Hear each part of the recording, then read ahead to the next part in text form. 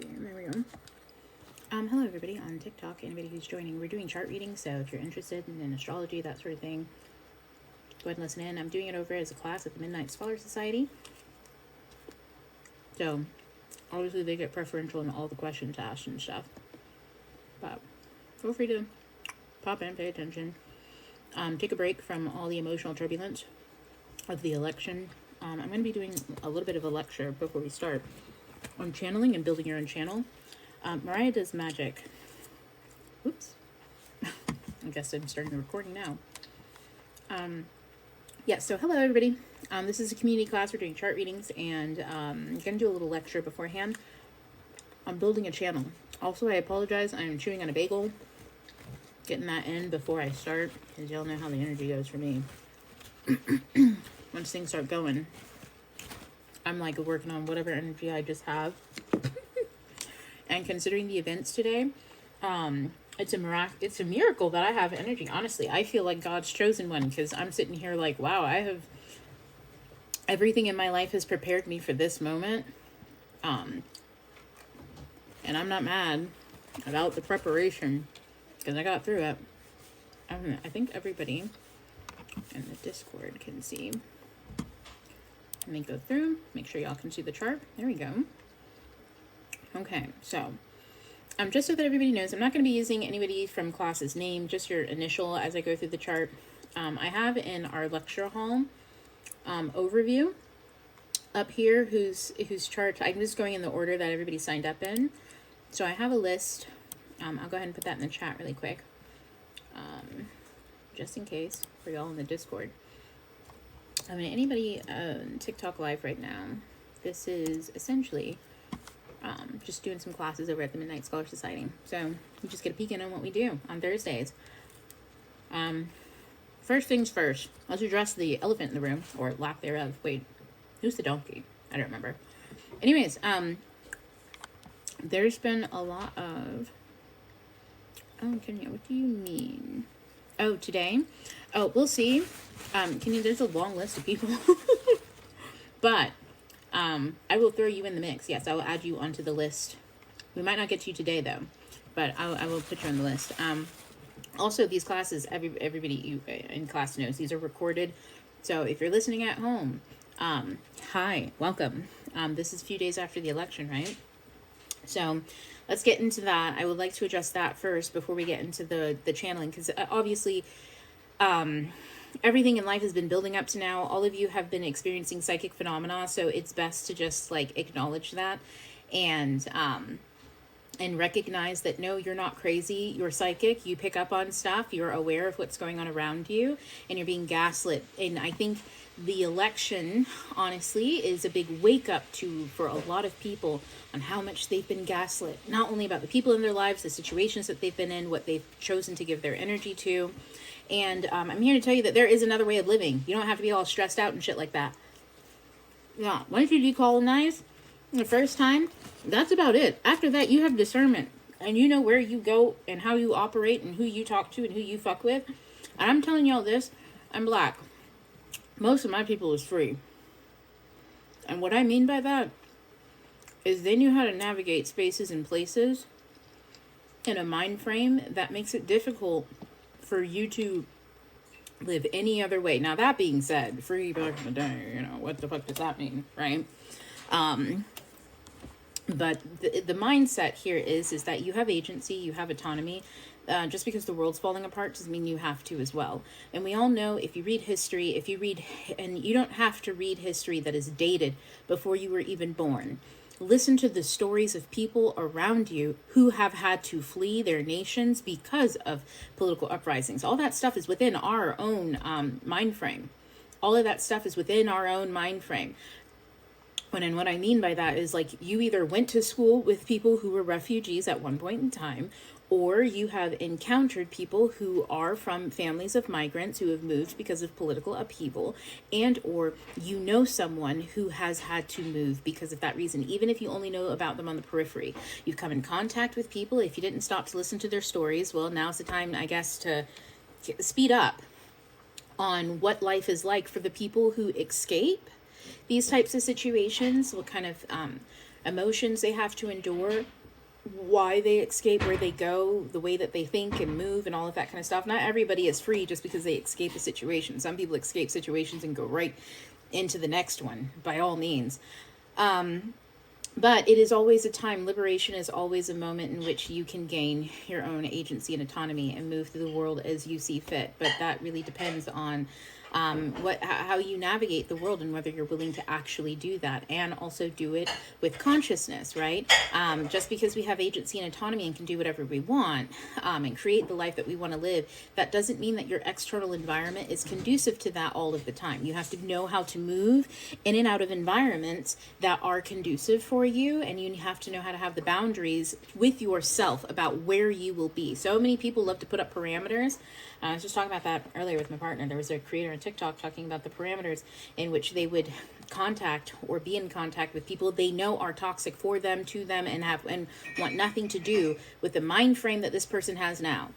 But like, you know, sometimes you think there are emergencies where you have to get in contact with these people, and I'm sitting here like, listen, when you have boundaries and you're very clear about what you will entertain, there are things that you have to sacrifice, things that you will have to sacrifice, and that shit's hard. You have to look people who you care about in the face and go, I really understand why you are the way that you are, but your trauma will kill us both, and I'm not really about that. You are probably a person who has some reason of why you want to live and why you want to continue on, whether you have a dream, a purpose, a community that you are destined to protect, all of that kind of stuff, right? So the event that we are undergoing right now, y'all, I've made videos about this before. Listen, I was hopeful, okay? Okay? I was like, everybody can't be this dumb. Everybody can't, like, by no means are the tools that are being used in a very egregious, I'm saying this because I'm on TikTok live, the tools that are used to harm large amounts of people, right? The systems that are constructed to do all of that, there is no way, shape, or form that is the best idea and way for people to navigate in the world.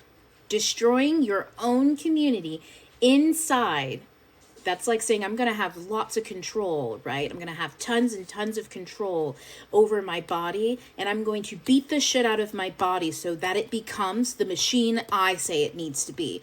That's not the best way to go about physical health, right? Like, it's not the best way to abuse something into the shape that you want it. That breaks the integrity of what you want in the outcome. Your outcome won't last if it even gets there, depending on that kind of abuse that you do, right? So the Romans knew this, which is why the tactics that are being used, well, they were used against everyone throughout Europe, but the British, I'm telling you, if you read back in the 1800s, the authors of that time, I was reading James Joyce Dubliners, right?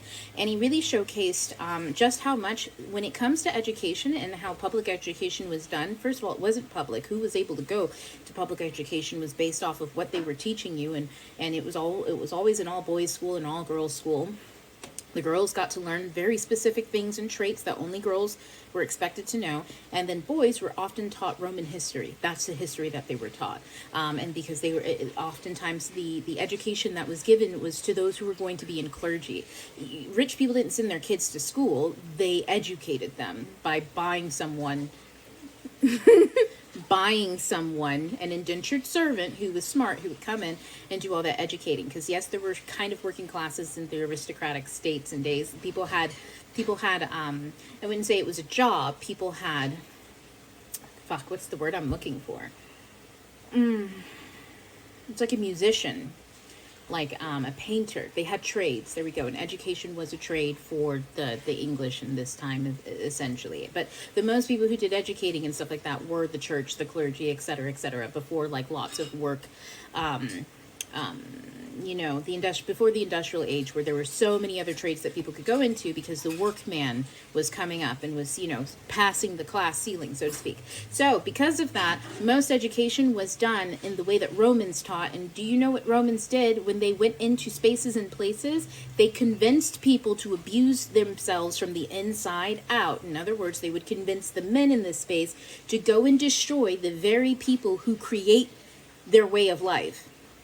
Their female counterparts, the ones who actually birth people in, right? So they would break that down, and then the Romans could just go in and very easily, do their business. Now, the problem is that the current colonizer is who was colonized by Romans. They're not the Romans, so they get the thing wrong all the time, and they start with themselves. That's the problem with having been colonized and never facing that, right? A lot of Europe never actually faced that and left it. They're the abused child who never stopped who became the abuser. But the problem is that they don't know the beginning of the story, which is you don't do it to yourself. Or, I mean, the Romans, we're not going to talk about their history and what they did with women, this, that, and the other, and all of that, because we're talking about not Romans, but the fall, right? We're talking about the iteration of Romans who practice Greek mythology and all of that kind of stuff, but, you know, their own spin Roman mythology and did all of their empiring and stuff like that. But we're talking about Roman Catholics. You know, there was a transition that happened after that. And then, you know, that trickled throughout Europe in many different ways. So the abuser became or the abused became the abuser as far as the British mind goes. And then who is, you know, the colonizer of the West, if not the Brits? And then they renamed themselves when the Protestants were like, we don't like to work. No, I don't mean to say it like this, but the pilgrims that came over, they didn't. I'm gonna keep this neutral. You know, the pilgrims that came over and all that kind of stuff, they were generally Protestants who were looking for, you know, their own way to do their really weird religious zealot shit without somebody trying to flush them out. If you remember Bloody Mary, right? Like, come on. I'm sure she was terrible. She was murdering people, but, you know, the abused become the abuser. So, you know, they were fleeing and all that kind of stuff, and they never learned how to community actualize. That's what I'm getting at, is these people never learned how to community actualize. They never learned how to sustain their own culture, how to nurture that culture, because that's not the intent and purpose of the descendants of, you know, of who the Romans went in and fucked up. You know what I'm saying? That the Romans' purpose for these people wasn't for them to be community actualized. So once they lost themselves and lost their native culture and all that kind of stuff, the only thing that they know how to do and what is native to them is to do and repeat that cycle. Now, that being said, when you can spot shit like that and you can see stuff like that, you understand the history of how people move, what they work. You also understand that inherently people, we are energy, y'all. Okay, I know I'm going to say this and it's going to sound wild as fuck because I'm going to say it calm and chill as ever. But you are a reincarnation of some version of you. You are just a different physical vessel, okay? You don't drive the same car your entire life. You probably can't unless you have a really amazing car. You vampire car you. But other than that, you have to get a new car every now and again. Why? Because you put miles on it. Your body is the same way. But what happens to your mind and your consciousness when your body is, you know, kaput? Well, you move on. You attach to a new host that meets the requirements of your energetic resonance. So if you're meant to reincarnate, you will reincarnate. But what does your meant to mean? Means you have a purpose. If you have a purpose, you quantum leap from wherever the fuck you are after you die. And you could die in 1719 and quantum leap to 2024 inside somebody who's 32 years old. Have you seen Agatha ever, all along?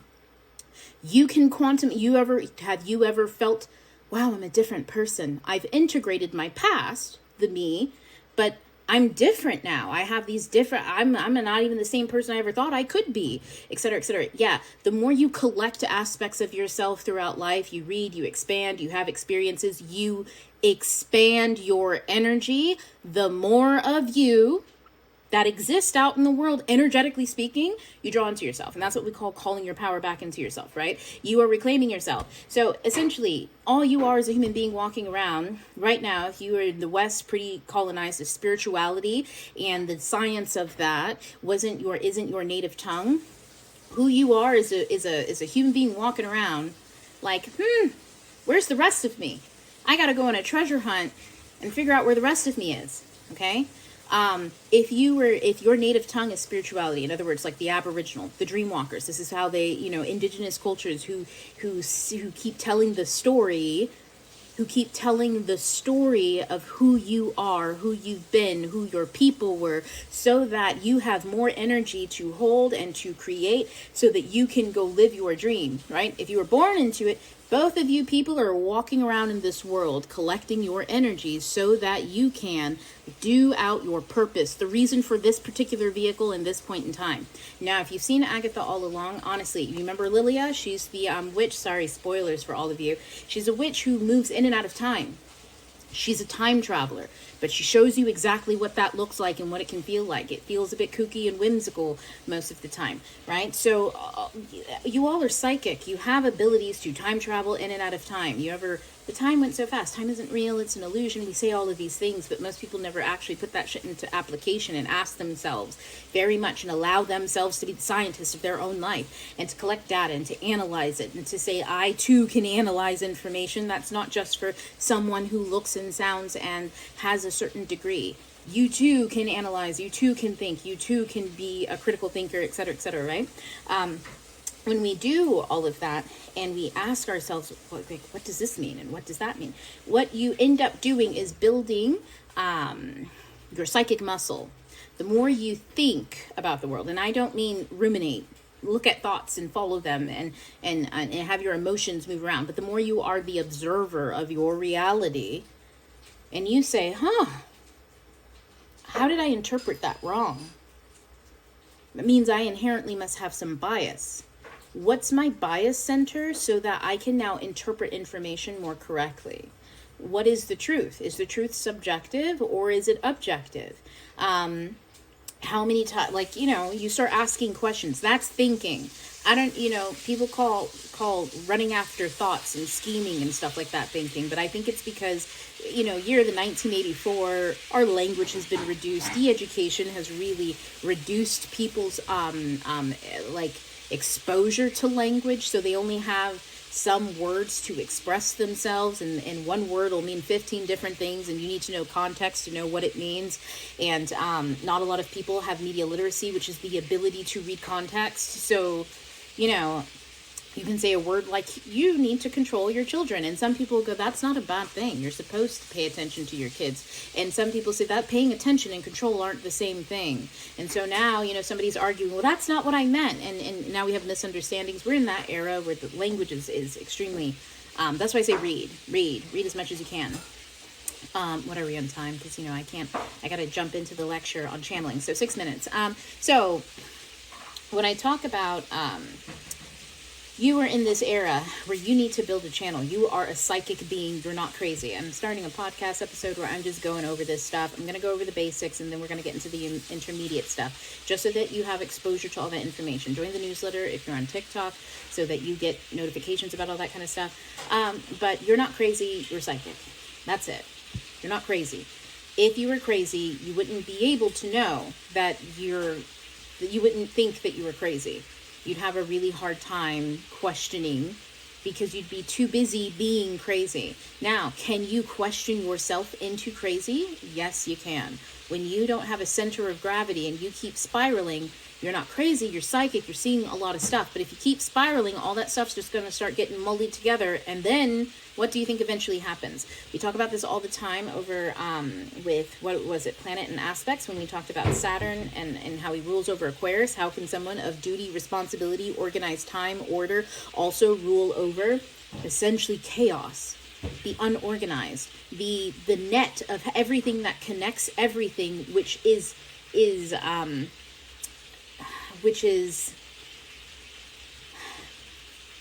opposite of everything that exists there. In other words, one end of the net is the opposite of the other end of the net, but both of those things exist to create the net itself. So this is a chaos. This is an ordered chaos, etc., etc., etc. But also, we have how many nets? We have the net of reality that exist of matter. Then we have the net of reality that exists as in the way that you perceive it. Yeah, because your perceptions are real. They're not real to everybody else, and you need to recognize when your perceptions and someone else's perceptions don't link up, because then you're miscommunicating. You have a bad chance of exchanging energy. Issues happen, whatever.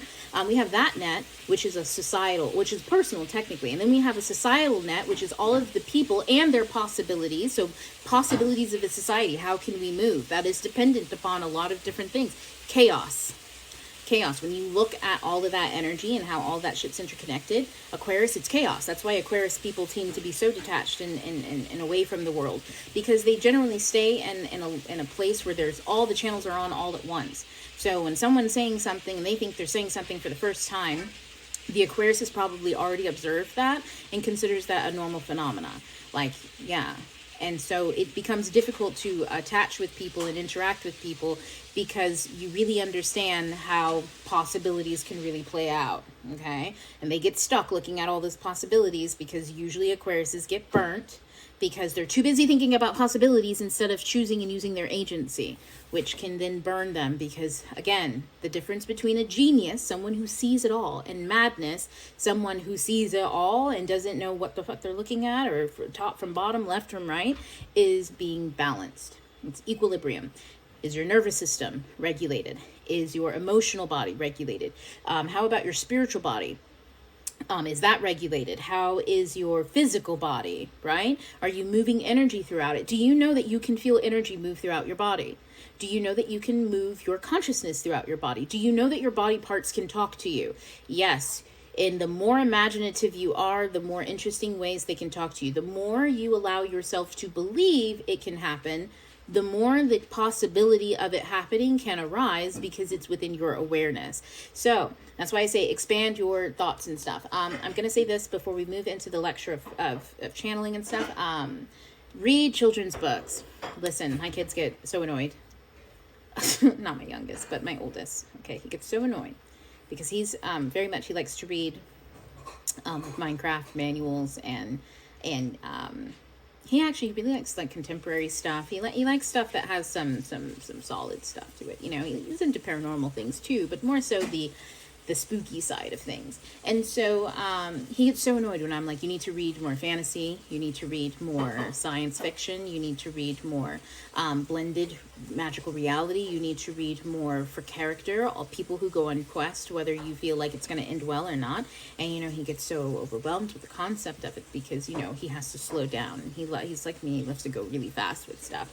And you know, reading a manual and collecting information, you can go at the speed of light. Like, you guys should see how fast I go when I'm surfing for information, but that's that Gemini Mars in me. But we can go at the speed of light, but when you have to read a story, you have to slow down. And, you know, and I force him to slow down and stuff like that. Y'all, the reason why I do this with my own children, and I recommend it, and I do it with myself, is because, first of all, your inner child needs some other outcome besides fucked up. Your inner child also needs to see what they should expect. Read children's literature. Read from the people who give hope to children, because these people have gone through things, and they also know how to express it in a way that will resonate with even the youngest person.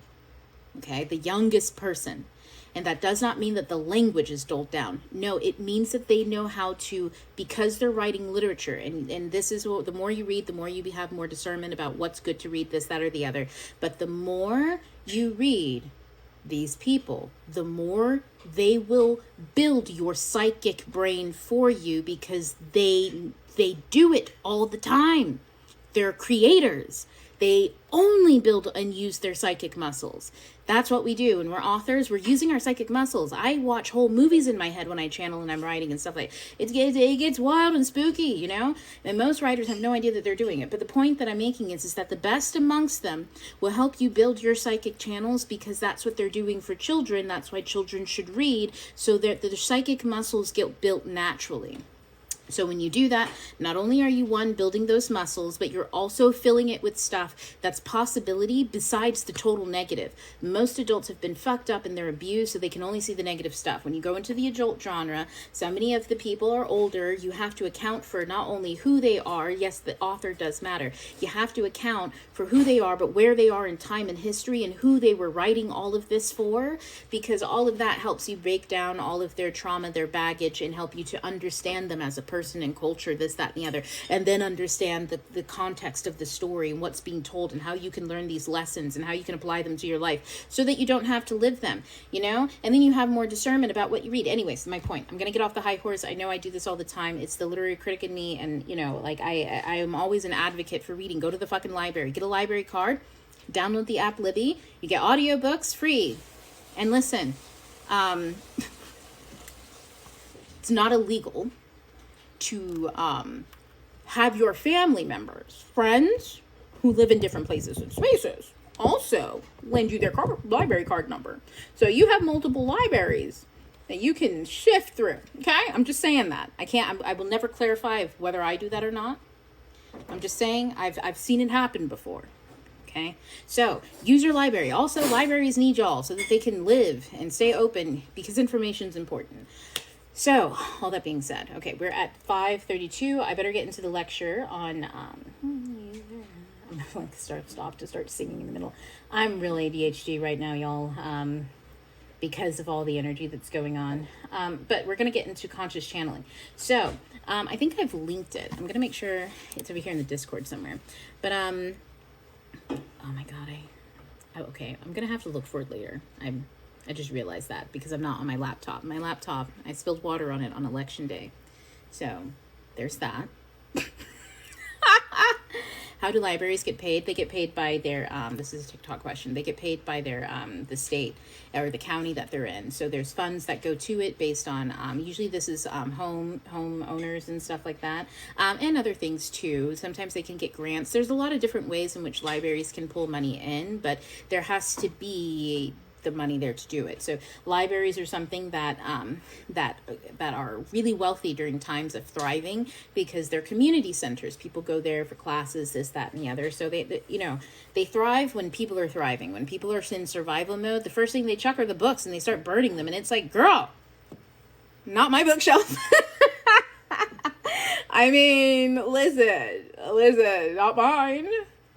First of all, I need something to do when I'm bored, but also, knowledge is power. So, Mariah Does Magic is a witch on TikTok. Everybody, you should go give her a follow. She's amazing. She's also down in North Carolina right now after everything that happened, and her perspective is wild. So, she wrote a journal on conscious channeling.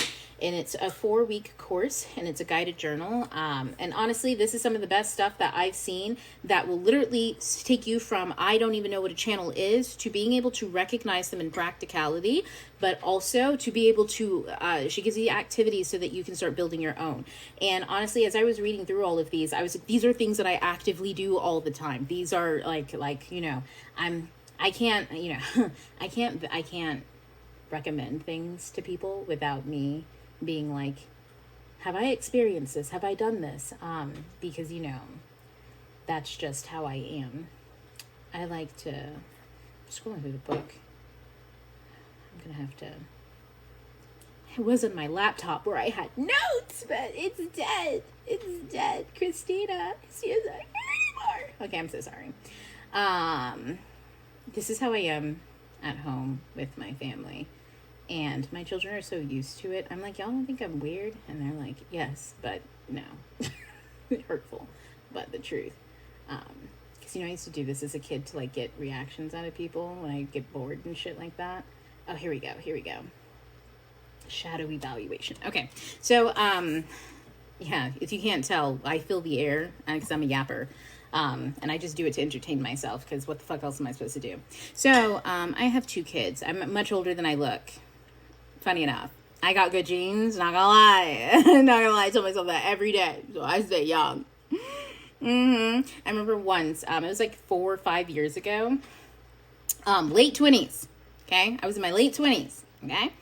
And I was at a convention, and I was walking, and I was giving a talk there and stuff like that. But I was walking around, and I got some Dogman poster for my kids. The author was there, shit like that. It was a book convention in New York. And so I was walking around, and I ended up meeting this other chick, and we talk about books and stuff, and we talk about books in the same genre, this, that, and the other. We hanging out the whole time, and she's like, "Oh yeah, I've got an exam," and I was like, "Oh shit, what do you major in?" And she was like, "High school," and I was like. I'm laughing, and I was like, "How old are you?" She's like, "I'm 17. And she looked at me, she's like, "How old are you?" And I was like, much older. I was just like, really? I didn't know. And I was like, I didn't know you were a child. So anyways, yeah. But I'm just besties with anybody who has good vibes anyways. I'm social like that. But only when the vibes are good. So yeah, I look young, but I'm much older. You all should see my sister. She still looks like she's in her 20s, and she's closer to her 50s. It's insane. So, I just sprinkle all those. I got good genes. Sure did all the fucking generational trauma work. They're good. They're better than good now. Anyways, so what was I getting into?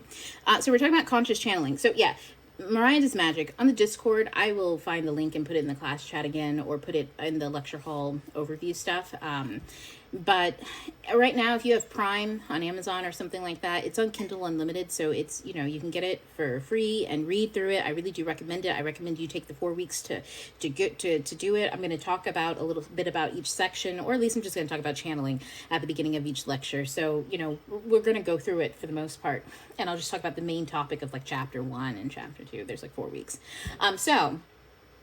When it comes to chapter 1, so I mentioned, she gives you such a good practical understanding of what channeling looks like. When we talk about being clairvoyant, clairaudient, or people who write and who are able to free write, and what that channeling looks like, people who have energy come through and they are compelled to speak and they have information that they don't even know where this is coming from.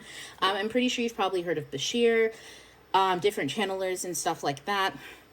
Having a channel is first having intuition. You need to have your first channel is between you and yourself. Who are you? Who are you? Okay? You have to get to know that. You're going to have a lot of bitches in there. And I don't mean like, I just mean individuals. And some of them will be assholes. I know a lot of mine are assholes. It's the Aries energy. But you're going to have a lot of motherfuckers up in your energy. Okay? Because whatever mask that you've been wearing, there's energy applied to that, and a version of you, your energy has to talk to you through that mask.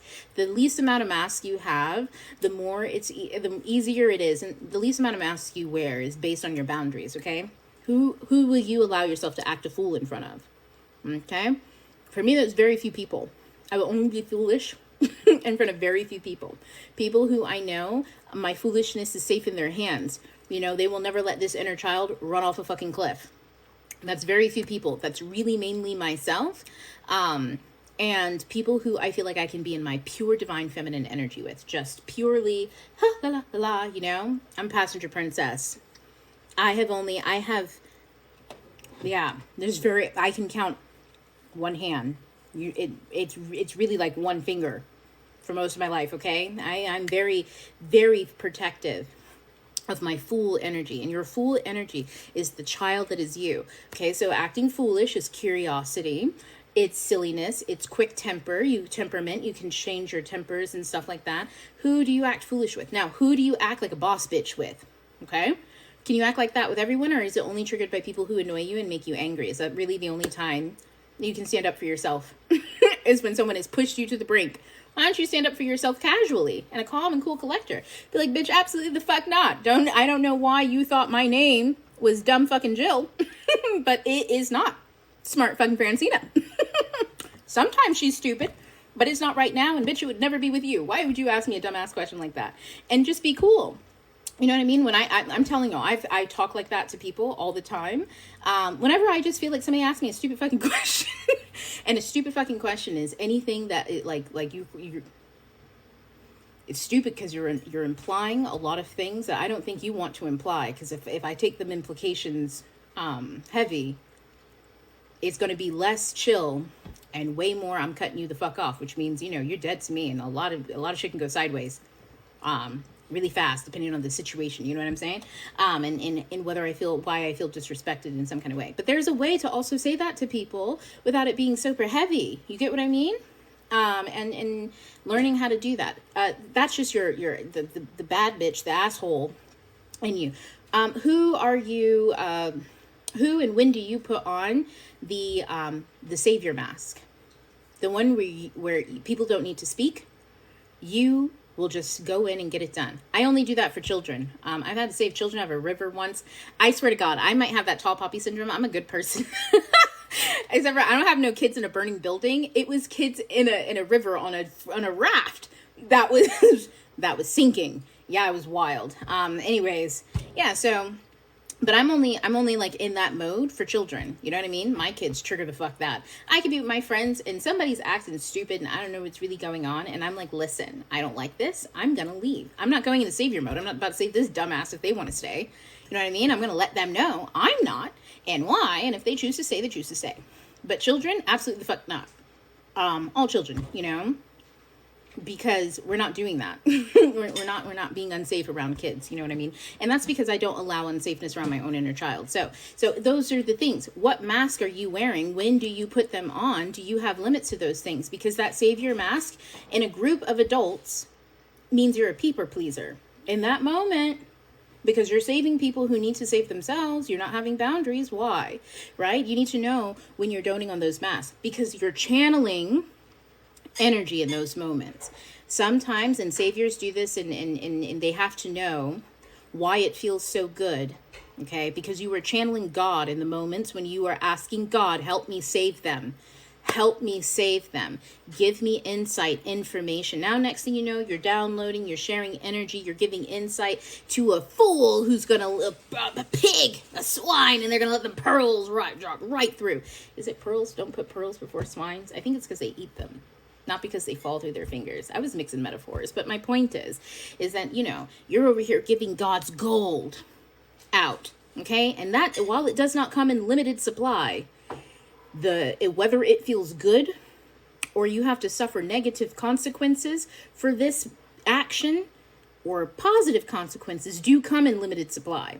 And I mean, the more negative times you were doing this, the more times you sit and you give energy to someone who should have felt, who should have sat, who should have thought themselves. You were stealing moments from other people, right? So that's wearing a savior mask. In channeling, and because you're moving energy through you, you are writing up a contract. When people say you're doing a soul contract, you are signing a contract between you and the soul. I consent to doing this and taking on your karma. I consent that whatever lesson is here to learn in this particular energetic bubble that we seem to be creating, while you tell me all of your problems, I consent to being the one who has to learn those lessons. I know that I can learn those lessons because I've done it already. So I'll do your homework too. Stop doing people's homework. I'm telling you, I've had 2 dreams in my life where my ancestors have come down. They were like, you're so smart, you can sleep through class. Stop doing other people's homework. And I was like, oh, I was like, what do you mean? What are you talking about? And listen, y'all, I'm not a people pleaser. I don't do shit to make other people comfortable. I do stuff because I like to be clear, and also, okay, let me stop. When it came to like really close friends and family, I wanted them to feel good and to know that they were good people and that they felt good about themselves. So, okay, maybe I was people pleasing. I love how I feel like I had to be real honest about that, because I was about to sidestep it. Be like, I'm not a people pleaser, because I do slap people the fuck out when I feel like they have crossed boundaries in that regard. So to me, I don't think I'm people pleasing, but technically in those moments, by me speaking and constantly spinning energy, or being in the energy of someone who may be duplicitous, right? They want the validation. They want to hear all of that stuff. So they know all the right words to say for me to go into old wise one mode. You know what I'm saying? And for me, I'm like, it really doesn't matter if you want old wise one mode, just ask and I'll do it. That's why I don't consider myself a people pleaser, because I'm like, I don't give out this advice in exchange for shit. Like, I'm not like, oh, they looked at me, the old wise one, now I'm special in somebody's life. Like, bitch, I'm special in my own life. Like, all you have to do is put in the order, especially when you're a loved one, a family, someone in my very deep inner circle. How are we doing on time? Like 15 minutes. Okay. When you're in my like very deep inner circle, you see what I'm saying? Like, it's very easy for me to say, just put in the fucking order. But thing is the universe is like, okay, people are putting in a lot of orders, and I don't like that. And I was like, do we not like that? I don't mind, because I'm used to doing a lot. And they were like, stop doing other people's homework. You're doing so much, and because it's not that big of a deal to you, you don't notice how much you're doing for other people, to the point that it's a disservice to them. They're failing behind. They won't say anything. And, I couldn't figure out for the life of me, when to put that mask down and when to put it on, until I realized you only put it on when people ask. They have to put in the order. People aren't allowed to put in the order. Like, you know, my language and my ability to speak is very vast and wide. You only have to say a few things for me to understand exactly what you're saying. But I wasn't letting people get to the question mark. And so they needed to, like, you know, ask. So then it's not me doing their homework. It's me teaching them, which is a totally different energy and all of that, this, that, and the other. So what I'm explaining to you right now is I had a channel between me and myself, and I was doing energy that myself said, this is energy that we need for later. You can't give it away. And I was like, oh, it's fine. It's fine. I can do it. And they're like, you don't understand. There's shit coming later on down the road. You can't give this energy away. You start giving this shit away and we'll have less energy to do what we need to do when we need to do it, because these sons of bitches sure aren't going to have any to give back to you. Their community is be busted. They're not, what they're doing with this isn't building themselves up and using their own resources and getting their shit together. What they're doing with this is using it to ride themselves into a wave of easy lane. Well, if I think I'm a good person, then I don't actually have to apologize. What, you know, I can take some of her advice and throw half of it out the window, and so do a half-assed job, and et cetera, et cetera. You know, they were not doing good things with it. So when I need community and I lean on them, it's not that they don't want to. And the reason why I'm saying this, because a lot of people need to hear it so that they can stop villainizing themselves, other people, and creating that narrative in their head, which is not me channeling right now. I'm always channeling. But, the thing is it's not a narrative about whether they're a bad person, you were a bad person, who did right, who did wrong. It's a matter of they don't have the capacity to hold the energy that you give them, nor do they have the capacity to hold the energy that the universe wants to give them. And so they need to do the work to build themselves up so that they have the capacity to hold the energy that they not only have to receive from the universe, but also from you. Because when they are receiving, then they can also be in a state of giving. But people who do not receive things, they don't know how to receive, they do not know how to give, they don't know when to give, they don't know that you're asking them to give, because with you, they never even practice asking. You didn't practice asking to give. So it seems to me that both parties just don't know how to give and how to receive. The language and that dynamic isn't exactly equal. It's not set up correctly. There's misinterpretations. There's misunderstandings. Now, that being said, that is just to absolve people of the idea that, you know, it has to be a villain or it has to be a hero. And there's a time and a place for understanding that narrative and seeing it through that lens. Like when the energy comes through and it's negative and people are trying to get back into your life and you're trying to set boundaries and they're pushing those boundaries and you're like, I'm doing the work. I'm walking away. I'm removing myself. And this son of a bitch just keeps trying to latch on, whether it be physically, mentally, I hope not physically, but mentally, emotionally, spiritually, right? People, you know, people do all sorts of weird shit. And it's easy to spy on people these days, you know, to be looking through people's windows and being like, ooh, because all you got to do is go on Instagram and you look right through the window right there. Okay. A lot of people who just like to post and shit like that and don't think, or you want people to see, those are secret connections, right? That's like standing in front of your window at the middle of the night with the lights on talking about, I didn't know people could see in here. I'm saying that to a very specific demographic of people who always have their blinds open at night with the lights on inside. Please stop doing that. Anyways, my point is very much this.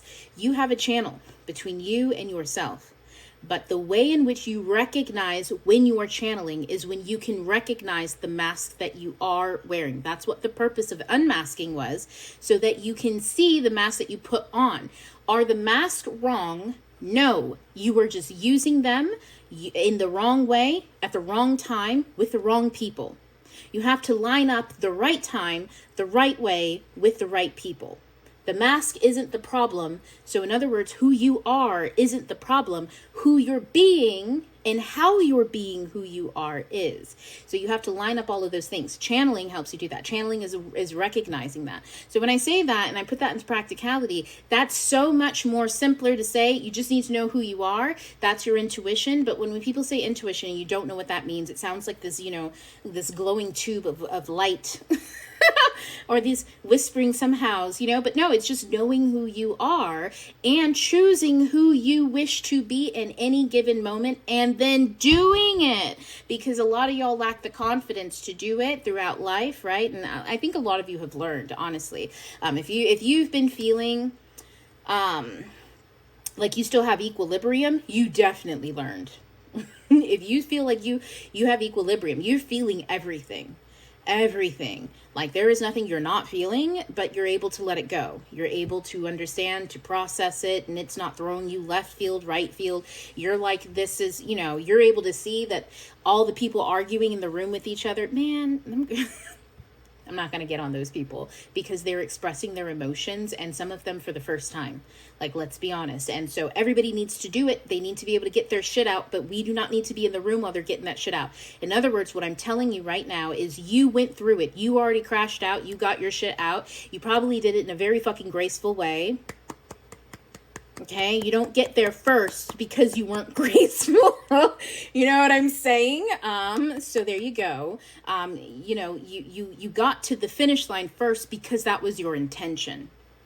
Not to get there first, but to get there, to get to the you that you know you want to be, who you believe you are, who you tell yourself you are. You took those steps. You put it into practice. You said, oh my God, I'm terrified right now, but I'm going to stand up and say no, finally. Or I'm terrified right now and I don't like being in a situation where people are doing this types of behavior. And you know what? Even if I don't say anything, my absence is enough. I'm just going to get up and walk out. You were able to say, I said no. I said enough was enough, and you walked away. That is some serious shit. Now, unfortunately, that's a lot of survival mode energy and shit like that, and you got to say whatever you need to say to get yourself to get up, to walk away, to get up, to recognize that it's not oftentimes, sometimes it's not the other person. Sometimes you need to walk away because the pattern of behavior that you do after this particular type of triggering event is the problem. Sometimes you've been paying attention to that. You get what I'm saying? That's channeling. That's channeling. Every single moment that you are doing the work, you're channeling. You're channeling because what was your intention? To do the work. So then what have you been doing? Pay attention. You were doing the work. So you listened to your intuition. You built the channel between yourself and your intuition. And your intuition said, this is the moment to do the work. And then what did you do? You did the work. How did you know that it was the moment? Because sometimes you came across information and you told yourself, wait, I need to listen to this. Even though it was emotionally triggering, you said, wait, I need to listen to this, but I don't need to take on all of this emotion, because who am I and what use am I if I can't even do anything with all of this? I'm holding all of this, and instead of just running around like a fucking chicken with my head cut off like all these other fucking people, and while they're running around with the chicken head with all that imagery, maybe that's not the right one, because most of these people were walking around like ostriches. They just got their head in the sand, they're just zombied. Or they're just being weird. Ugh, there's lots of weird ones out there. But my point is that you said, I have all of this. And instead of doing that, because that's nothing. Instead of doing this, that's nothing. You even went into the room where people were saying all of the right things. This is what you do when you hold all of this energy in your hand. And you said, you know what, that does make sense. But then you started to notice they're not doing anything with all that energy in their hand. They just keep telling me the information, but they're not showing me that information. And you were able to even walk out of those rooms. Do you know how difficult it is to walk out of the room of intellectualism? I'm so smart. I know exactly what to do. I'm telling y'all, I was born in that room. Most people don't make it out. Most people do not make it out of that room. And I think we saw an awful lot of those people who showed that they were really in that room. And sometimes that's shocking, but it wasn't that shocking to you. But think about all of the people today who were shocked. Who were shocked today. Today. When did you first get shocked? It was a long time ago, because why did you start doing the work? A long time ago. So you've just been doing the work. You didn't know what everybody else was doing, because when you're doing the work, your eyes are on your own paper. You don't know what else everybody else is doing. So everybody was getting grades today, and some people really don't like the grades that they were getting. And it's fucked. It's fucked because the people who think they got good, the people who are like, we actually, what, those people they got grades today, and I don't want to be anywhere near that fucking energy, because what's going to happen when they get woken up? They're still asleep. So you get what I'm saying? You woke up so much earlier. It's not shocking. That's why, even though you're feeling everything, you're not feeling... You may have had some wobbly moments, okay? But you're not feeling like, you know when the spiral hit and you were like, nah, I'm not spiraling. I'm not, like, I just, I know too much to, like, convince myself that anything besides what I'm looking at, you know what I'm saying? And the energy says this, it's this, whatever. And also, I know where I'm moving in life and what I'm doing. And in my current life, in my present day life, you are awake enough that from November 6th to today, most people have no idea where they are. Most people are so deep in their head, they're scrolling. They can't tell the difference between them and the last 50 people they scrolled by. Because emotionally, it's all just incestual. Blah, blah, blah, blah, blah, blah, blah. They're just going wild with it. You see what I'm saying? And I mean, like, y'all, even I am, like, everybody in class will tell you, I'm not nearly this ADHD with stuff, like I break it into song. I'm usually really good about catching myself doing those things, okay? And it's only because it's distracting. So, I'm even hit. This is a lot of fucking energy. And to be able to alchemize it and channel is very much possible because I'm doing it. So we can all do it. And you're doing it right now. Otherwise, you wouldn't be here. You would have scrolled off. You'd have been like, listen, look, this is about as much as usually people are in the live. Because, y'all, I be talking about stuff that's on my screen and ignoring TikTok while I'm online. So this is pretty large for usual. And that's because you did the work. You're here for a reason. So, channeling. I'm telling you, please do read Mariah Does Magic. I gotta tag her in something. I think she was in my newsletter. And Mariah Does Magic. Write that down. And just go to TikTok and look her up. But please. The book is called Conscious Channeling. Let me see. What is it? Let me scroll up. We got to move into the chart readings. But the book is called Conscious Channeling, okay? And it's a guidebook and a journal. And it's going to help you pinpoint the way that I want you to look at that. And please, if you have Prime, it's free. So do that what you will. Now, the way that I want you to look at this journal is to say to yourself, okay, I want to see exactly myself. I want to see exactly myself. As you go through the journal, and this is something we noticed over at the book club. I'm on TikTok, so I can't say any names. But one of our members, he was reading, and he said something along the lines of, I kept getting these flashbacks. While I was reading, we were reading Women Who Run with Wolves, and he's like, I can't remember which passage or which chapter it was, but he'd get flashbacks. And I was like, yeah, I was getting flashbacks too. And we started to realize we are seeing the moments in time where we did this thing. We're seeing the moments of time where we did this healing. That's what I'm saying. Read Women Who Run with Wolves. Does alchemy equal channeling? Yes, for the most part. Like there's different aspects to it because channeling, you need your channel to do alchemy. Okay. So we use our channel to do alchemy. Without the channel, in other words, without the observation of the energy and how it's flowing, without that, it's very difficult to do alchemy, which is then it's doing all sorts of stuff with energy. But for the most part, transmuting energy means taking it from one form and in some way, shape, or form, moving it into another. Okay, so we can move when we travel from one channel to another channel. We're doing alchemy because we're taking one form of ourselves. And if you ever listen to music, oh man, not Down the Witch's Road playing in my ears, but we're taking one form. Like when you are angry, you're pissed, you're frustrated, but you know that if you act in this state, it's gonna go wrong.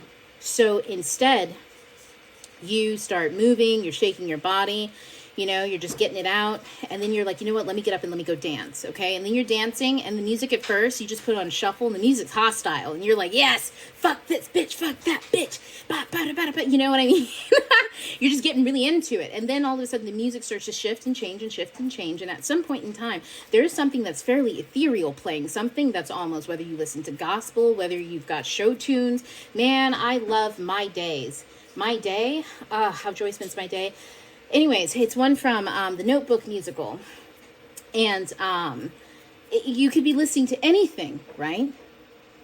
And as soon as it hits those ethereal notes, you recognize you're not angry. You're actually so proud of yourself. You see something. You might even get a download of the new strategy. Whatever just pissed you the fuck off is actually working in your favor.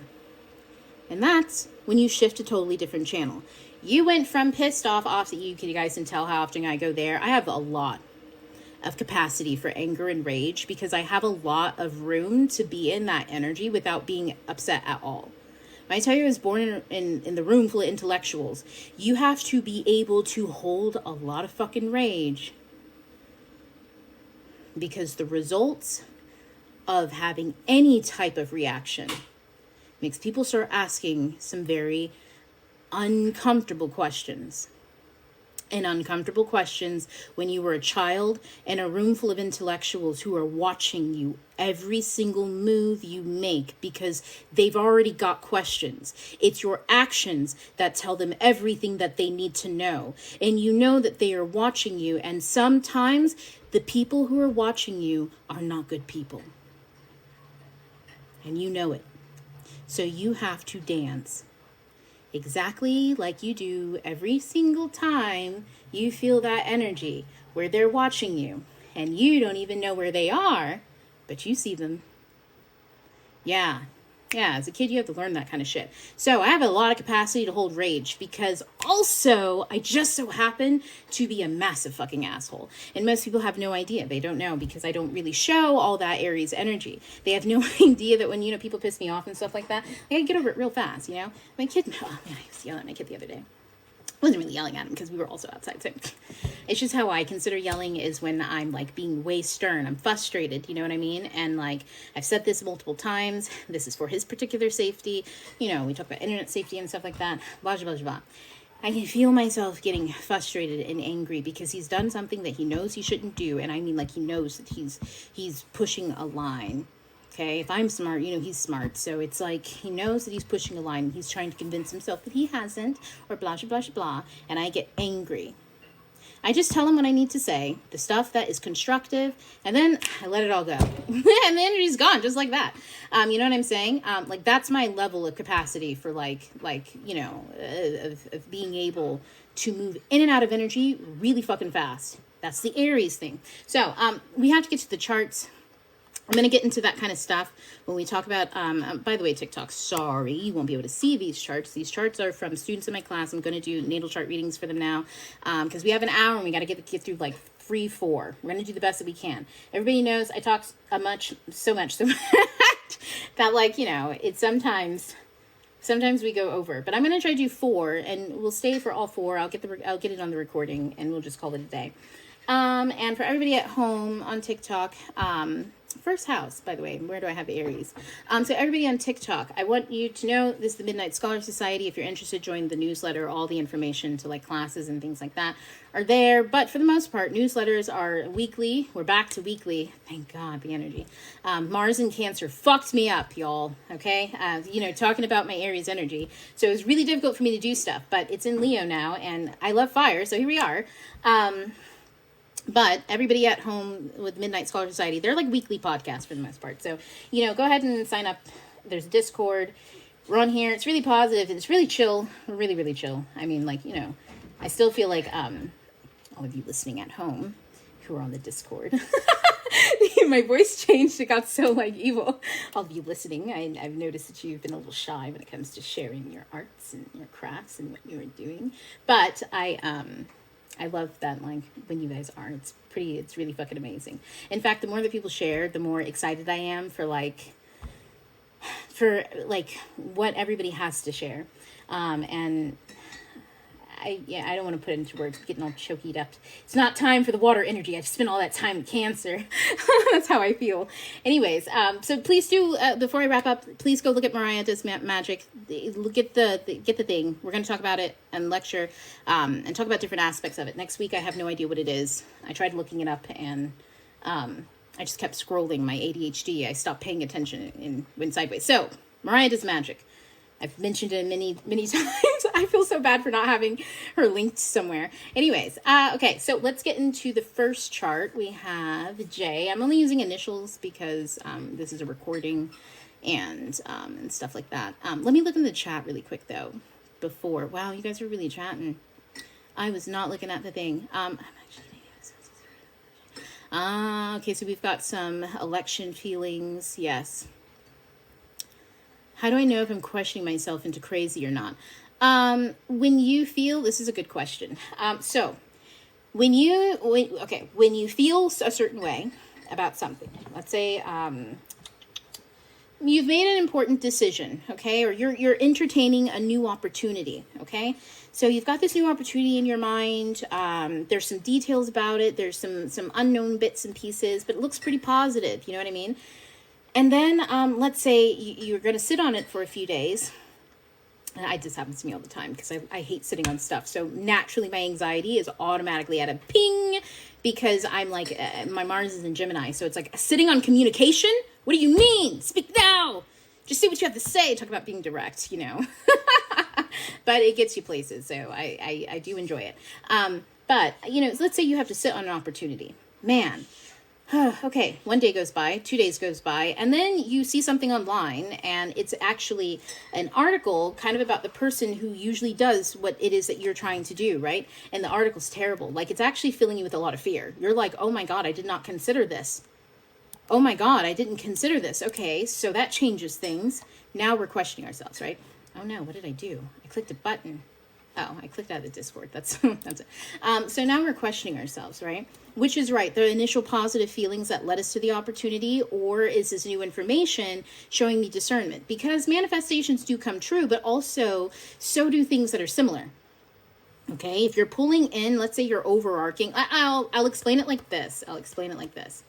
When you're manifesting something, and let's say you're manifesting a pet cat, okay? And you want the right cat, the right temperament, the right color, I'm very specific, the right whatever, okay? If you leave your house in a 50-mile parameter, maybe there's 3 shelters, okay? Do you think you're going to find that exact cat that you want? Especially if you got it down to color and temperament at a shelter. Maybe, maybe not. Okay, now let's say you open it up from shelters to people who just have cats and they're trying to get rid of them, you know, because their cats are just having babies. Now there are more cats to choose from. Do you have more of an opportunity of finding that's very specific cat? Yes. Okay, so what if you open it up even more to not only baby cats, but also older cats? Are you going to have more of a possibility of finding that cat, that very specific cat? Yes, because you have more cats to consider, right? So when you go to each and every single location, and maybe you just go spontaneously or something like that, because you're in the lookout for a cat. It's not today. You don't need one by a certain date. You just have that in your heart. You had a dream or some shit. I don't fucking know. You know what I mean? So you have it in your heart. So you just spontaneously, sometimes you go to, you know, throughout the year, you've been to at least 3 different shelters, and you're just there because you're not even sure if you should get a cat. See the questioning, right?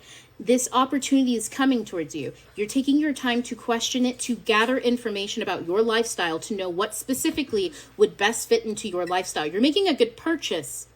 Oh, wow. That's why they say manifesting is just like buying something on Amazon. You research what you want, you find the one that you want, you click send, and then you have to wait for it to get to you, right? And a stranger delivers it to your door. Somebody that you can't expect in a way that you can't expect. Actually, you can't expect it in a van, but you didn't expect the treatment that those people were getting. And what about when they started going really fast and just chucking that shit out those doors because they are not unionized? You know what I'm saying?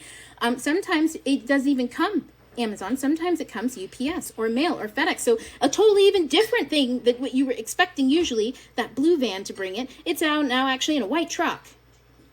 Whoa. Yeah, manifesting is the exact same way. You go on, you buy the cat that you want, but I'm explaining it through capitalist lens. You're not purchasing that cat. You are signing a contract between you and the cat. And the cat's finding its way to you, just like you're finding your way to it. So have discernment. If the cat that you were looking for, this is how my cat died. I'm using this one because my cat from my first cat, man, he was my familiar doll. He would go out on adventures. He once almost killed a dog. It was an accident. Yeah, he almost got taken off by squirrels before. I've moved with him from America to Japan and back. He raised my kid. Okay, not really. It's just the amount, he stayed by my kid. Anytime we would go outside to the courtyard, and my kid, he would ride on his little bicycle, he's like two, you know what I'm saying? And even when he was younger than that, anytime he was outside, whether it was Japan or America, this cat would watch that kid. And he was like an old man, just like, okay, go ahead there. So I was like, this is my family. He's my heart, you know what I'm saying? And then he died. And I knew that he was dying, and I didn't want to face it. And he was like, I know, I don't want to face it either, kid. And I was like, oh no, why is my cat talks like, Tomcat. He's an orange cat too. Anyways, so you can imagine how distraught I was when he left. And I think I was bedridden. And I'll tell you a story. It's horrific. It's hilarious. My cat died, and we put him in a box. It's the middle of COVID. Okay, so we can't really take him anywhere, and he died overnight. And so we just, my partner calls the emergency things, and he's going to deal with everything because he knows I'm just shattered. Okay, I was shattered. So I sell, I used to sell a card deck, and it was like a conversational deck. Has questions and stuff. And so I had a few of them going out, right? And so the male people were coming to pick it up, and so were the animal people. And it's COVID. Nobody wears their uniform anymore. And they're all wearing black gloves and black surgical masks. It's COVID. So when he opens the door, and it's like 8 o'clock in the morning, you know what I'm saying? He's not expecting anybody. And I didn't tell him that there was a male coming. He takes the box and he goes, he's inside. And there's a blanket over this small body in a box, And the mail lady, she was like, and y'all, my little psychic ass, I can hear the conversation, even though I can't even hear their voices, because my brain is just putting it into, it's speeding up and is telling me, oh, the male people are here. And then all of a sudden I just hear her voice, and I imagine my dead cat going into the mail lady's hand, and her not knowing what was in that box either. I was like, that poor lady, this is a psychological thriller for her. It's funny for me. It was a way for me to laugh. Oh my God, I laughed so hard, and that's the only thing that saved me. That's the only thing that saved me. Honestly, I was willing to just go into the dark, sweet night with my cat. Like, a part of me was just going to go with that cat. And what saved me was the ability to laugh in that moment and to anyways, I'm chuckling and shit like that. And also crying and sobbing. It was a mess, but it was memorable. And so I'll never forget him. You know what I mean? The way he came into my life and the way that he went out. And let's say after that, I'm sorry, I had to tell you guys about my cat. Oh man, took over. Anyways, I never tell personal information. Anyways, you know more about me and my cat than you probably should. So anyways, after that, I was devastated. And also I needed a new familiar. So I don't know what I saw, how I saw, but I saw this gray cat, long hair, this, that, and the other. And this is the middle of the winter. There are no cats. There's no cats anywhere. And I was like, I need a cat now. You have no idea. You know what I'm saying? This was my way of dealing with it. And I was not going to be denied. The lamentations, I was crying and I lost my cat.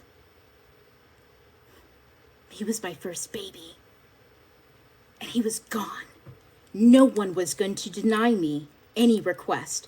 I'm telling you, I looked online for this cat, didn't see her, and just decided the next day to go to the Humane Society, and guess who was meowing at me, screaming at me and my children, and wouldn't let us walk past? It was the gray cat with the long hair. There was no fucking way for this particular cat. My kid, he's really into cats, and he's like, did you know she's rare? She's a nebula. And I was like, wait, what? So she's not only a rare fucking kind of cat. In my mind, I don't know what it was, but that's just quantum leaping, right? I already knew, I knew that she was in my life. She was going to be in my life, and it was a done deal. Signed a contract really quick for that cat. And I said, rush fucking delivery. And the messenger felt in my heart, the bark of like, I don't know, my soul, I feel like during those moments, my soul specifically gets so like up in arms, like, you know, imagine Mr. Darcy on the inside, rush delivery for my life. That's the intensity of the feeling is like immediately, and the cat was there. So manifestations can come spontaneously. I went online, and I went to one place, and there was another gray cat, and he was young, he was a kitten, okay, but he had short hair, and I thought I could make it work, you know. I really did. And I was like, you know, maybe that's what I was seeing. Maybe that's what Charlie was sending me, you know, like maybe this is what it is. You know what I'm saying? And something in me said, no, just go. Just before you decide to on that, just go to the Humane Society. And I went, and there she was screaming at me. She still screams at us, honestly. You know, to be totally honest, be careful with your rush deliveries because she's prissy as fuck and she drives most of us crazy. She will never, she is like stuck to me like glue. She was like, I'm your new emotional support animal because the last one, you see, everyone thinks that you're devastated by that. So I got to keep an eye on you. And it's like, listen here, I know how to feel my feelings. You know, I was a wreck. Okay. So anyways, what I'm saying about all of that is manifestations, they do come in very quickly, very easily, and very much so in pieces. You have to have discernment. If it's not exactly it, if it doesn't make you feel the way that you know that it should make you feel, then say no. Say no and just move on. Say no and move on. And know that that's just not it. Not that you're manifesting the wrong thing, but that there are possibilities. And you are the one who gets to choose what possibility you shall suffer. Okay? If you want to suffer getting not what you were asking for, not what you wanted, and be miserable because you would rather feel miserable that it's not what you want. This is not what I want. So I'm just going to take it and be miserable. Absolutely not. It's not what you want. Your body's telling you it's not what you want. So listen. So that's channeling and all that kind of stuff. Yes, Sade. This is Mariah's Magic Conscious channeling. Yes. How do I stop myself from spiraling into psychosis? Oh, that was one at the top. I'm glad I saw that. Okay. So stopping the spiral in psychosis. This is difficult. It requires, I recommend you read Women Who Run with Wolves. I think it's the second story. It's the Bluebeard story. I really do recommend you read that because you have to recognize the only thing that's going to stop the crazy psychosis spin where you're stuck between you and, and who else's emotion and this, that, and the other. The only thing that is going to help you stop that is you recognizing it for what it is. That you're spinning out. I'm spinning out. There's no shame to it, no guilt to it, no regret to it. Like you're in a vehicle, but it's not like you're going to hit anybody unless you start moving. So sit the fuck down. That's the second thing. You're spinning out. Sit the fuck down. It's okay to sit down. If you have to sit down, put on headphones and not talk to anybody and be like, I'm just in my own world right now. Do that. Do you know how often I do that? Like constantly. Anytime I'm feeling any type of sensitive and I don't even know why, I just have this energy in my body and I'm like, I don't even know why this is here. And I, got to sit through it. Sometimes it's residue that something else I've gotten rid of. It just takes time to move energy out and to create a new habit or pattern of behavior so that you no longer accept that energy when it comes through a channel. You no longer accept it. And yes, guys, your body is going to ask you multiple times. How about like this? Does this hurt? Have you ever been to a chiropractor or a massage, not a massage therapist, but a physical therapist? I haven't, but I was heavily in dance. And so there's some languages that are kind of that translate when you are, and I was also in gymnastics. So these are people who are working with children's bodies. Okay. Children's bodies are growing, but they're also really fucking flexible. Okay. They can move, bend, and do all sorts of stuff, but not all kids. Not all kids are comfortable, and you have to know and be able to ask and talk to them, right? So you have to be able to talk to your own body and say, how about this? Am I willing? Does this hurt? And sometimes it's going to be absolutely the fuck yes. And they're going to say, okay, but your body needs to cover all areas of the wound to figure out what the wound is, what the energy is that's causing the problem. So it's going to ask you, does this hurt? And you're going to say, yes. If you feel it and it causes you any kind of discomfort, and you have to know, what does discomfort feel like for me?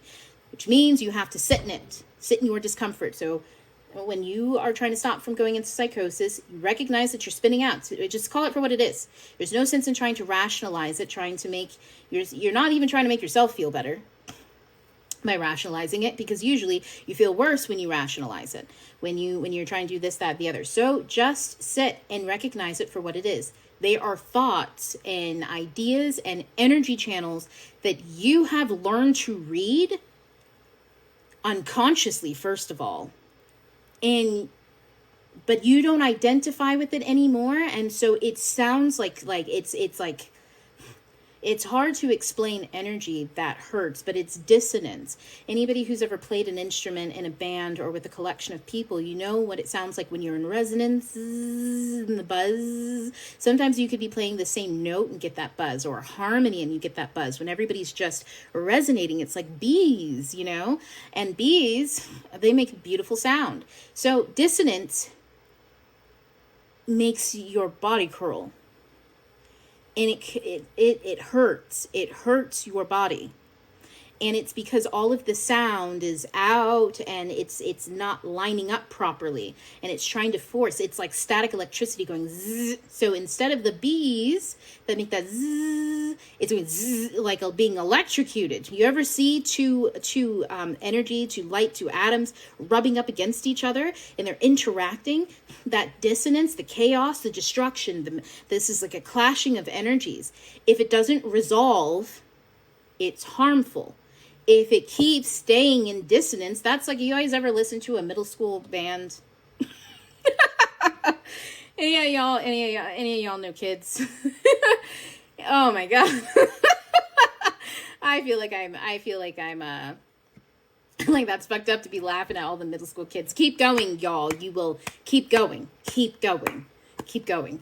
To anybody who has middle school kids, schoolers who were listening just now, you keep going. But if you listen to a collection of them, and listen, I went to a school that was very, very good, okay, musicality wise, with the band and all that kind of stuff. Absolutely atrocious. The children are always off. They're always, one's flat, one's sharp. They never think to change. So you just painfully have to sit through and listen to that flat ass oboe honk at you. And then the clarinets that are just honking at high pitched. And then they're slurping on this, they're sucking up spit on their instruments, and you can hear it, and you're like, God damn. Well, I wish there was some music in between all of this.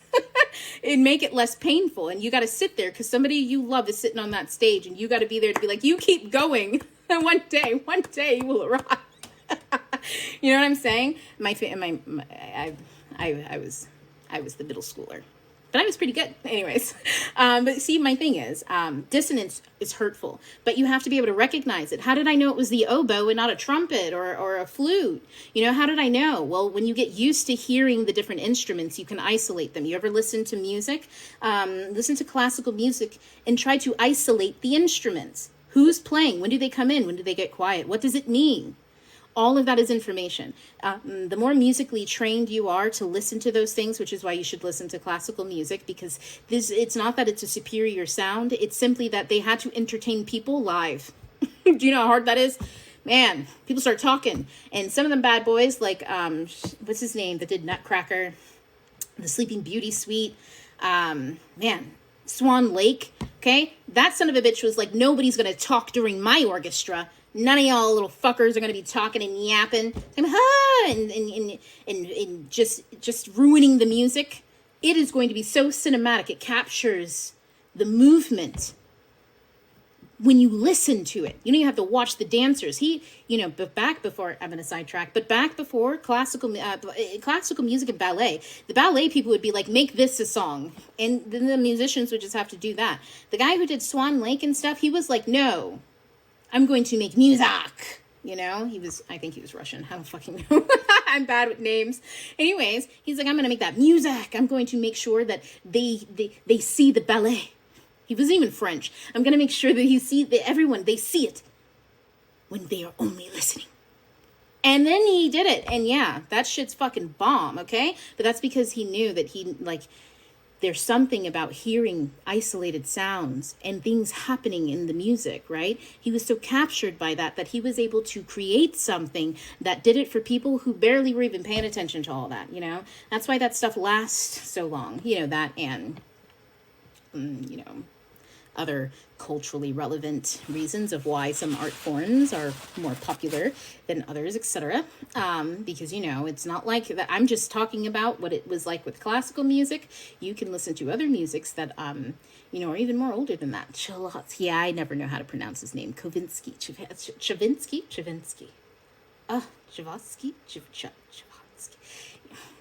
Tchaikovsky. Oh man, I don't know. I've never heard the name.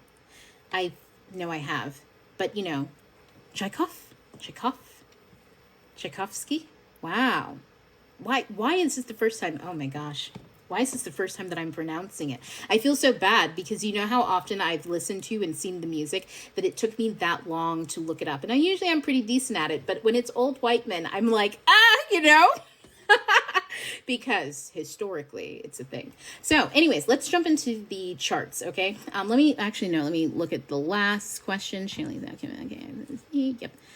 Looking through this, and I think I've answered everything in the comments. So let's start. Oh God, clicking the wrong buttons. Let's start with the charts. I feel, oh, here we go. Okay, everybody, give me 2 seconds. I'm going to grab my water. Hopefully without. I can't leave my water on the desk anymore because I spilled water in the last laptop and it's dead. And I can only do one of those and be chill.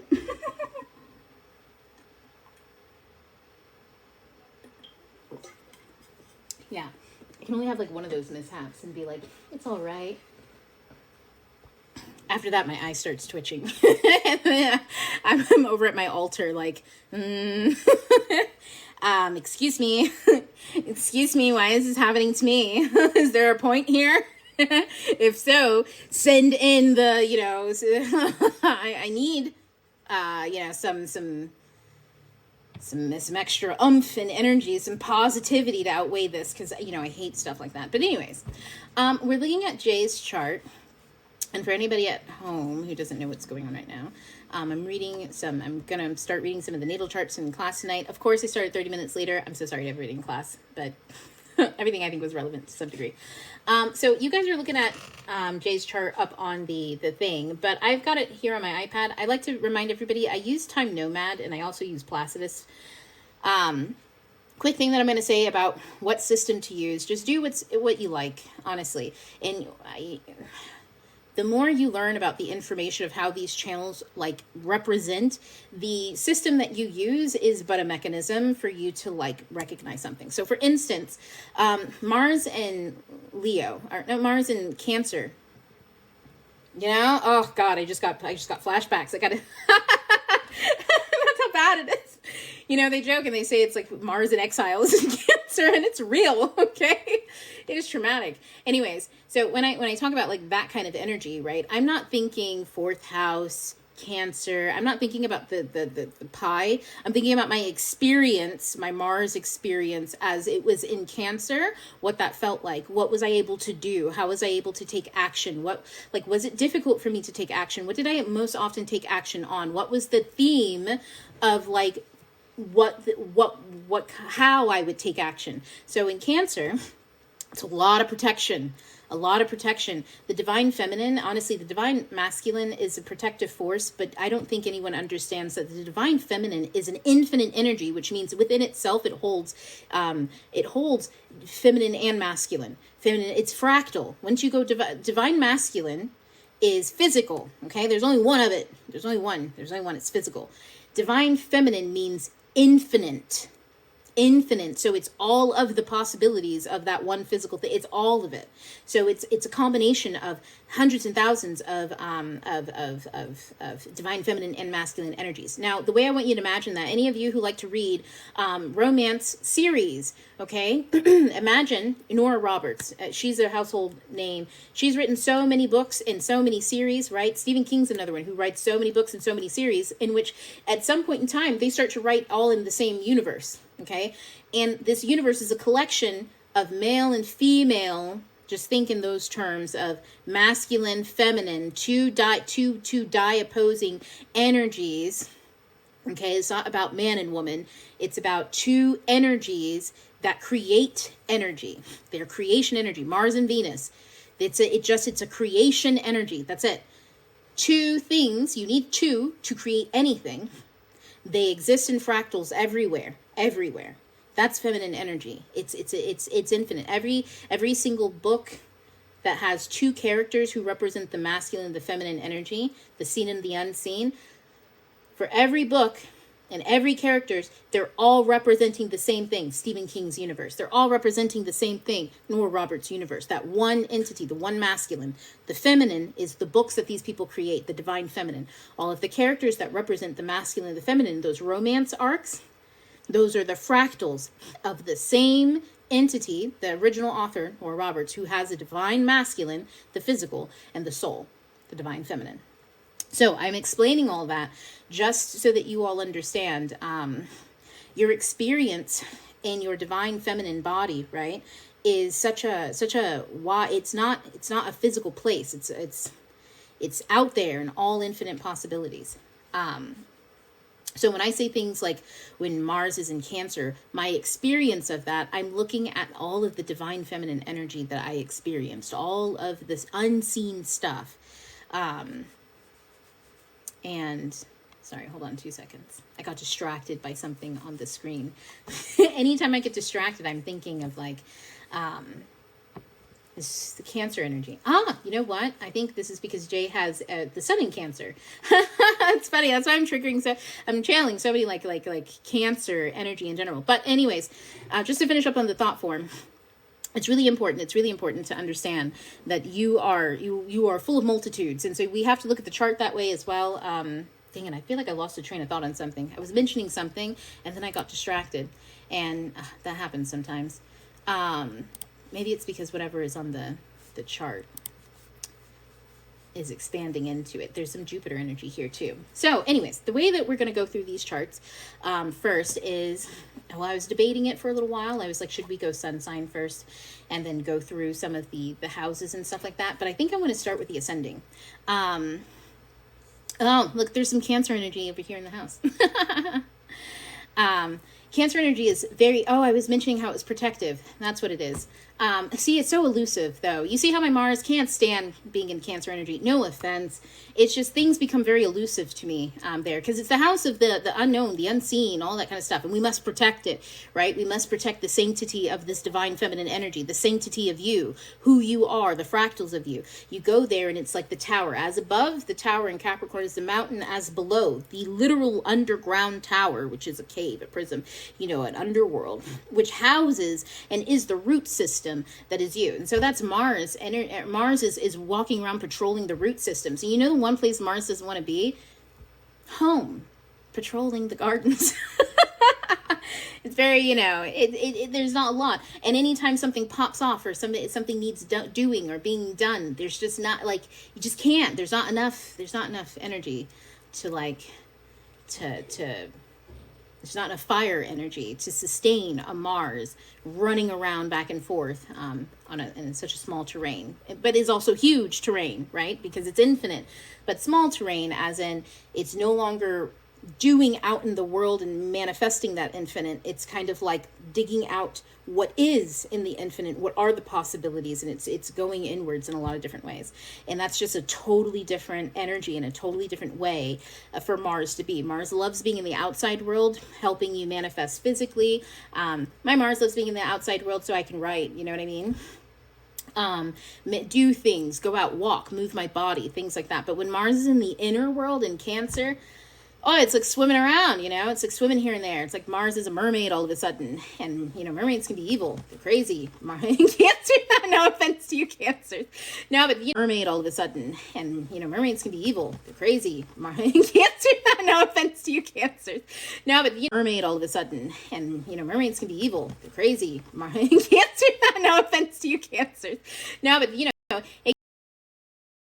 there's so much need to protect, and what's down there. There's that paranoia. So this is where I talk about. I was talking about I'm not going psychosis. I think I told you enough, which is recognize that you're spiraling, sit down. But I was also mentioning to read the Bluebeard story, which is very much a Cancer. There's a lot of this energy, and so to wrap that all up. The Bluebeard energy is the sabotage, the thing that you were constantly trying to run from. I guess this is more important than where I was going earlier. So to give you an understanding, you have a saboteur in there. It's your ego, and it's the ego. It's the thing that doesn't want to be sacrificed in order for you to move on. So in other words, a mask that you have that feels like it was protecting you from something, right? And if you don't have that mask, it's like this. Are you going to go hiking if you don't have your water bottle? Are you going to leave? Or are you going to hunt around for your water bottle, right? And then you go on the hike. So you sabotaged your day hunting for a water bottle. But also, you need your water bottle, right? Well, what about your house keys? Did you need to take those? Maybe. What about the chapstick? Okay, so now it's not just the water bottle. Now, we were supposed to leave, but we've got to make sure we have the chapstick, because if I don't have the chapstick, X, Y, and Z, there are things that I don't go hiking, so I don't know what people me chapstick and water. Apparently that's all I need. That's wild. I don't want to test that theory. You know what it is? I hate walking with shit. It fucks up my posture, because the more I have to carry, the more I have to balance and stuff. And I just like to being able to run out and go do stuff. So anyways, but that's my point, is the more that you have to carry, the more it is that you won't let go of, that you cannot sacrifice, the more your mask becomes a burden. And if you're carrying something, even though you don't need it anymore, it's a burden. If you're carrying something that you need to pull out of your back pocket, then you're just prepared. You're preparing yourself. But the difference between being prepared and being burdened is going around thinking that you have to hold regrets, hate somebody, do this, that, and the other, because if you don't, you'll forget the lesson and you'll just be back in the same situation. That's a fear. If I let go of this and grow from it, then I can no longer be in it to be able to spot it. So I can't grow. I have to stay here, because if I don't stay here, I'll forget the lesson. I'll let them back in. I'll go back to that fucked up job. I'll go back to that place I don't like being. I'll go back to that whatever relationship. That's saying I don't trust myself to hold my boundaries, and that I haven't learned my lesson yet. So I need another lesson. And so that saboteur, that's your sabotager, right? The sabotager who believes wholeheartedly, think Inside Out 2, it believes wholeheartedly it's riddled with anxiety, which is why there's so many bodies in the basement. That's from the story Bluebeard. There should be nobody in this audience who resonated with that. You all should have been weirded out by why I said that, and that's because that's from the story in Bluebeard. Okay? So there's literally, there's a reason why he's a monster when she sees what's behind the door. But the point is that you look at what's behind the door, you see what it is, and then you choose, you make a different choice. Either you're going to stay there and become one of those bodies in the basement eventually, or you're going to do what you haven't done before. You're going to do something different. And what is that different? I don't know. You have to make that choice in the moment, right? Context. And so that's how you get out of psychosis, is you recognize that you're spinning, and that spinning isn't a bad thing. Spinning means that something's going on, something's happening. Okay? Imagine you imagine if every time your alarm clock went off or your timer for the oven went off and you went, because there's an alarm, and it's just to alert you about the oven, which is why it's really important to get your nervous and your parasympathetic system down. I know what that's like. And sometimes we don't even know that we're doing it, that we're holding so much stress in our bodies about something that we're waiting. That's why I turn off notifications and stuff like that. I can't be bothered. To be stressed in my own body, in my own house, with my own phone. Too much, I'm very like, absolutely the fuck not.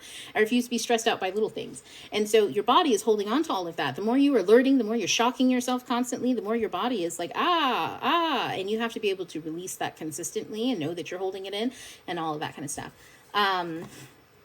So doing all of that, you need to recognize that you're spinning. There's nothing wrong with spinning. Sit the fuck down, do all your breathing exercises, meditate, go home. We just covered that in book club, the rehoming. Go home to yourself so that you can get settled. And it's okay to sit in it. That's, in fact, my biggest recommendation and my biggest advice is sit in it until you can get settled. And it's okay to sit in it. That's, in fact, my biggest recommendation and my biggest advice is sit in it until you're no longer uncomfortable. So if you're uncomfortable, it's not time to get up yet. It's not time to get up yet, because if you're uncomfortable, you're carrying that everywhere with you. Stop. Imagine it being like a smell. Okay, maybe don't, because I don't want anybody thinking I smell. But yeah. You know what I'm saying? Imagine it's like you're gonna leach it out everywhere, and you don't want to do that. You want to give it to somebody else accidentally on purpose, right? So then sit the fuck down, chill the fuck out, wait until you feel better, and then make a decision. That's how you get out of psychosis. That's how you can be discerning, and that's when you start making decisions. Is when you feel better. Because sometimes your ego was hit, you know what I mean? And sometimes you think your ego was hit and it wasn't. Sometimes you were complimented and you don't know how to take a compliment, you know what I mean? There's all sorts of shit that your body isn't used to. I mean, especially if you're in the world of thriving these days. You're not used to good treatment. So, just sit the fuck down and chill out. And be like, it's good. It's fine that you were freaked the fuck out. Now, perhaps if you were feeling paranoid and all sorts of bad things, that's when you have your music soundtrack put on, I don't know, some Steven fucking Universe. Take a moment and sit and thus. Think of liberty, love, and trust. I don't know the words, even though I used to sing it all the time. Man, I've had some days. I had on Steven Universe and I was crying. I was like, here comes a thought. And how it harms me, I'm over here like a mess. And I did that in private.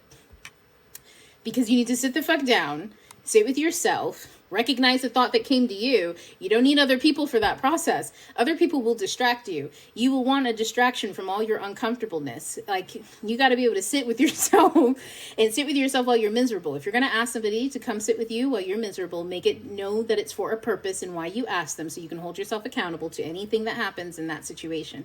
But you're also aware of it, so you do know when you can ask for help. You do know that when you can do X, Y, and Z, that maybe asking for help is when you're receptive and not when you're skeptical and want people to box you in a corner so that you feel forced to make the decision for you because you're used to fighting for it. There is a lot of people who are like that. There's a lot of people who are like that. It's somebody who could be like that about some things, not important things usually, but like some things. And I'd be very honest too. I'd be like, I just want you to argue with me until I figure out what I want. Talk about being frustrating. So anyways, let's get to the chart now. I think we've covered the psychosis part, and I brought it all full circle. So, man, oh my God, I said I was going to get through 4 and we're 15 minutes in. I know y'all are going to be, I'm just going to always say that. I don't think you guys actually mind. I sure hope not, because it's recorded and you guys can leave and listen and pick up, and it's just extra shit that you can listen to when you're feeling, oh, you know what? I'm just going to say that and then I'll move on. Listen to good shit. Have a good list of podcasts, things that help you grow, but are fun, that are instructional, something like that. When you feel like you just don't know what to do, cycle to that. And then sometimes you'll be so tired of listening to something or learning something that you'll figure out what you do want to do. You'll be like, I don't want to listen and learn anything right now. There you go. See, you don't have, do that with music. Have your things that you go through. Anyways, there's a lot of little neat tricks and stuff that you will learn to do that are really healthy in what you do while you're having psychosis. Because also at the same time, I can tell you all this, I can be pretty fucking down bad, and I'm still like this. Okay, the one time I was I couldn't respond and communicate and all that. I was having back labor. Okay, I was pushing a baby out my hoo-ha with no meds. I was in Japan. It was wild. They laughed at me when I was like, just cut him out. They were like, you're so cute. And I was like, no, we're not doing that. I was fucking dead ass serious. Don't you say that to me. And she was like, you're gonna woman the fuck up and you're gonna do this. No, I was like, please don't make it. It was a mess. Anyways, that was the only time where I was like, oh. But I was in front of a bunch of old Japanese women. They were my midwives. And so I was allowed to have an entire breakdown because they know how to handle their shit. So other than that, like, I'm usually pretty fucking chill. You're allowed to be chill while you're doing all of that. You don't have to be like expressing in 1,000 crazy fucking ways. You just express how you want. And so the only way for you to do that is to go sit the fuck down by yourself. Because there's no way you're going to be absolutely yourself if you have to perform any type of mask for somebody else. You're going to be like altered in some way, and that's not comfortable. Your lens is altered. So go sit the fuck down by yourself, recognize that saboteur, and like get rid of the mask or repurpose it. Anyways, so now, okay, finally, we're getting to this chart. First chart is J. I'm going to go through, I think, starting with the rising sign, but, and then I'm going to get into the sun and then probably go through 1st through 12. And we're only going to talk about the major planets and in the context of this question. So I had my students come in with a question specifically, not me not knowing how to get to the question. Okay. Specifically so that, we could look at the chart with one question in mind through one lens. When you're looking at your natal chart, y'all use it as a decoder, okay? Don't use it as I'm going to have to study my whole life. No, you can use it as a decoder. The same way people use tarot to understand a situation or something. You can use your I hate this mic or this mouse. Jesus, I feel like an old person all of a sudden. I'm on a different computer. It's a totally different system for me, and I was so abusive to my elders about technology because they would abuse my patience. Okay, so anytime I'm struggling, I have to suffer the karma of that, but it was worth it. Anyways, so the question was, how should I go about my career path and improve my personal growth? I'm interested in DJing and sharing my music someday, but I do struggle with consistency and structures. Okay, so the question is, how do I go about being more committed to the path? Well, I already know what I want to do. How should I go about my career path and improve my personal growth? Well, we already know how to go about it through DJing. DJing was brought up, so we don't need to do this with yourself too. Write in your morning pages or something like that. Whenever you have something going wrong with you or going on, ask yourself the question. In the question is all the information you need, okay?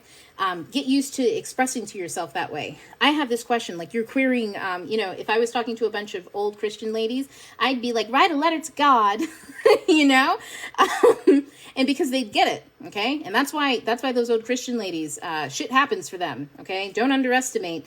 They are some devout people. It is wild. Anyways. I don't, the black ones, oh man, it's because they're really doing hoodoo and they don't know it. But anyways, the point that I'm making is everything that you need is in the question that you have for yourself. All of the how, the what, the answer is usually all the way in the question. So what I'm teaching you right now is I'm jumping into an English teacher. Oh my goodness. But let's move on to the chart. So I'm interested in DJing and sharing my music someday. Okay, then just do that. But, here's why not. I do struggle with consistency and structure. So the thing that you want to do, your career path is DJing. And how do you want to improve your your personal growth? Well, by focusing on consistency and structure in your life. Okay, so you want to learn lessons in consistency and structure. In other words, you don't know shit about consistency and structure. That's what you're saying in this question. Not that that's what I think. That's what you're saying to yourself is the thing. So before we even get to the tool of divination that we're about to use to answer this question, we need to know what we're saying about ourselves so that we know who your soul. Listen, Linda. Let me stop. Your soul has no fucking idea what's going on the outside. Okay? Bitch is blind. Okay? And I know this. Because I put in a lot of stuff and I'm very fucking descriptive. And my soul's like, listen, I'm also descriptive and the energy wasn't, and we just argue occasionally. Not so much anymore. We're pretty good. But my point is if my soul's sitting here like, well, you told me that you were a dumb motherfucker who couldn't figure out how to do X, Y, and Z. So I assumed that's who you wanted me to send into your life because obviously you need a mirror. And I'm sitting here, why do you keep sending me dumb motherfuckers? And what I mean is people who think I'm stupid. People who literally are trying to deceive me in front of my own eyes. They don't know that they look stupid doing it because, like, you know what I mean? They're being weird in some way, shape, or form. So many people have experienced that who are dating, right? And I understand that, you know, like, but you experience that sometimes when you're looking for jobs, when you're looking for a place to stay, when you're looking for new communities of people to be around, and you just are gumming around people who are not for you. For me, it just so happens to be somebody who's being stupid, because my classification of stupid is you done disrespected me in some way, and I I have to walk away because I have anger issues. Not really. The anger issues are not at all like crazy. They're just, I get angry and then I start telling people the truth about themselves, and that's sad for them. You know, you don't do that to somebody who's very perceptive and has a way with language. So we want to be really careful. Sorry, I lost my Excel sheet really quick. We want to be really careful with who we're talking about. You're talking about yourself. Don't call yourself a dumb, stupid mother. So, I'm this, I'm that. That's really extreme, right? Also, don't call yourself lazy. Don't say that you struggle with consistency and structures. You can't, you've never seen consistency and structure in your life. I doubt it. See, when we start seeing how we're talking about ourselves, what's the next thing that we do? We go, well, what I meant was, and this is where I teach you to ask deeper questions of yourself. Not like for me, this is perfect. But I mean, when you're journaling and you're asking yourself a question, or you're asking the universe a question, which is really just yourself and the Akashic record. I'll get into that another time, yeah. But when you're asking yourself a question, be specific. It's okay to take the time to be really specific and say, and the only way to do that is to say, well, when's the last time I struggled? And then to talk about it, and then talk about how you struggled, what you struggled with. Sometimes you will find that you do have a struggle and you need more information on it, to which case then you know what to do. You go study or read or ask the question into the universe through the internet or something. ChatGPT, ask ChatGPT. That son of a bitch will get you say straight right away. But you know what to do from there. But this implies that you don't know what to do from there. I struggle with consistency and struggles. That's the first way that I know that you're a person who actually is pretty good at consistency and structure. I already know that. Simply, well, we'll get into that. I was going to say, I'm picking up on it from your chart. But well, that's the point. Okay, so let's look at the chart now, because where am I? Sorry, it's in two different windows because I've got this one on Loom. Okay, so consistency and structure. Who's in charge of consistency and structure? That's how we'll go about the chart. So we're looking at the 10th house, Saturn and all his stuff. So Saturn, Capricorn, 10th house. We're going to look at those places, right? I'm struggling with consistency and structure. Also, let's look at the sun sign, because that's going to tell us the purpose of life. This was in the aspects and planets. By the way, anybody TikTok, they're $50 right now. All my classes, they're so go look at the link in the bio. That's like 27 hours of tons of fucking information on houses, planets, signs, aspects. There's a lot of classes. Go look at those. Now, anyways, when we were talking about planets and aspects, we mentioned how the sun, Leo, and all of the archetypes that go with that, the sun throughout all, right, all the signs and stuff, shows you how you will do your purpose. It is your light, the light bringer, Lucifer. Also, you know what they say about Lucifer? The reason why he committed the first sin of catching a glimpse at himself and going, oh my God. Oh my God. I'm so beautiful. The ego, y'all, the ego. It's dangerous. So we want to look at the ego and see, how do we go about this life? The ego, there's nothing wrong with Lucifer, except for when Lucifer gets obsessed with itself. Then it's a problem, because then you get the, I'm going through the biblical aspect of it because it's such a popular concept. But there's also the sense of, well, Satan was cast down, right, from heaven. Well, how did his name change? Everybody's like Lucifer and Satan are the same person. Written by the same people? Stop. That's not how that works. That's not how that works. They're not just talking about no. These are two different names for two different reasons. Somebody as scholared is the people who created this kind of stuff, these stories essentially, and all of the information. Not necessarily the people who copied it, but the people who gathered it, right? Those people are smart enough not to just start mixing up names and they're preserving this literature for a very long time. They're not just going to only mix up names, but then make up new fan fiction versions. Like that happened much later. But in the beginning, not so much. That's all I'm saying. Okay, so you have to understand these are two different names. Lucifer was the angel of worship. What is worship but ritual? The behaviors and the patterns that you do that manifest something for God, for your highest self, for the source, the creator of you. You live in this life to do something. That is Lucifer, the worship. Now, when does Lucifer become Satan? He never becomes Satan. Satan was struck down like lightning to the ground, right? From heaven. Well, that is literally you firing, that's you making new brain patterns, okay? You are creating new tunnels and traffics of behavior. I'm going to do pattern of behavior, not based on my purpose in life, but based on my ego and what other people should think and want about me. What kind of patterns of behavior do you think you are building in neural connections in your brain? And then you have to fight that bitch later on. Man, those are the masks. You get what I'm saying? There's some vision level shit. You all got like visions in here. And he ain't got no body, He's not supposed to. If you put him in a body, then he'll be a robot man. And then we get Scarlet Witch, and that's wild. But, it happens. So, the whole point here is that our sun sign tells us how we are supposed to go about. If we have any ego problems, we'll know here. So your sun sign's in the 12th house in Cancer, okay? And the 12th house in Cancer, not only that, but there's Jupiter in here, okay? And it's pretty weird because this 12th house also shares some space with Leo. So there's a lot of energy that happens here. Oh, this is a Leo. This is not a Cancer. Thank God. Oh, man. Because how I feel about Cancer. I'm just kidding, y'all. I keep seeing this, the chart here, but I should probably look at it on mine because mine's color-coded, and this is the chart that they're looking at from astro.com. I'm not a fan of astro.com because I get very confused very quick when I'm looking. It's very unorganized. That's why Time Nomad, you don't have to sponsor me because you've done such a great job. I really appreciate the app. So I'm going to move over to that one. So anyway, we've got a Leo sign, but look at the 12th house. We've got Jupiter and the sun in the 12th house, okay? So actually, hold on. I do want to say this.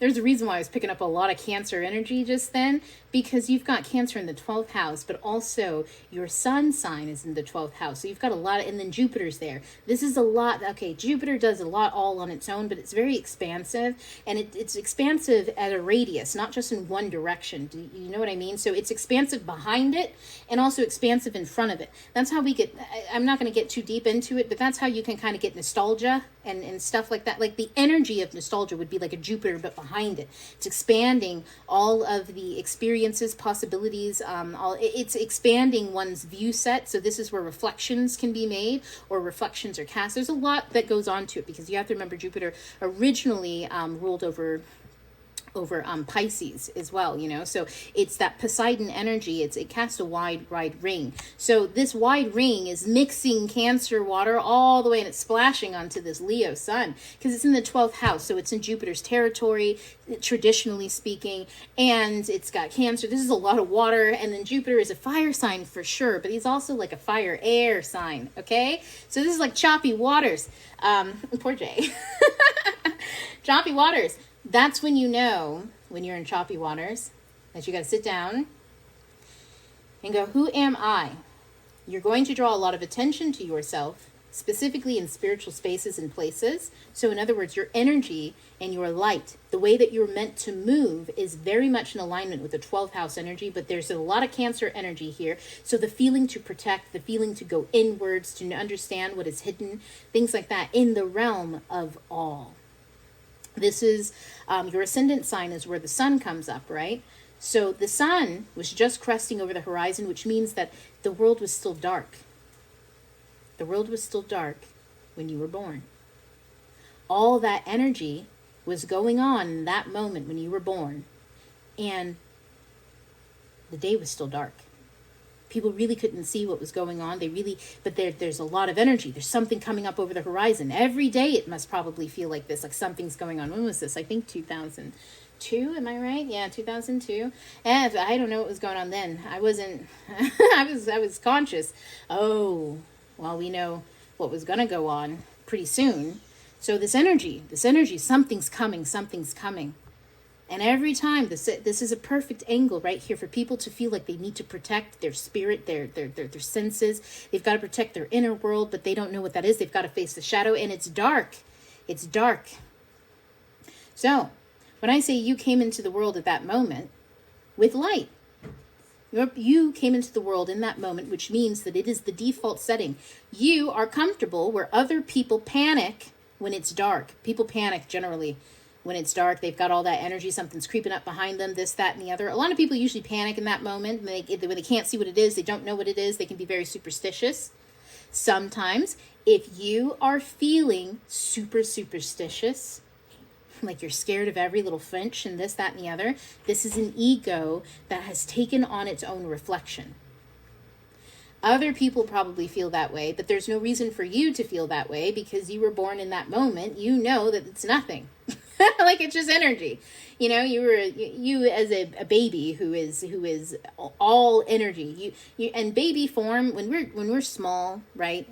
Our souls are far more in control of what's going on. You don't sit into your brain, right? Just like you didn't reach full frontal lobe consciousness into your mid-20s or some shit like that, right? You're constantly building out stuff. So for the most part, you've got a soul that is more in control of itself than the body. And it doesn't have full control of the body because the body's not even baked, completely. You know how long it takes for babies to get up, walk around, build up that confidence, this and that. They're busy looking at other things, taking in all sorts of information. That's the soul taking in all that information, about its surroundings, this, that, and the other. And the more accurate of a picture it can get, the better. The more chaotic people are around them, the more chaotic that initial picture is going to be.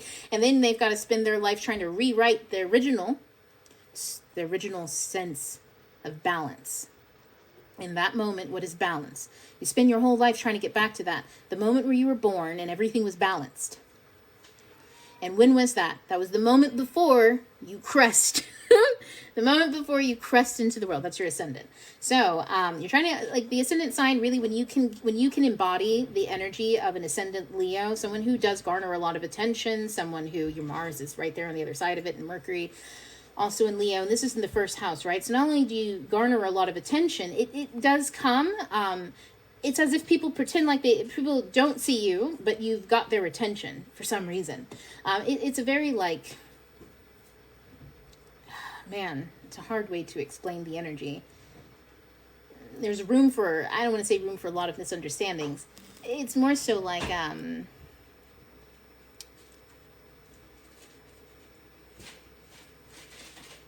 there's a lot of assumptions. There we go. There's a lot of assumptions that happen in this space because it's dark. No, I wouldn't say stalkers. Not at all. That's not the space of stalkers.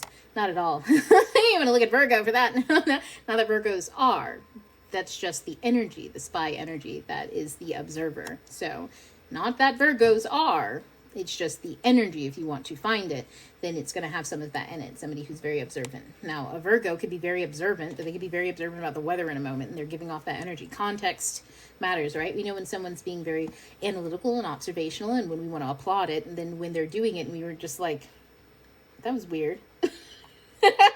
We know the difference between when it's weird and when it's not weird, that someone is being super observational. And it's like, what's your motive there? And they're like, oh, yeah, we know the difference. So, but the energy current in itself is a Virgo activity, the observer. So anyways, this is, there's a lot of assumptions that happen in this space, where you're coming over the horizon like that with the sun behind it. There's a lot of questions that have yet to be answered. Think about it. What do most people do this early in the morning? They're usually off with themselves. Either in the high vibrational realm, people are meditating, and in the low vibrational realm, people are meditating. You know what I mean? It's like, it's either a positive meditation when you're up at 4:00 in the morning. Either you feel very centered in yourself, it's quiet, you can really be with yourself, etc. If you like going outside, this, that, and the other. Or you can be paranoid, and that's why you didn't sleep the night before, right? Paranoid about something. So there's a lot of meditation and rumination that goes on during that time. So therefore there's a lot of assumptions that are being made at that time, and also a lot of clarity that's there at that time. And having Cancer and the Jupiter here, there's a lot that's really understood intuitively, I want to say. So it's a beautiful placement to have and a beautiful space to be in, because when other people are panicking, you in fact can be calm and see things for what they are. You have more opportunity to do that, and especially because that Jupiter is in Leo, in that 12th house. But I mean, also at the same time, there's a lot of space here to get lost out in the ocean. So because, you know, I talk about it with Aquarius, the madman energy. Well, Poseidon is like the madman, except for he's not crazy. And that's scary. You know, it's like being, you know, I liken it to Captain Jack Sparrow from Pirates of the Caribbean. You know, that archetype where he seems all over the place, this, that, and the other, but he is scheming each and every step of the way. He is sober behind that drunken walk. Like, he's not missing a beat, and that can lead to some places, right? You never know where you're going to go with this guy, where you're going to get off the train, when he's going to loop you into the next scheme, because he's also right about stuff, but he's also walking all wonky because he has been drinking, and like, but he's also not wrong about stuff. And you're like, oh, you know, that's Neptune, Jupiter kind of energy. And so that can be a lot if it was in Cancer, especially the need to protect. That's where there's more paranoia. So there can be and stuff like that, stuff here. But you can be very calm in it and very understanding in it, because you can embody that energy and understand it. So you're not scared and or paranoid in the same way in spaces that other people can be in that placement. So when we talk about wanting to, what are your struggles with structure and, what was the other one? Consistency, right? So we looked at your 12th house where your sun sign is, but we said what was most important was understanding where Saturn is, how Saturn's impacting you, what your 10th house looks like, and what Capricorn looks like. But we need to know first how you move about the world and what types of energies you can expect, especially when we look at that 12th house, the non-material world, the way in which you can dive into your psyche and get psychic information. That's got to be an equilibrium, because that's the how. There's something there that when you are in that energy, you may find it joyful. You may find it something. But if you don't now, and it's a negative time for you, it's because there's ego traps there with things like, oh, this is spooky, this is scary. There's lots of superstition, lots of just being guided by illusions and stuff. So there's a lot of, and that's why I say you can get trapped in other people's reflections of you and stuff like that. And that's whatever the ego, when the ego glimpses itself, it sees itself, it then wants to hold on to it because it's precious. Like whatever your personality is, however you are in the world, this, that, or the other, it's a very precious thing. You know what I mean? And so you want to protect that always in life and stuff. And that's when you get attached to your ego, you know, but think about it. Your soul does find your ego, your physical form, how you express yourself, to be precious. You are one in the same. That's self-love. And so, so be mindful. If you find that you don't like yourself in any way, shape, or form, then look into that 12th house, the how you do stuff. What type of projections are you holding on to? So when I say all of that, well, I can already tell what kind of projections you might be holding on to, because you said that you know exactly what you want to do, but then you said, and you said exactly how you want to do it, but then you asked, how do I do that? And by answering your own question, which means you're not hearing your question, and you're not hearing your answer in your question, which means you don't even hear how good of a mentor and teacher you are to you. That was actually pretty fucking specific. I struggle with consistency and structures. That's pretty isolated. You looked at your whole DJing career, and you were able to isolate, first of all, it's not that I suck. It's not that I'm bad at this. It's not that I'm bad at that. That's not why things fall apart. It's because when it comes to me showing up and having structures, I lack in that area, which means you're building in that area. So you do have answers, you do know what you need and where you are, right? And so then it's just a matter of like, how do you unlock, right? But that tells me that you already know. You're good at it because you were able to isolate and identify the issue. So you're already good at doing that thing. So how do we tap into that energy then, right? How do we get into the space of it? So first, 10th house. Well, no, let's look at Saturn. Saturn's over in your 11th house, funny enough, and it's ruled by Gemini.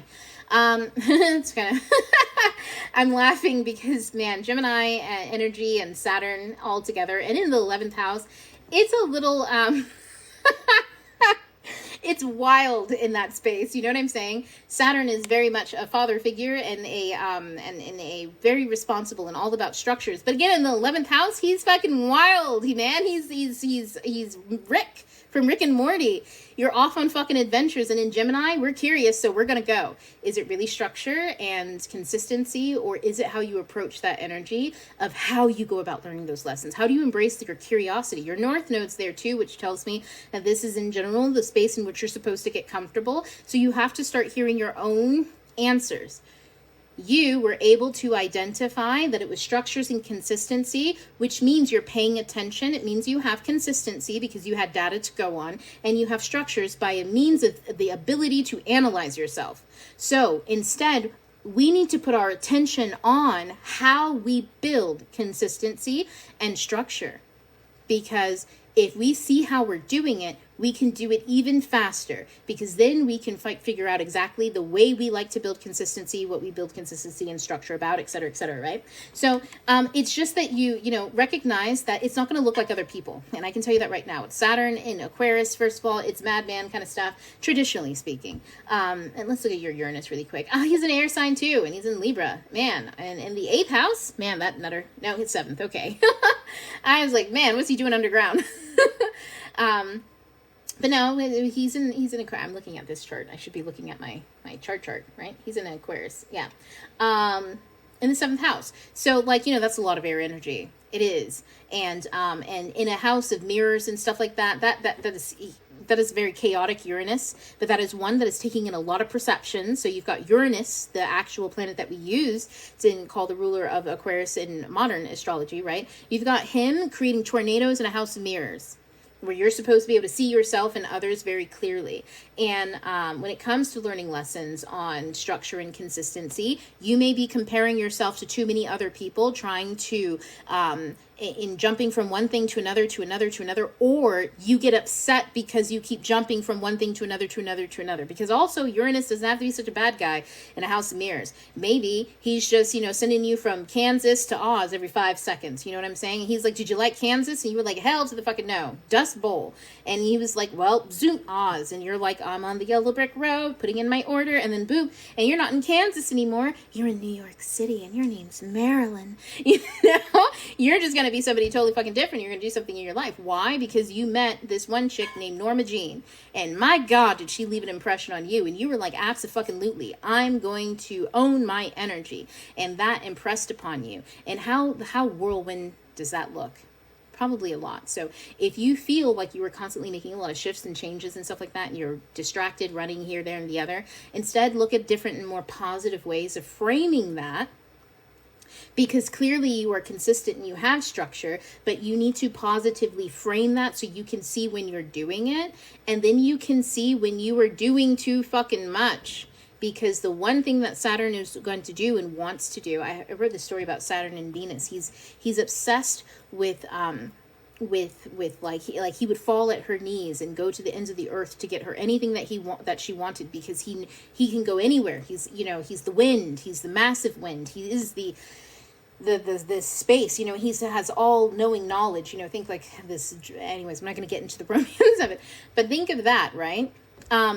Think of that person looking into infinity, and they're like, that's the Dr. Manhattan, the vision. I can do 15 million things at once.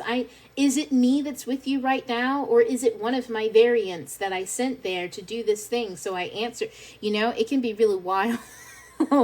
That energy of Saturn, it can be extremely distracted from itself. So as long as you say Saturn here, this is my Saturn, it's already in Gemini energy.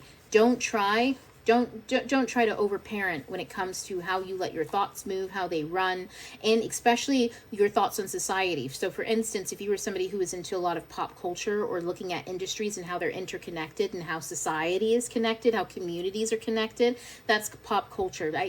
The word for it is it's not as powerful as a word. It's sociology, sociology, but done by women. So it's called pop culture. So you can be into things like that with this kind of energy, and people tell you like that's not real, that's not a real thing, that's not a real, who cares what other people like about this analysis of this and this and between that, who cares, you have all this information, Gemini, about this really random fucking topic or about this theory that you've got going on, but who cares? And then you start a blog and tons of fucking people care. Tons of fucking people care. So be mindful. Let's see, 10th house. So we've got Taurus there. Oh, man, another hard worker. And a Taurus moon, man, y'all are scary. Okay, I'm a Taurus. Okay, I know about comfort and also about being like I will go I go straight into a thing. Man, those that at their heart center, they're wild with it. Okay, wild with it. So that being said, Taurus in the 10th house, and your moon sign being there. Your moon is literally like the channel between your soul and you. You remember how I told you in the story earlier about my cat, and my soul was putting in the order for this cat, and fast track it, like that kind of like, that's your channel. That's where that comes from. That's your heart. Your heart speaks to you. You speak to your heart. Be in a romantic love story between you and your heart. Write love letters to your heart and you. You know what I mean? Your heart has a body. Okay. It's called you, but still you can use your imagination and really be into yourself and understand that you are dimensional. There are versions of you in there. We call them ancestors. Well, there are some ancestors that you have that are you. It's your energy as you've been developing, the different versions of you that you've been, the versions of you that did not succeed at things, that have come to tell you to move past it. They show up at the moment where they failed so that they can show up for you so that you can succeed. And so they'll come as bullies and bully you into stuff. And that's when you bully yourself into things, and you need to stop doing that because you can change how they show up to you. So in this space, I would say that you've got you've got a mask here, emotionally speaking, right? That's showing up, and it's probably bullying you. It's probably bullying you every single time you think you compare yourself, or you're trying to see how you impress others, the impression that you're leaving onto others. Like if you care way too much about your reviews, and you're using that to navigate how you change where you should be and where you're going, you're bullying yourself. Man, that's what the bull's here, right? The bull's here. The bull's always bullying. So pay attention to where your bull bullies. Y'all don't know Venus. She's wild. She's wild. She bullies. You know what I mean? She's the ultimate fertility goddess. You know what I mean? She's going to get her way. Otherwise, everything dies. She's a bully. So your heart may be bullying you, or that channel. Go there and make sure that channel is nothing but spoken in self-love, because instead of being like, oh my God, I didn't get this done, you're going to start saying things like, oh my God, I'm so glad I spent time doing this thing because it was so much fun and X, Y, and Z. And yeah, I can get that other thing done tomorrow, because you really can get that other thing done tomorrow. Maybe it's really not that deep. You're making it deeper than it is because you think that you won't do a thing. You won't show up and you have no structure. So you have to create the situations that reflect that to you so that you can then overcome them in each and every single time. Stop overcoming things and just move on. You're good. You're solid. You showed up. Like, y'all got to stop being so hard on yourself. Listen, I was notoriously a late person. My mother was fashionably late, so I learned to be fashionably late. If I was I would be on time to stuff that was important, but if it wasn't fucking important, like, don't expect me to be on time. Like, you don't know me like that. You know what I'm saying? And if you do know me like that, you know that it's never that serious. We should never be on time. That drives some people fucking batshit crazy. And I know it does. And, it just, I'm like, that is what it is. So I have had to work on that to some degree. You know what I mean? When is it okay to be like that, and when is it not?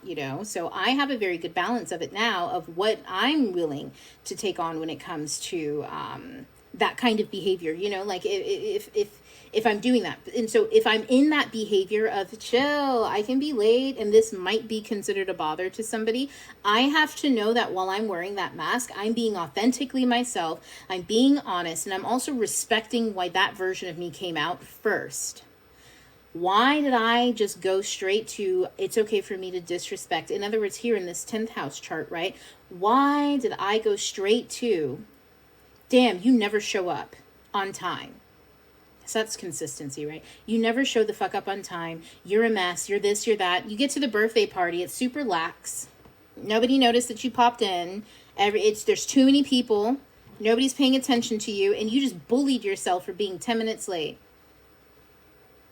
Like, whose friend is in there? You know what I mean? So it's important to like talk to yourself and to tap into your moon energy. Tap into how do you communicate to your emotions when your mask captures the energy, the emotion. How are you communicating when you put that mask on? How are you communicating to it? How is it communicating to you? Because sometimes you're stressing yourself the fuck out over nothing, and you have no idea that you're doing that. And then sometimes you need to be real with yourself and recognize where you're just indulging things that you shouldn't indulge, because there is an indulgent factor here with Taurus. But there's not a lot of heavy opposition here in Scorpio. You don't really have any heavy planets or energy here. So it's kind of like, while the moon technically isn't a fan of Capricorn or Capricorn's house, it is, in my opinion. I think other people say that because they're uncomfortable with the way in which Capricorn energy, which 10th house here, so there's a little bit of that Capricorn energy. They're really uncomfortable with how those emotions don't come out. Like Capricorn energy is a very deep cavernous cave, and at the deepest part of the cave there's an obsidian pool that goes down into the bellows of like non-existence. That's how deep Capricorn energy goes in echoes and stuff. So sometimes it takes energy a really long time to go down and reverberate back up to Capricorn for them to be like, oh, was I supposed to feel something about that? Like it passed me, it went down into the cavernous cave, you know?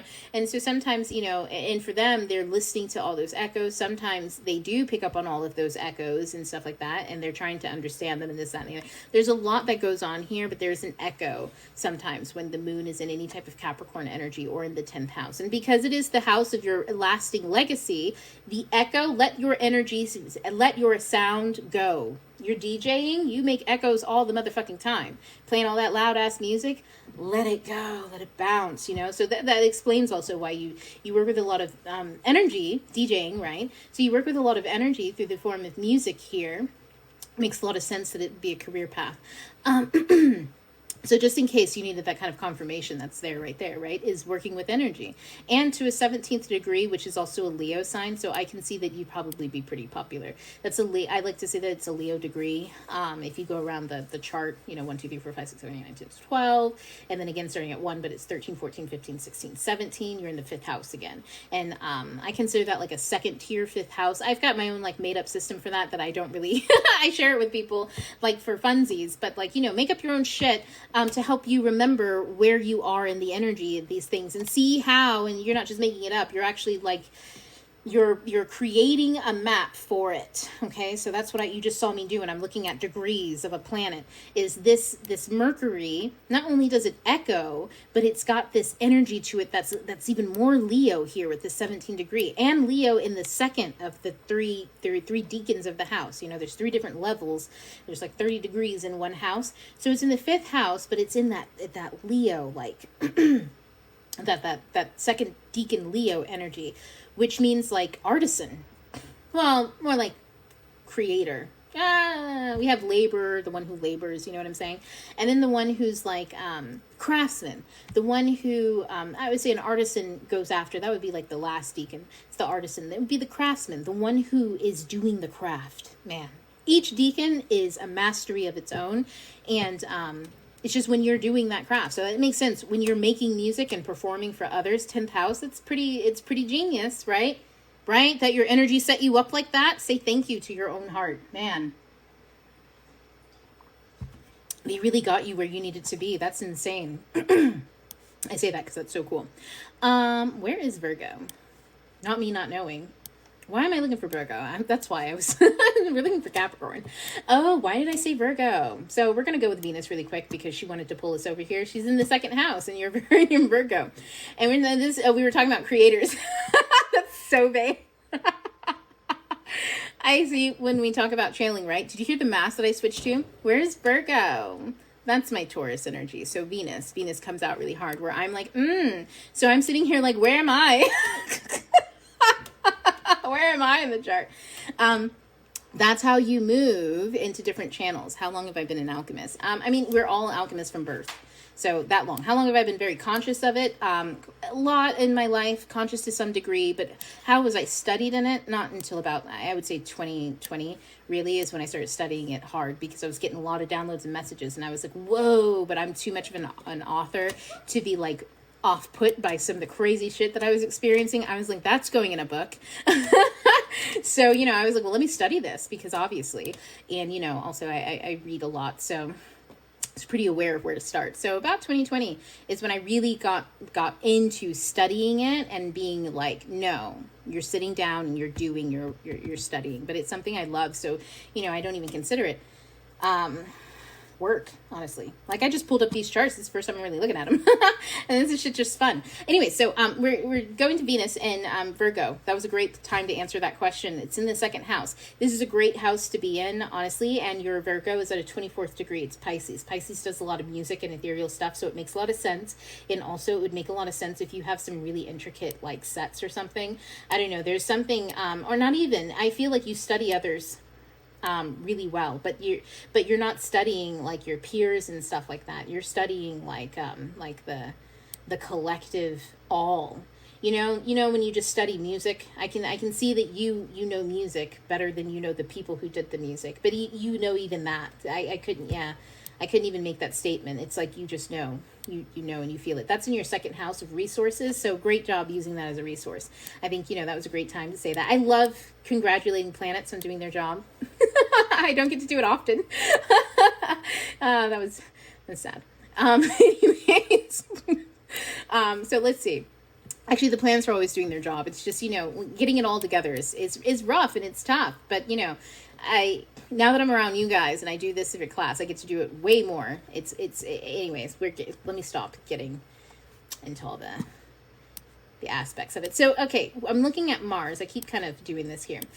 Here's another thing to do, and we're going to move on. I'll talk about some of the aspects. You've got a trine here between your moon and your Venus.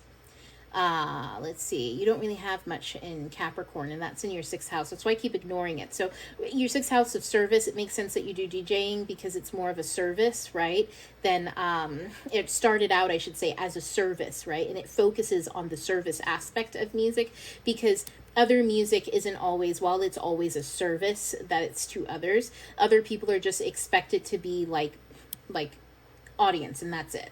Whereas DJing, you're servicing others because there's also an interaction with you and the crowd. So you're doing a service, you're moving energy between not just you and putting it out there and the people just have to listen, sit, and take it in, but they're actually interacting with it. And sometimes your sets are very much depending on the energy or the crowd that you're going to, right? So, you don't have a ton of energy here. You do have Neptune in your sixth house as well, with this Capricorn energy here.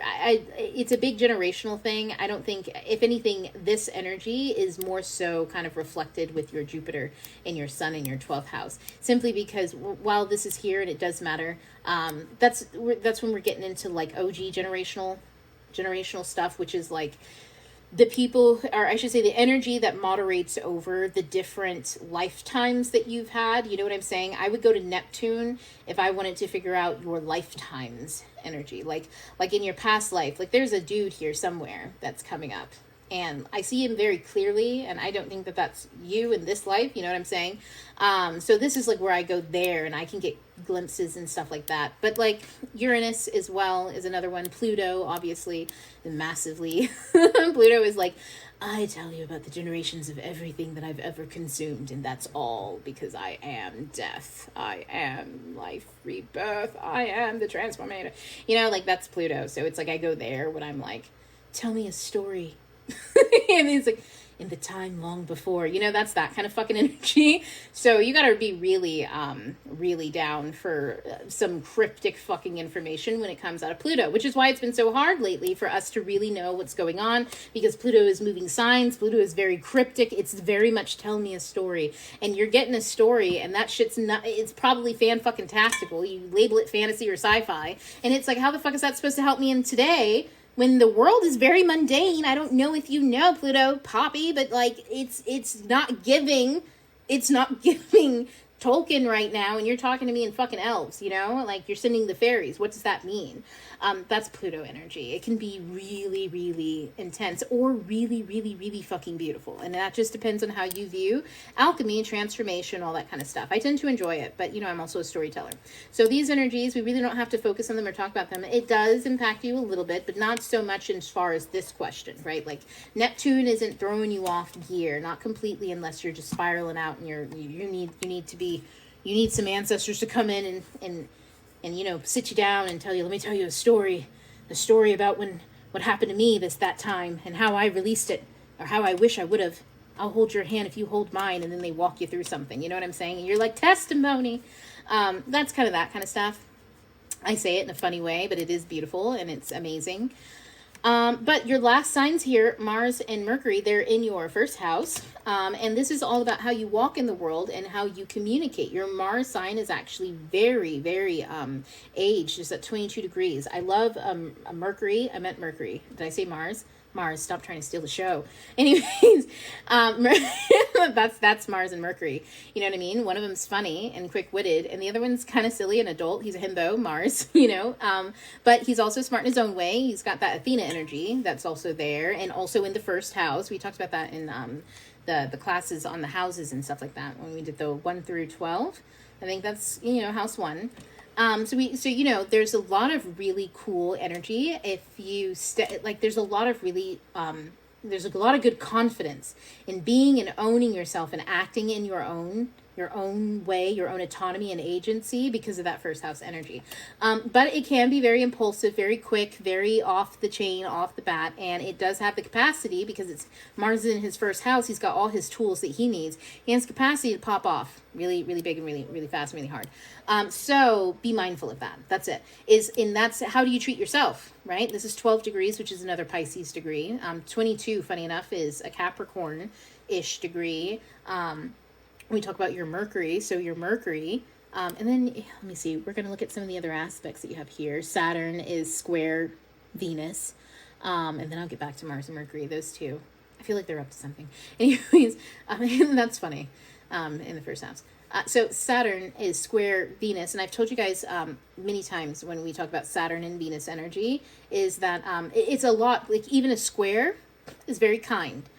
Saturn loves Venus, so Saturn will deliver lessons, but he's, you know, is as wild as this might sound, you know, she's the teacher's pet, okay? And so whatever that means for you, you're going to have to come to terms with what that relationship is, and work through it. You're allowed to be the teacher's pet, and so, but there are boundaries that are taught in that space as well. There's a lot of curiosity and a lot of analytical stuff that goes through, so there can be too much time spent with a mentor, and so, you know, that can be huge. Those are lessons that are taught, and they're both at 24 degrees, so that is significant. They're both right on top of each other, which means they have a very clear channel. So oftentimes there's tension there in that relationship, and so the tension can be the other person has overstayed their welcome, you're overstaying your welcome, and you could get used to crossing other people's boundaries when you're a child, and it's considered cute and stuff like that. And you grow up doing that, or vice versa. As you grow up, you allow other people to push past your boundaries, because you find it feels like they like you, because it seems like they're being more of their real self, and really they're just being an asshole, and they feel like they can be an asshole. That is their real self, but why would that be the version that they're going to show you? You know what I mean?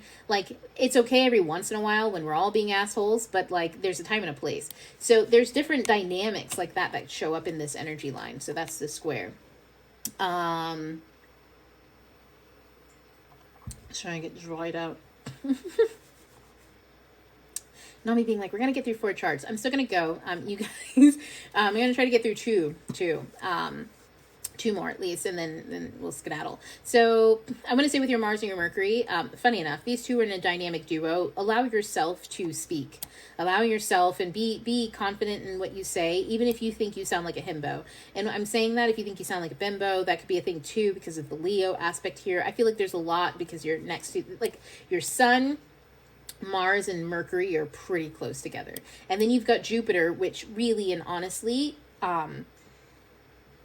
I'll say it like this. Jupiter is, even though it's not close, and so technically you wouldn't count it as conjunct, right? Its energy is real fucking big, so I always count it. Like, Jupiter has so much influence on things around it, you know what I mean? Like, he draws attention. So, and then he's next to the sun, and this is a boisterous crowd right here.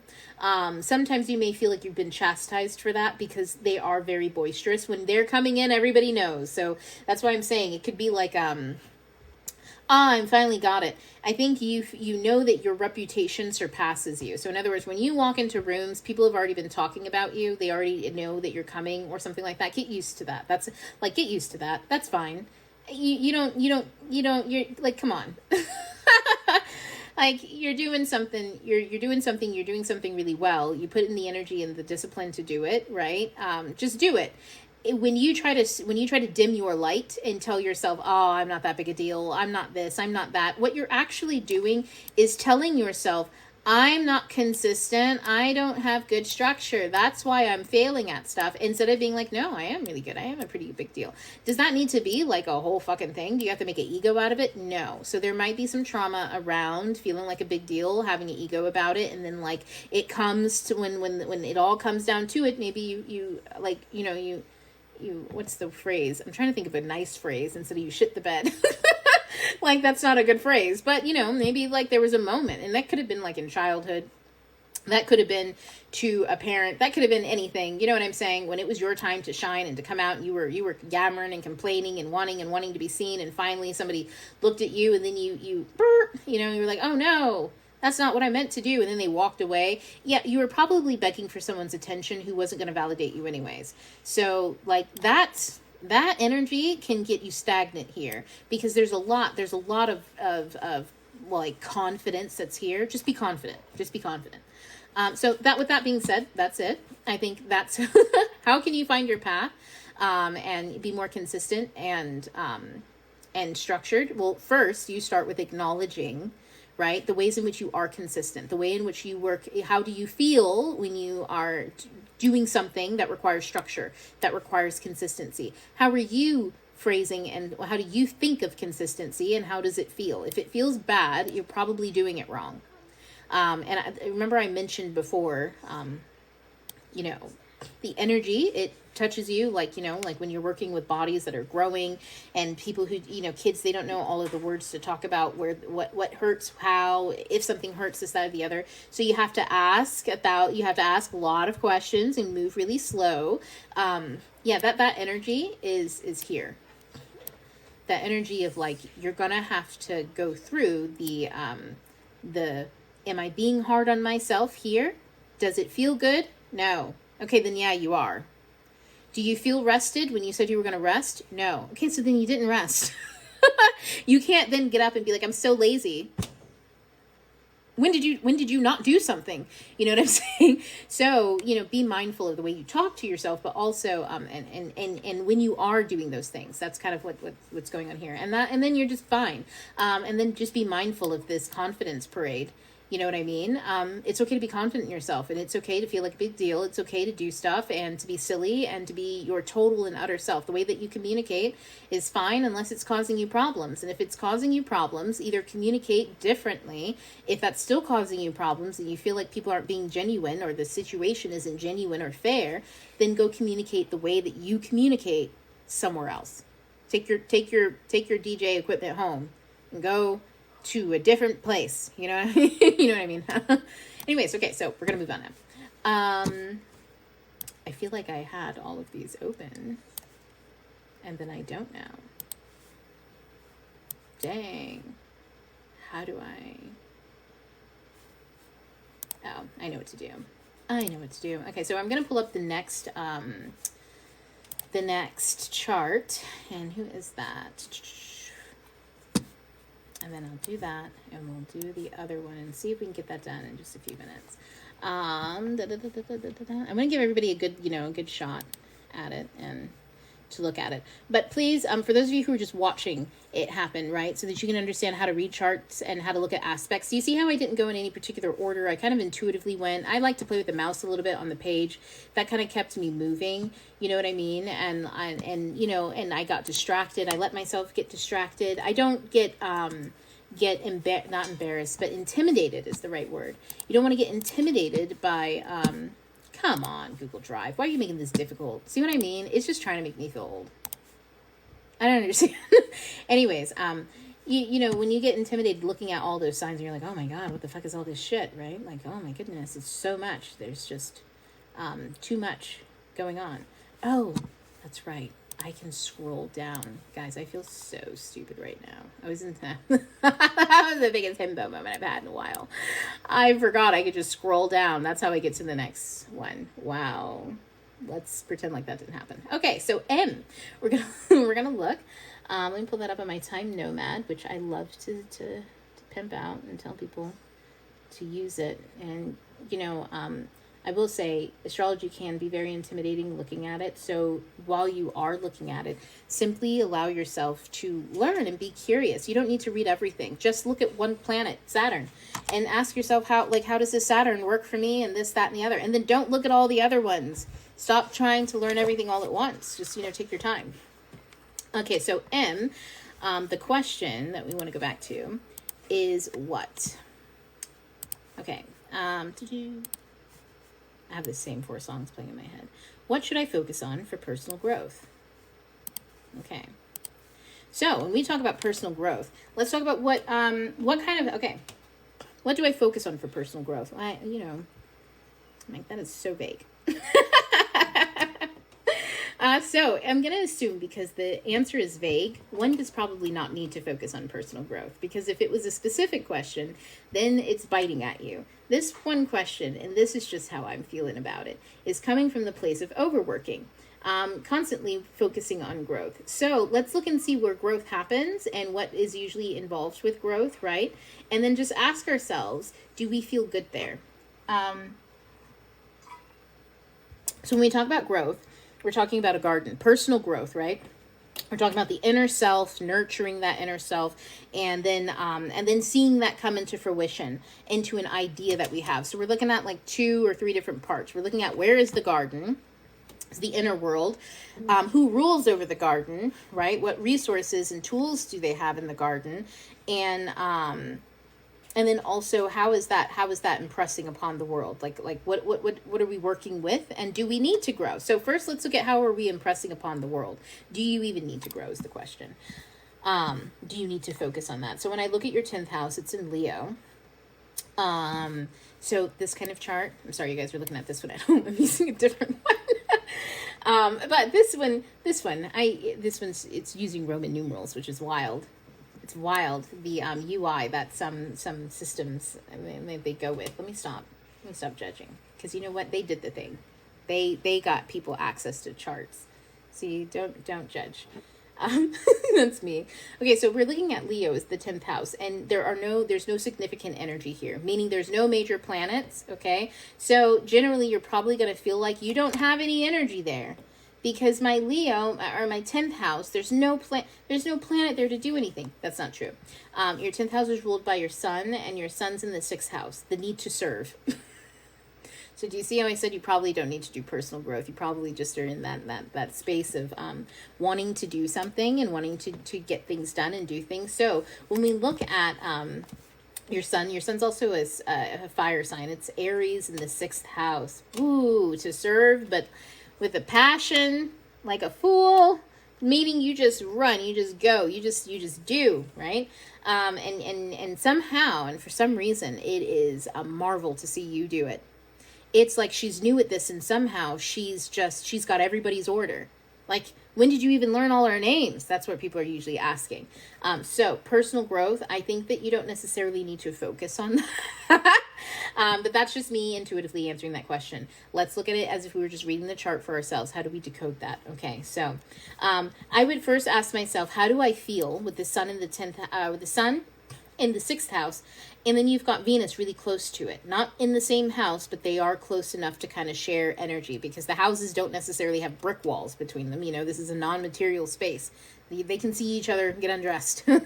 So how do you feel in your service? How are you serving others right now? Because that is how you go about doing your will. So how are you in service of others? And does that feel reciprocal? Does it feel good? Do you feel healthy about it? Because if you are talking about personal growth and that is on the top of your mind, it could be because there is something going on in the garden. So I already mentioned that Venus is in the 5th house right there too. It's in Pisces. But let's ask who's in Venus's house. You've got your 2nd house starting in Scorpio and ending in Sag, right?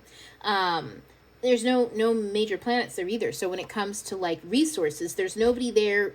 And when you have a planet in a house, it's like a reminder. They're reminding you. Every time they call you up with a certain kind of attitude that reminds you of where they are, okay? Venus is calling up from Pisces, and like that mature degree in that Leo house, that 5th house of creation. She is a magical bitch. She knows how to just make things happen. So yeah, you called me because you needed me to figure out how you're gonna get that wedding cake, even though you waited to the last motherfucking minute and everyone said that you should probably order it. You know what? I'm not even gonna. I understand. You've got a lot going on, X, Y, and Z. See, that inhale and then taking empathy. Venus is good at empathy. That's her thing, right? Trying to figure out how she can create and manifest for someone else. Because the sun in Aries, who's kind of a fool, sometimes people come to you because you manifest things for them. You do the work. So, personal growth. What can you focus on with personal growth? That's the ability, right? I think your 10th house starts with Cancer, to protect your inner sanctum. To get to a place where you recognize you don't need growth because your eye is on the seeds and the things that you want to make. When you want to make something, you're not focused on growth. You're focused on doing the thing that you're making. You see? When you, I'll tell you this, as an author, I was only focused on growth when I wasn't writing. You have to write to have something to reflect on, first of all, right? But of course I wanted to learn how to write first. So I've got to listen to a bunch of other people tell me what to do. Right? Well, what did that do for my writing? Venus has done nothing yet. She has not created. Okay. So I'm taking in all this information, and I want to grow. I want to be good. I don't want to make those types of mistakes. I don't want to be bad like the writers I don't like. I want to be good like the ones I do. This is growth. This is growth, right? No, because you haven't done anything yet. So with this, it's reminding you with the that Venus has an energy, because your Aries sun right there at a 0 degree. This is a high fool energy. I'm willing to go on an adventure. In Venus, I tell you guys all the time, Pisces is the fucking Neverland crew, okay? Venus here, she's like fucking Tinkerbell. She knows how to make pixie dust shit fly out of her ass and make like other people fly and shit like that. She's a really fucking good time, and she's in the 5th house. She's a really fucking good time. She makes it fun. People get addicted to shit like that, and that Aries energy of I can do, and I'll just take off and I'll get it done and do it faster than anybody, because if I wait on anybody, they're going to be so slow and they're not going to get shit done, blah, blah, blah, blah. That can overuse that Venus and Pisces energy, that fairy dust pixie kind of I can make anything happen, Tinkerbell fucking fairy shit. I'm magical. It can get carried away by that Aries, that big ego sense. So you have to ask yourself, where are you doing too much? Personal growth is sometimes about adding things, and it can also be about taking things away. So where do I get the taking things away thing from? Virgo moon in the 11th house. I'm pretty sure that's what it is. I wanted to look down where Saturn was. Oh yeah, your Saturn's pretty close to your, it's in your 3rd house. But it's also next to a bunch of other, like, old OGs. You've got the Capricorn OG gang like I do. Man, anyways, at least yours are direct. They're not retrograde, so they get stuff done. Mine are, I'm not going to get into it. Anyways, but your moon in Virgo, the 11th house, that's the one that tells me that it's about cutting away. Because Virgo energy often is about peeling things back and to understand more, diving deeper into the root of something. And that's what rules over your 6th house, that Aries energy. So I identified a problem that Aries could have, right? Because Aries is not only gung-ho, get stuff done. I talked about the positive, right? I talked about the high vibe. Everybody's like, wow, she can do it all. But I also talked about the negative aspect of that is people then start using you because you can do it all. You're manifesting for everybody. So we talk about both sides of the coin, right? So then we identify which side of the coin do you feel like you identify with most. Which one brings you more energy? If you get pissed because you're like, these motherfuckers are using me, right? It's probably your Venus who's getting used. If you're like, well, I just can get stuff done faster than everybody else, impatience, it's your Sun. So whoever and wherever, oh, I just love how people need me and how people praise me for this thing. This is the thing that I can do. And I know that I can be used and useful. That's the Sun. Ego. I can be useful this way. Be mindful in the space of servitude. You don't need to be used. You are not a tool or a resource for another person. You are part of the overall paradigm of exchange, where by the course of living your life, you naturally interact with others in a way that benefits them or causes them harm, simply by the choices that you make. So, we're never meant to be used. Acts of service isn't, how can I be used? I'm trying to be used. That's slave talk. I'm going to be used. No, stop saying that. Do you hear what that sounds like? I just know that I can be, no, stop trying to ask people to abuse you. That is essentially what it's saying to the universe. So the way that we know this, Virgo is used to cutting things back, looking at things, especially from a societal standpoint. So how you interact with the community at large, you exchange energy with them. We talked about the moon again, right? You exchange energy with them. Let me see. It's trine with your Saturn. Yeah, third house, Capricorn, which is trying to tell you. That's why, your moon and Saturn, they're not the best of friends. Think in terms of how would Hades have felt about his father, being in his stomach and all. You know what I mean? They're not the best of friends, but they know an awful lot about each other and each other's dark secrets, The only thing that can travel deeper into a cave than anything else is an echo. Energy, right? Energy can go to those deep, dark spaces and permeate through anything. So, they knew each other's secrets and stuff like that. But on the sitcom that is this comedy, they're the father and son that can't stand each other but understand each other the most. And so, they aggravate each other, but quietly. That's kind of this energy that, Saturn will every now and again remind, this moon in Virgo, so helpfully will remind it that, energy travels. You have impact. And so sometimes you can hear that. And if you overparent yourself, you have impact. Why aren't you doing more? Why can't you see, you have impact. Doesn't necessarily translate to use it. It translates to be aware of it. And so Virgo then cuts away and tries to figure out how can it impact these, that, and the other. And then it looks into its house, sixth house, and it's like Aries. So be mindful. The moon in Aries, one is deeply, emotion plus fire, hothead. It's a lot, you know what I mean? So you can feel very good when you're supercharged with energy and emotion. That's what Aries uses to take off. Let's see, where's your Mars? Your Mars is in Gemini in the 8th house. Man, I just want to tell you already, get out of other people's business. You're over here organizing other people's energy. Especially Jupiter's there. And in the yeah, I know your type. Now I say that because my energy is similar. Your Mars is in Gemini. You're smart, so you figure stuff out really fast. And so your Aries energy, while people use you for stuff like that, you also are aware of it, and you're using it to gather information to make connections and stuff like that.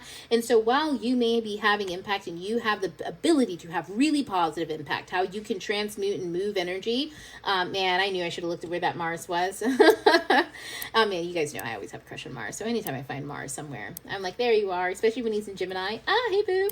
But yeah, especially with this Jupiter energy next to it. A lot of people say that Jupiter doesn't like being in Gemini. It doesn't mind it. It's just the walls are pretty tight. Okay?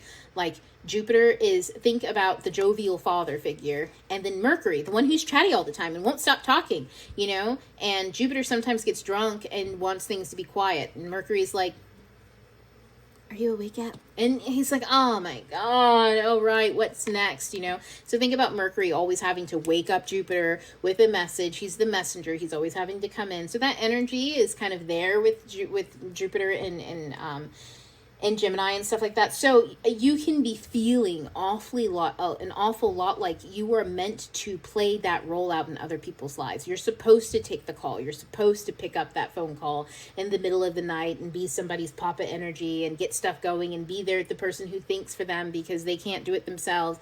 And, you know, you've got one sad person calling you after the other, or this or that. You don't have to do all that. How you can grow is to understand how that actually impacts and how it works. If it's helping other people and they're growing, then it's by course and by nature of things. It doesn't feel bad, in other words. It feels normal. It feels natural. What you normalize is what persists. And Jupiter also rules over your belief systems. So in the 8th house, be mindful, because you can get a lot of belief systems in the 8th house, specifically from other people, from deep underground. You know, when we talk about other people's money, other people's inheritance, this is power, the space. It's like a graveyard. There's a lot to learn about people in graveyards. You know what I'm saying? Like, you're digging beneath the soil to learn people's ancestry, where they came from, how they came about being, and this, that, and the other. So you're digging up a lot of information on people anytime they come in contact with you. And it's mindful to know whether or not you need to be part of that narrative or not. Use it for discernment, not so that you can be a savior or a fixer. And that's oftentimes where that question, where growth comes from. So be mindful of that. I'm not saying you do all of those things. You could have overcome that stuff, but that's where you look at. And you look at those different areas in your life and ask yourself, do I need to grow here? Do I need to grow here? If I said anything and you were like, oh man, I don't do that. Oh man, I did that one. And you're like, man, boundaries, I don't have them. Then you know where you need to grow, because you were triggered. If you listen to that and you were like, yep, and I told them, and this and that, then personal growth, stop trying to make yourself, this is the Saturn, you know your responsibility. I know, old man, shut the fuck up. Sometimes you got to talk to him like that. You got to be like, listen, old man, you're the one who went crazy, not me. There's a reason why you're stuck inside his ancient wisdom, okay? Like, be ancient wisdom, and then I only need to experience it if I show the signs that I have not, and I will look out for those signs because I know the stories, and if I know the stories and it comes up in front of me, then I'll deal with it, and I'll walk away, and I'll set a boundary. If I am dealing with unknown energy and I didn't know, obviously, now you know. Boom. And then you stop being hard on yourself. That's how you can sometimes talk to that Saturn or that energy that tells you that tries to overparent, is to take the authority and be like, God damn, I know. You know, not necessarily a very hostile or frustrated way, in a way that also comes from knowing that it's coming from a place of wisdom, of reminding, but we don't need the old bell to be rung every 5 fucking minutes, you know, every time we make a decision about something or are considering something. So the next person, I believe, oh, yes, G. Okay, so, do you mind if I say Gigi? Gigi was one of my favorite, actually, I don't want to say that, so now that I'm thinking about it, I think that movie was really problematic. Yeah, poor Gigi. Yeah, no. Anyways, I'm going to skip that. That came up for a reason, so we'll look into it. But let's see what G's question is. Okay. How can I come into better alignment with my true self? Ooh. So, how? Just be yourself. That's funny. We say that, but I'm very fucking dead-ass serious. Just be yourself. Well, which one is that? All of those crazy fuckers. Just be all of them. I only said that because you got a huge stellium in Aquarius. You got this really long stellium over here. All your planets are like on one side of your chart. So just be all the motherfuckers. Like, they flip the mask and it feels like madman energy. Yep. You bring a lot of energy and other people are like, whoa, which one is it? Who are you? What do you mean? I feel like you keep transforming before my eyes. You're seeing things. I don't see that. And I guess I did. And maybe I should have listened. Yeah, all these people probably have lots of anxiety around you. Do not absorb any of that. Just be yourself. Be all of those energies. Now, that being said, what happens when we're being ourselves and we find that we don't quite like the experience of being ourselves?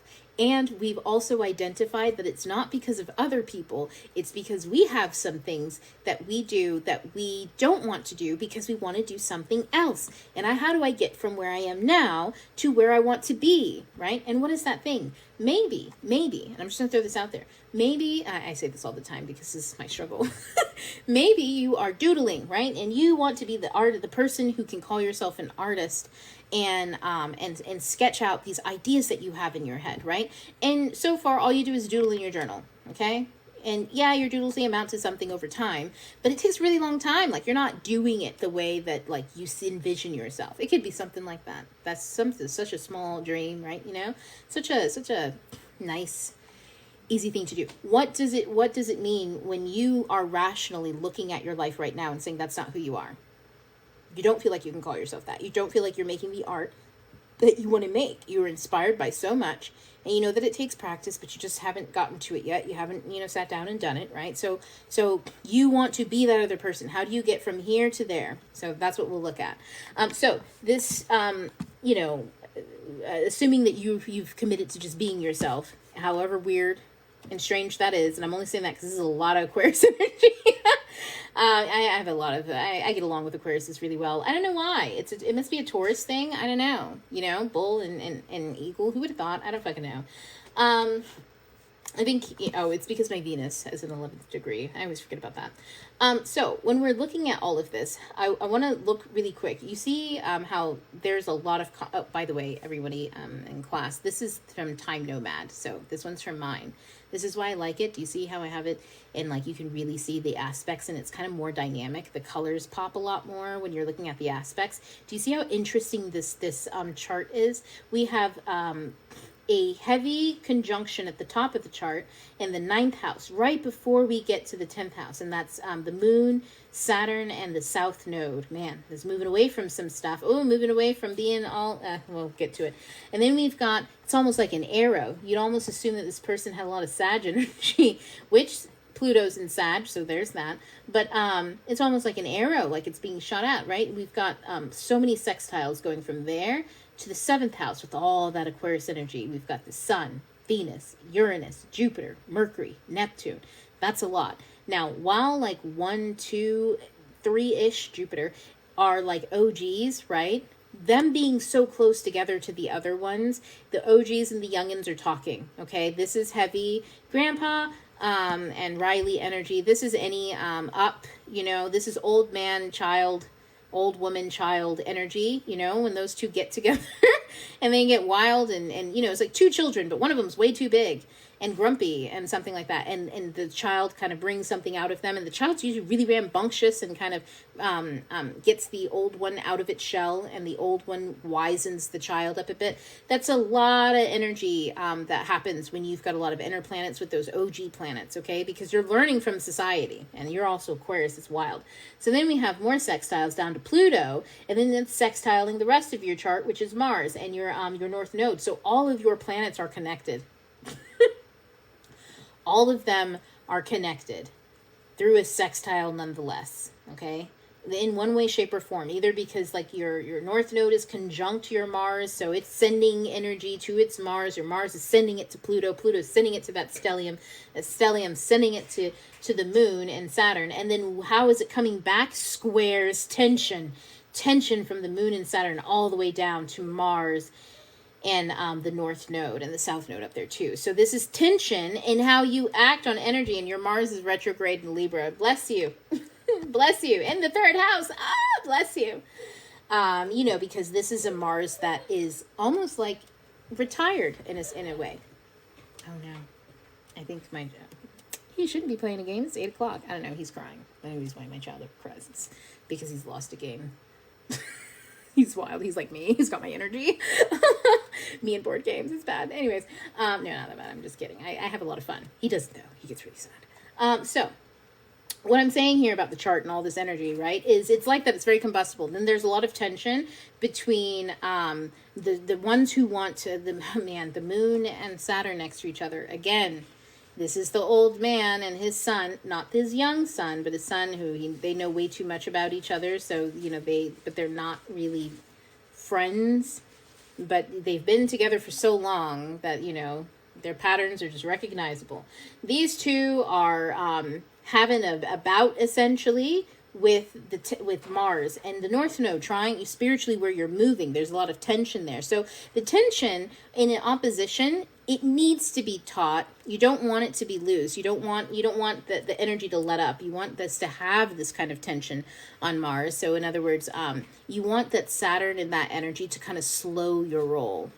This Mars, for whatever reason, because maybe it's in the third house, but it's also Libra, it's in retrograde. So when you were born, you were taught to slow your roll. This is almost, think about, like, when you look at this, look at the visual of this chart. It almost looks like an arrow, and like you're about to knock that bow, and that's all the trines, right? All the trines making it easier for you to like, think of these trines as almost like the bows, the arrows, I mean, on the bow, getting ready to be pulled back and fired off to do something. So this Mars is actually really helpful for you because you have so much energy all aimed at that stellium. And in the 7th house, the house of mirrors, this is where you're interacting with a lot of people. You want to be pretty accurate. You've got a ton of trines on your energy that's moving, that wants to shoot off into how you, not just how you express yourself, but how you go about signing those contracts with people. How are you going to exchange energy? This is a highly connected person. In Aquarius, you're meant to connect with a lot of people in general, but this is a lot of fucking energy that's like, not only are you making connections with other people, but these are pretty important. Like, you're a pretty big connector, and you have a lot of really good energy to help that. So even with your Pluto, you've got so many trines up there with Pluto, and then yeah, man, it's a beautiful kind of energy that, like, even just looking at it visually. So I always want to encourage you all to really look at how even look at how the lines are being formed. This is the energy channels. You're seeing them. You're seeing the connections with aspects, and just ask yourself if one of them's really taut. That's a pretty, think about what needs to be taught and for what reason. And that's why I said, a bow and arrow, right? Like, you don't want it to be loose. You want to be able to fire off those arrows properly, but also you want to do it with a type of with some precision, some accuracy, some mastery. Can you imagine being really shitty at doing archery, and you think you can start off with 5 arrows at once? I can do it for all 5 at once. Let me go. Let me show how great I am. It's my first time. No. So that Mars, instead of being impatient, it's retrograde. It's going to take its time and it's pull back. So one thing, how can you be in more alignment, right? One, you have a lot of energy here. So he said, how can I come into better alignment with my true self? The one thing you want to do is ask yourself, if this energy moves like an archer and bow and arrows, and you think about the people who do, is it Coke? What is it's a Japanese art form of archery. Kodo? I can't remember. I feel like somebody in the chat's gonna maybe tell me. Brittany, quiet, children, let me heal. No, for real. Okay, I was just checking the chat. But yeah, I don't remember what the anyways, all that, what I'm getting at is, if you're doing the ancient art form of archery, right? Nobody does that except for maybe some hunters who really like to just get in touch with themselves. And what I mean is, like, develop the artistry of what it means to be in the moment and all of that kind of stuff and experience it. The people who are in other words, nobody uses a bow and an arrow for any particular purpose unless it's a fucking hobby. There's very rare instances of people being like, you know what tool I need for this job? A bow and arrow. So there's a level of artistry to be done here. How can you be your truest self? You can learn the artistry in this moment of what it means to be able to utilize all energy at once. Whenever you do anything, all of your energy is lit up. So you are somebody who has a lot of energy going through you all at once. So let me ask you a few questions. Are you the type of person who should have a planner that's full from top to bottom every fucking day? Like, you're a little bunny rabbit who can just go hop, hop, hop, hop, hop, hop, hop, hop, hop, hop, hop, all fucking day long. Like a camel, a camel, I was going to say, because it has the humps, you can store water. Are you... If you're going to use all your energy all at once, are you going to do that to go across a desert like a camel? Camels hold their energy. They store it. They don't use it all at once. That's kind of the point that I'm making. Bunnies, that was a bad example because I don't know if bunnies use, I don't know what their habits are. So excuse me for that fucking metaphor. But a camel would not use all its energy all at once. Something that does is something that's more of a hunter type energy, right? Something that watches, reserves its energy, and then strikes when it's right. And they know when it's right because they'll be calm and center. A retrograde Mars is a reflective one. It's one that's able, and this is in an air sign too, and it's in the third house. It's one that's able to analyze and really understand itself and how it relates to others because it's observing. It's observing. So it observes when the time is right. Right, and then it acts. So it's kind of a more mature Mars, even though it's at a 5 degree. And I say that because, that's the first decan of Leo. So it's creative in what it does, but it's more of a laborer. So this is like somebody that this is like an energy that really practices. You practice to get that good. Okay, so you have to also be mindful of how are you, in order to become into alignment with your true self, you first need to decide on who and what that is.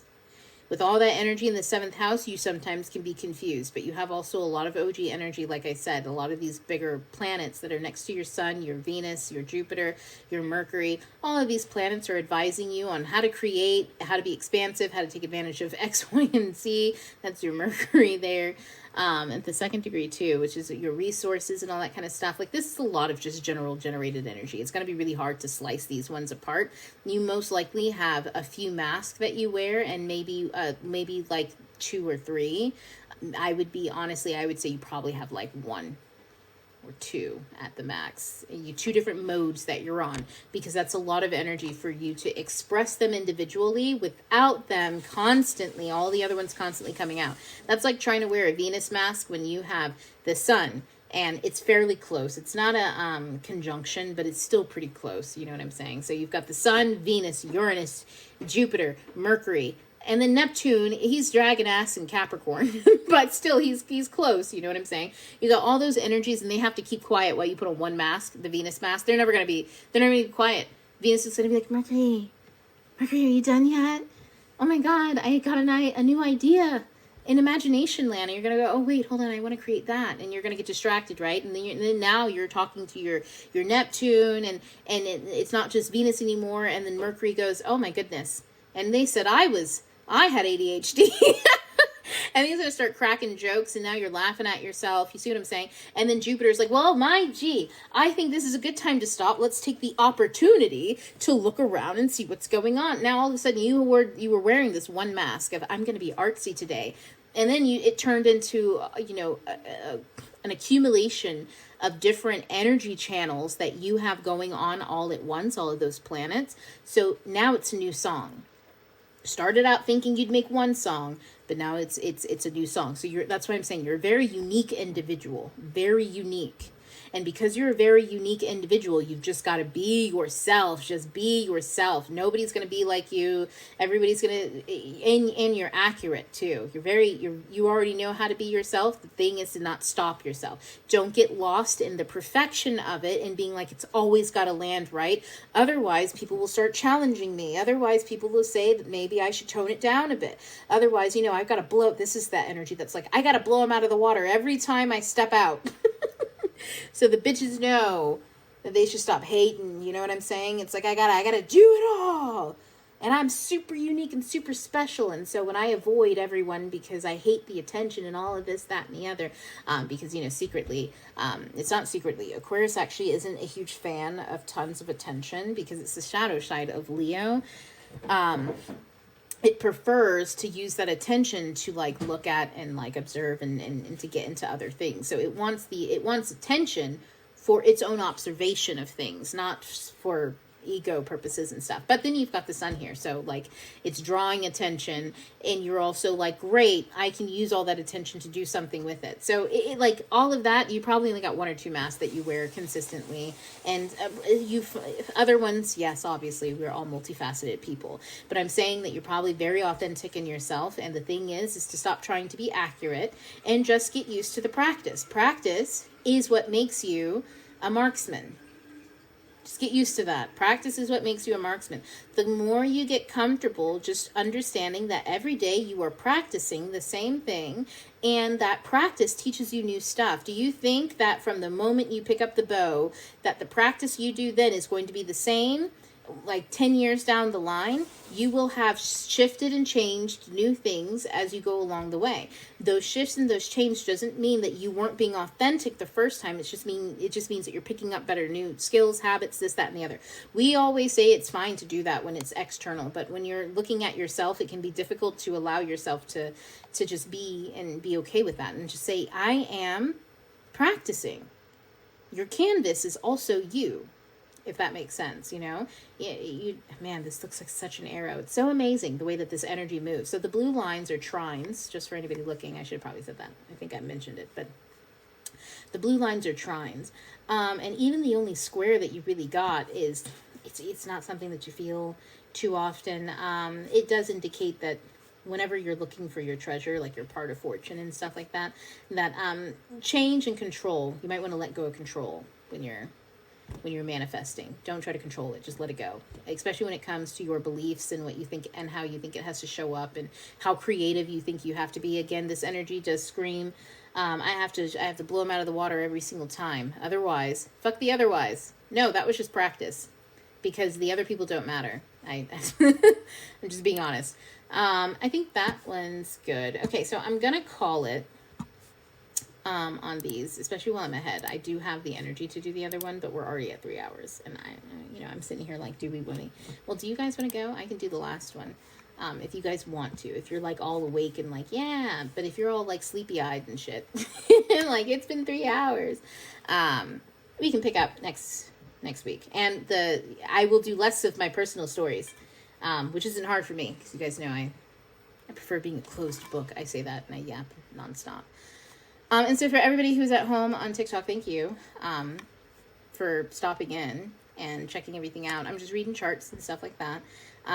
Next Thursday probably won't be live. I don't know about that. Usually I kind of decide the day before about how I feel and stuff. And I know, so if you still have energy for one more, for sure. But, okay, so that's at TikTok. Okay, so I've got one. I love the chart readings. I'll say majority. 1, 2, 3, 4, 5, 6. We got 6 people. So if 3 of you are down, then we'll do it. Okay, so I wanted to just mention, oh yeah, again, there's a sale in my store, all my classes, they're like $50. Work on building a channel, work on understanding what the energy is. I go through all of that kind of stuff, and I channel the energy. We bring it into practicality each and every time. It's important. You don't need to take my classes to observe your own life and to figure stuff out, but it can be helpful to hear how it's organized and shit like that for another person. Yes. But regardless of where you learn and how you learn, you're here, you're interested, keep learning. Keep learning. Read some old fucking books and be like, I'm so sick and tired of this. These books are terrible. And then read some new books and be like, wow, that really made sense to me. And then, but expand your horizons. Listen to people on YouTube. Listen to really old people do astrology. Listen to people from other cultures break down energy and astrology and start to recognize. The more you take in, and then the more you try to practice it. Go to your chart and ask, who's the best for this? You don't even have to know. Just be intuitive about it. You can be haphazard. Just go to your chart and be like, who's the best that's going to help me align myself? Because of X, Y, and G. Just write that question down and then go sit in front of your chart and then just kind of like, look at the different planets, look at the aspects that they have, the lines. Which ones are you keep focusing on? Which one do you keep looking at? Which keeps popping out at you? Then go with that one and be like, well, what does Venus symbolize? Go to ChatGPT and say, this is my question. What does Venus symbolize in this? And ChatGPT will teach you a lot of different stuff too, which is really great, right? You can ask a very specific question. That's another resource. And then you'll just start to learn the more you do that, honestly. You'll start to really get used to channeling that energy, recognizing that you're doing it because you're setting aside the space and the time to do it. And then you put that into practice. Don't just learn that information. Be like, Venus needs boundaries. And then be like, I'm going to be a boundary setting. And then you don't set any boundaries. And we all know the boundary to set, like the day of. You know what I'm saying? It's never, oh, I need to set boundaries and I don't know with who and why. It's always, I need to set boundaries with, right? So then go do that, act on it, and then see how you're interacting with the energy as it's happening. What is your initial reaction? Are you nervous? Because you keep telling Venus, I don't want to do this, I don't want to do this, and denying Venus the thing that it's asking for, you know? Okay, so I think I got 3. 1, 2. All right, I'll just do the other one. It's technically 2. Okay. I'll do one more chart, and we'll look at the question. How can I manifest my highest path in my day-to-day? Actually, it's good that we do this one, because then, we'll have gotten more done than not. So, oops, wrong one. Damn, I already forgot the question. I was about to say, this is what happens when y'all get old. Let me stop saying that. Where's that old energy coming from? Oh my God. Who, like, I gotta pinpoint it. It might be some tricksters coming after me because I was like, I got good genes. And they were like, you might have good genes, but you can't work a computer. This is, oh man, it's my own hurt because my laptop died. I'm having a hard time letting it go, I guess. You know, it's coming up now this way. Okay, how can I manifest my highest path in my day-to-day actions? Okay, so we want to know specifically, not just how do we manifest, right? Or how we manifest the highest actions, which I'm assuming there's some type of, you kind of know what that feels like to some degree, what your highest life feels like. And you want to bring that into the day-to-day. So who do we look for at day-to-day behavior? Who rules the day-to-day? Who organizes the day-to-day? Who takes charge of all the action in the day-to-day? We're just hitting up on some fire energy, right? The sun rules the day, first of all. That's how.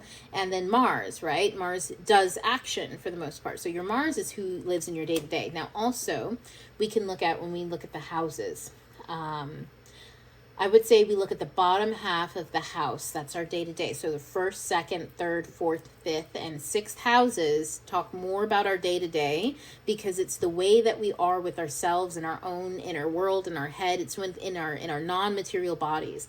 Our external material body is like the 7th, 8th, 9th, 10th, and 11th and 12th house, okay? The 7th house being how you're interacting with external people, the 8th house being how you're interacting with external people and the energy, the information you're getting off of them. 9th house, how you're interacting with the expanding your beliefs. 10th house, what impressions are you leaving for people to come across to view you? You know, how are you viewing yourself? 11th house, how are you connecting with your external? And then the 12th house, which is how do you dissolve into the all? How are you part of the symphony, you know? So if we start out your trumpet, you know, or flute starting at the middle, and by the middle of it there's a whole orchestra happening, and then at the end they're all playing one chord or something like that. You can't tell the difference between any of the instruments because they're all in unison. That's the 12th house. The unison, you know, like I can't hear the difference between them because they're all one, and it's painting this end picture, you know, maybe it's like a majestic end. So so the top is like your day-to-day externally, and the bottom is your day-to-day internally. But when you're trying to make active changes on your day-to-day that you can see reflected in your life, you're looking at the bottom half of your chart. The top half of your chart is how you kind of reflect, like think about it this way, your midhavens up there, how other people see you. It takes more than one day for other people to catch an impression, right? People love to talk about first impressions, and those are great because it tells you an awful lot about how someone wishes to present themselves based on the very limited information that they have about meeting you. You know, it tells you a lot, but you really don't understand or know the full context of a person until you've experienced more time with them, which is why I always say it's really healthy to do things outside of work and family events and stuff like that. You want to have multiple kind of places where you're going regularly to experience the world, so that you are experiencing the same group of people over time before you commit to building community with them. Before you, and by that I don't mean like building bonds, but before you commit to building like deeper bonds with them. So in other words, if you go to the library all the time or something like that, and let's say you start volunteering there, and then you meet the staff there, and then eventually you get to know Janice there. You see, Janice has been at that library that whole time, okay? Before you were even volunteering.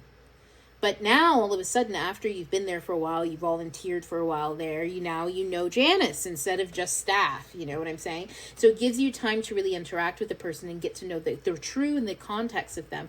That's all of that kind of stuff is outside. That takes time. So 10th house, how do other people? What are their impressions of me? Not just their first impression, but their lasting one. Midhaven. That takes more time than day to day. These are also OG planets. Kind of represent up there. So we've got a Scorpio rising. What was the question? I almost wanted to be like, this is why people don't know anything about you. How can I manifest my highest past in my day-to-day? I'm sitting here like, you, Scorpio rising. Yeah, no, everybody says, I don't really get it, do I? I feel like you're holding back. And you're like, I'm not holding back. Anytime I come across a Scorpio, I want to acknowledge that other people can't see you because they're weird for whatever reason. Okay. Scorpio energy, especially for risings, it tends to, people project onto it heavily. So you can tell them truth, top to bottom, left and right. You're being transparent. You don't even think anything of what you're saying because that's how monotonous and mundane what you're saying to someone is. And they will project onto a Scorpio rising all sorts of mystery. Oh, you're being so vague about X, Y, and Z. Was I being vague? I didn't think it was that deep. You asked me what flavor ice cream I like. I thought you were just ordering ice cream for the party. Like, I think it was that deep. I just said I like chocolate. Yeah, but that. I feel like you probably like something that's more complicated than that. You just don't want me to know. You never want anybody to know anything about you. And it's like, well, you're being weird. Yeah, so that happens a lot for Scorpio risings. Just know that that's a fairly usual pattern of behavior. Now, is that something that you're comfortable with or that you like in your face consistently? Is that healthy for you is the question. Is it healthy for you to be around people who are constantly projecting onto you? I keep hearing something. Who keep projecting onto you that you are being elusive when you're not. So that's a thing to think about. So your day-to-day, let's see. First house, we've got Sagittarius. We've got Capricorn, second house. Third house starts in Aquarius. Fourth house starts in Pisces. You've got your moon there. And then fifth house starts in Aries. And then sixth house starts in Taurus. And the only actual inner planet or major player you've got down here in your day-to-day is your emotions. And on top of that, they're on fire. Wow. In the fourth house, I can't. Okay. Okay, so your day-to-day. You're going to have to really go with the flow on this one. You're really going to have to go heavily with the flow. All of your major planets are in a lasting impression, which is probably why you have such a heavy question on how can I do this thing, because your moon generally represents the unseen energy, stuff that you can't really stuff that takes a bit of time to gain clarity on. It's not mysterious like Scorpio. It's like it's more so unknown, as in so totally new. A mystery isn't something that's new. It's something that's kind of obscured, right? It's an obscured experience, whereas the unknown is just totally brand spanking new. I don't know what to expect. Now, a lot of fire energy there. I already told you that Mars is not a huge fan of being in the fourth house, and so this Aries energy is also not going to have a lot of fun as far as we can think about what happens when you have energy that wants to set out, run, go, explore, expand, be the first, not because it's thinking about other people, but simply because it must see the sunrise, right? It needs to see the sunrise. It needs to go out. Like, that's really difficult to do in the fourth house, because fourth house is all about family and staying here and staying there. So if at any point in time you feel like you are burdened by family, at your external family, like real live living family members, right? It's important to make sure that you are being emotionally, you're respecting yourself emotionally there. I'm not saying it's important that other people do. That's kind of like implied in humanity. So we don't need to control other people in that way. We just need to know that we're respecting our own emotions when it comes to family dynamics. And I say that because you've got a trine here, which I think it's Jupiter and you're ascending. So, there's a lot of opportunity there's a lot of good energy that comes here, but you've got a Saturn square on that moon here, and your Saturn's up in the 7th house when it comes to other people, and it's in Gemini. So it's a Saturn that's kind of like, Saturn's not a huge fan. It has a lot of information and it's organizing a lot of information, but think about any place that just organizes information.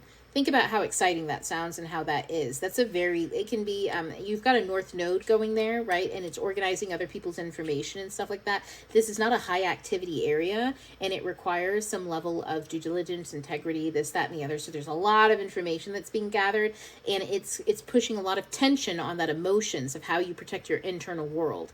So, when it comes to how you can step into yourself and your alignment on a day-to-day basis, you've got to be completely aware of your emotional state and respect it. Respect it.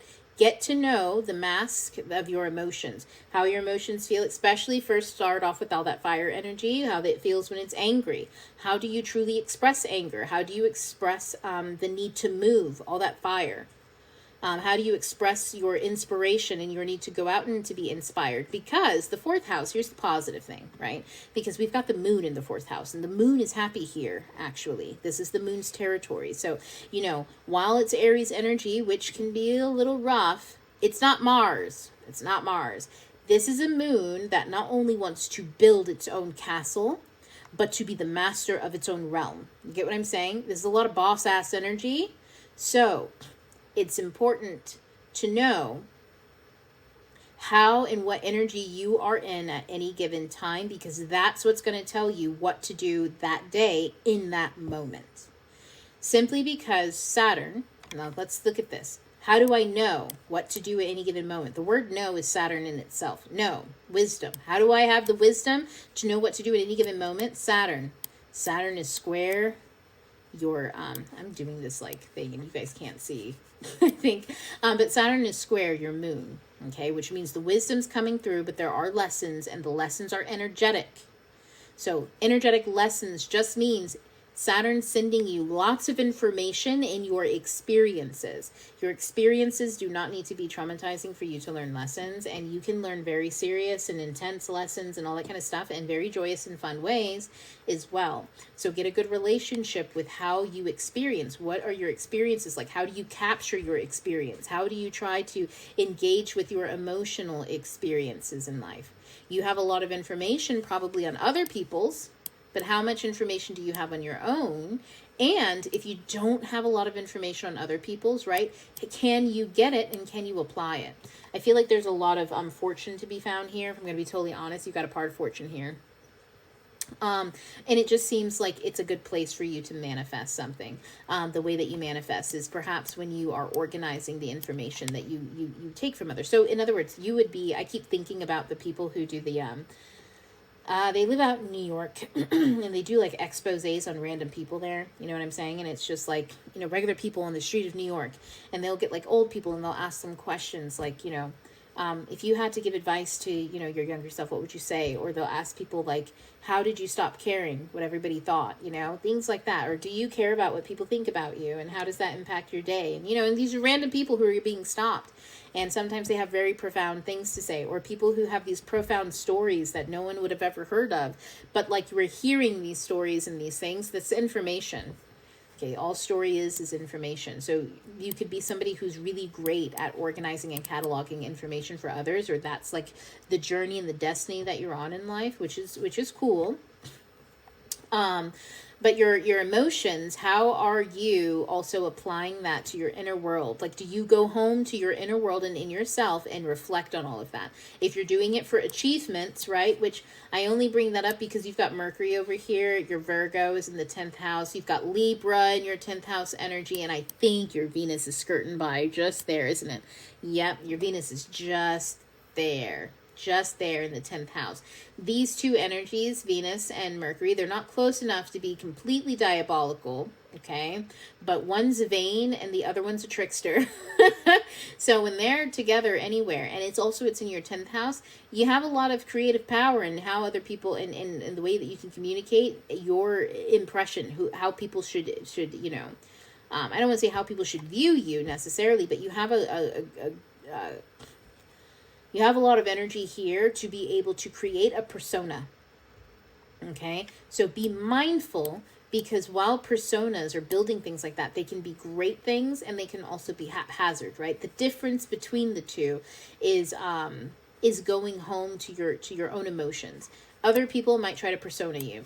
The great way, I think, of utilizing mostly this energy of Mercury in his favorite sign, his home sign, Virgo, and Venus in Libra, her home sign, and then she's got Saturn there who helps, with lessons and learning lessons, and she's trying your North Node. So this is just trines are really nice and easy connections. Imagine sliding down that connection. That's like a sleigh ride. You know what I'm saying? The sextile is a little too quick and fast.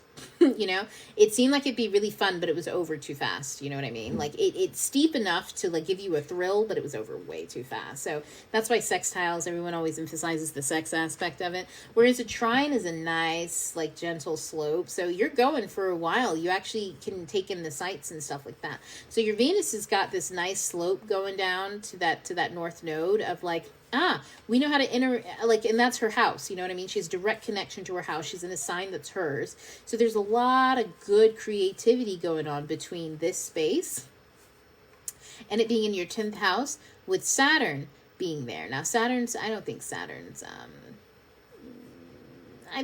Saturn's square Mercury. Oh man, Saturn's always got something to say to Mercury. Always. No, Saturn and Mercury's, that kind of forces Mercury to take a second look at what he's doing. You know what I mean? Because there's imagine Saturn is sometimes an Akashic record, right? A library, an infinite library. And you put a mercurial person, someone who's infinitely curious, how many rabbit holes are they going to go down? You know what I'm saying? And how many times are they going to get slapped for going into sections that they shouldn't go into? How many times are they going to be rerouted, that they forget what they were doing, this, that, and the other? Saturn and Mercury have that kind of relationship where you go down a rabbit hole and now you feel bad about going down a rabbit hole. It was a way, you were procrastinating this thing instead of doing what you should have done. And Mercury oftentimes tells you exactly where to go and why to go and what to do, because he's making connections to stuff.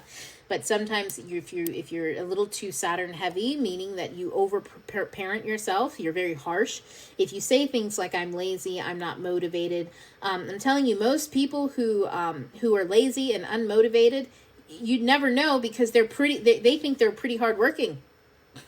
Okay, they don't know what hard work is. So they don't know that they're being lazy. Does that make sense? If you're going around telling yourself you're being lazy, it's because someone who probably had hang-ups about people and how people do things or how they do things.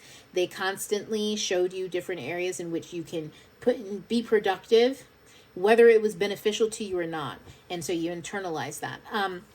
So a Saturn that internalizes, I need to be productive all the time, will then overparent a Mercurial who needs to make connections. You were trying to make brain connections and brain waves, not build an automaton that does things the right way once and never again needs a repair. Saturn builds foundations for sure, but foundations are meant to be walked upon. You know what I mean? Not just to sit there and look pretty. You actually need to be able to move around, make connections between the rooms, and the rooms need to do things, and there's need to be stories that play out in the hallways. You know what I'm saying? It's like building a castle and there's nobody inside. So that's over-parenting. Nobody's inside. But this energy, as long as the Mercury is, it's a tense energy, and it can bring about paranoia, but if you're aware of it, you can use it to your benefit. You can recognize that there may be a lesson here somewhere for you if it's tense. If you feel like you are applying, here we go. Sometimes the lesson is when to rest. So for instance, the tension that comes up when you need to rest. What kind of tension comes up when you need to rest? Body aches, tension. How does tension function in your body When you need to take a rest, but you want to go rabbit holing, your mind's active, and then you guilt yourself into being productive. That's a form of being active. It's just not as fun, and it doesn't give you as much pleasure as when Venus and Mercury are doing it, right? In what ways and stuff, when we look up here, are we overparenting and stuff? And as I mentioned earlier, all of the planets up here are about the lasting impression, things that come out, not day to day, but things that you have to observe over time. So observing these over time will help you decide day to day what emotion are you in, how do you respond to how you're going to show up every day. That is, let's see, your Mars is also in Leo. So we don't really need to talk about your sun sign too much. It's in Virgo and it's in the 9th house, so it's belief. So as long as you are being, we don't need to talk about your sun sign too much because we're in your sun sign right now. This is a very Virgo activity of being like, let me look at my data of what I've been up to, right? This top part of the chart. How do I express this? How, am I doing this? What are my emotions that compel me to yell at myself? What are my emotions that compel me to say, fuck it, I'm going down the rabbit hole and I don't give a fuck. You only live one life. And then what are the emotions that compel me to feel bad about it? And then what do I do when that happens? And how do I absolve myself? And then how do I, do nothing and I crash? This is a very Virgo activity. How do I? And then doing that, then when your emotions come in, start applying that information. So you're just going to first observe, do a journal for about a month. 3 months is really good. A few moon cycles is really all you need. 1 month is fine.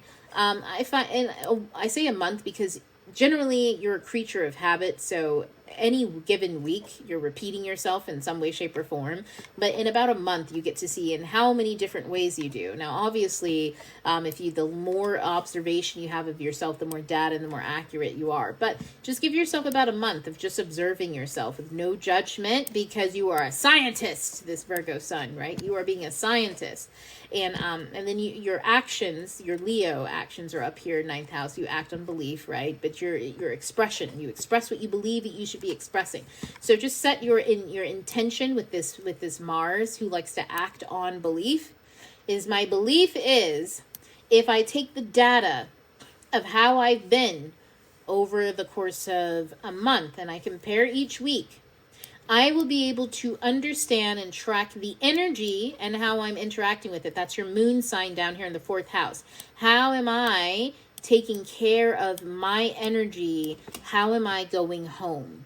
How am I resting and allowing myself, my own energy, to settle, to go through all of its functions? Sometimes you all might find this relevant when you've been socializing for a while and then you go home and you just need to sit down and then you dive head first into the ground. You were fine when you walked in through the door, but then it hit you and you're like, why did I socialize? Was somebody draining me? I feel so drained.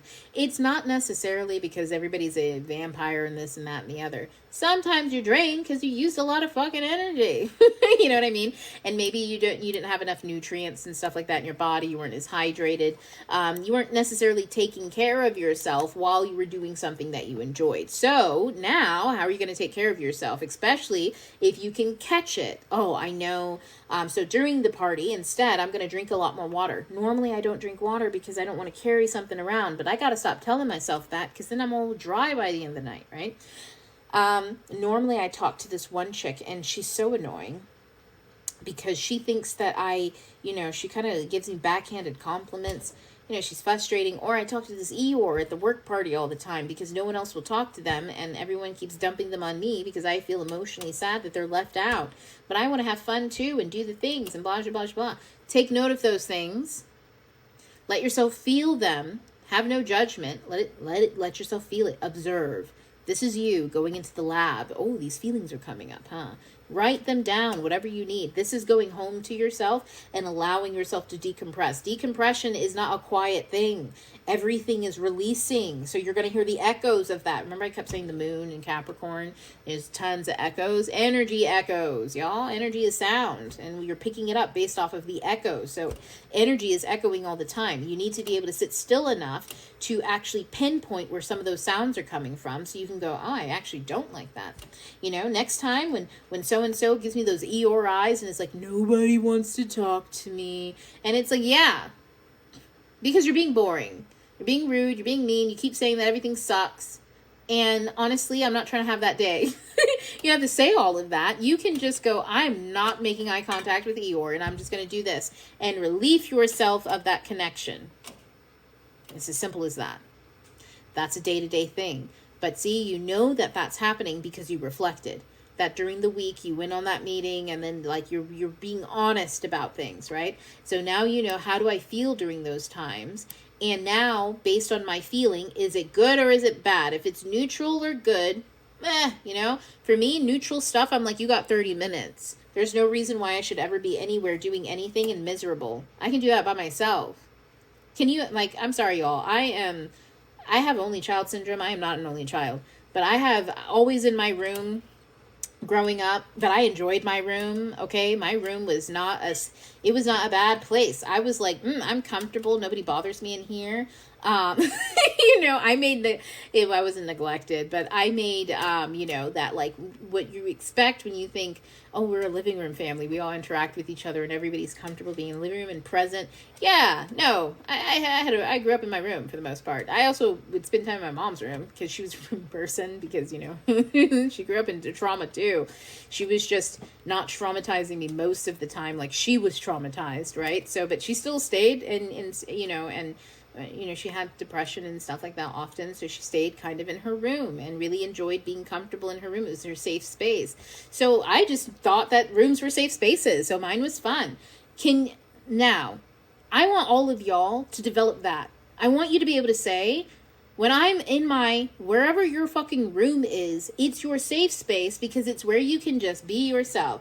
Take off whatever clothes you have that's kind of constricting. You shouldn't be wearing constricting clothes anyways. Get stuff that's comfortable, not stuff that you think looks nice, but stuff that you think looks nice and is comfortable and is important there. Okay? Stop torturing yourself. But in your room, you're super comfy. There's no judgment. You have all of your happy thoughts, not your happy thoughts, but you have all of your happy things. It's your comfy, happy place.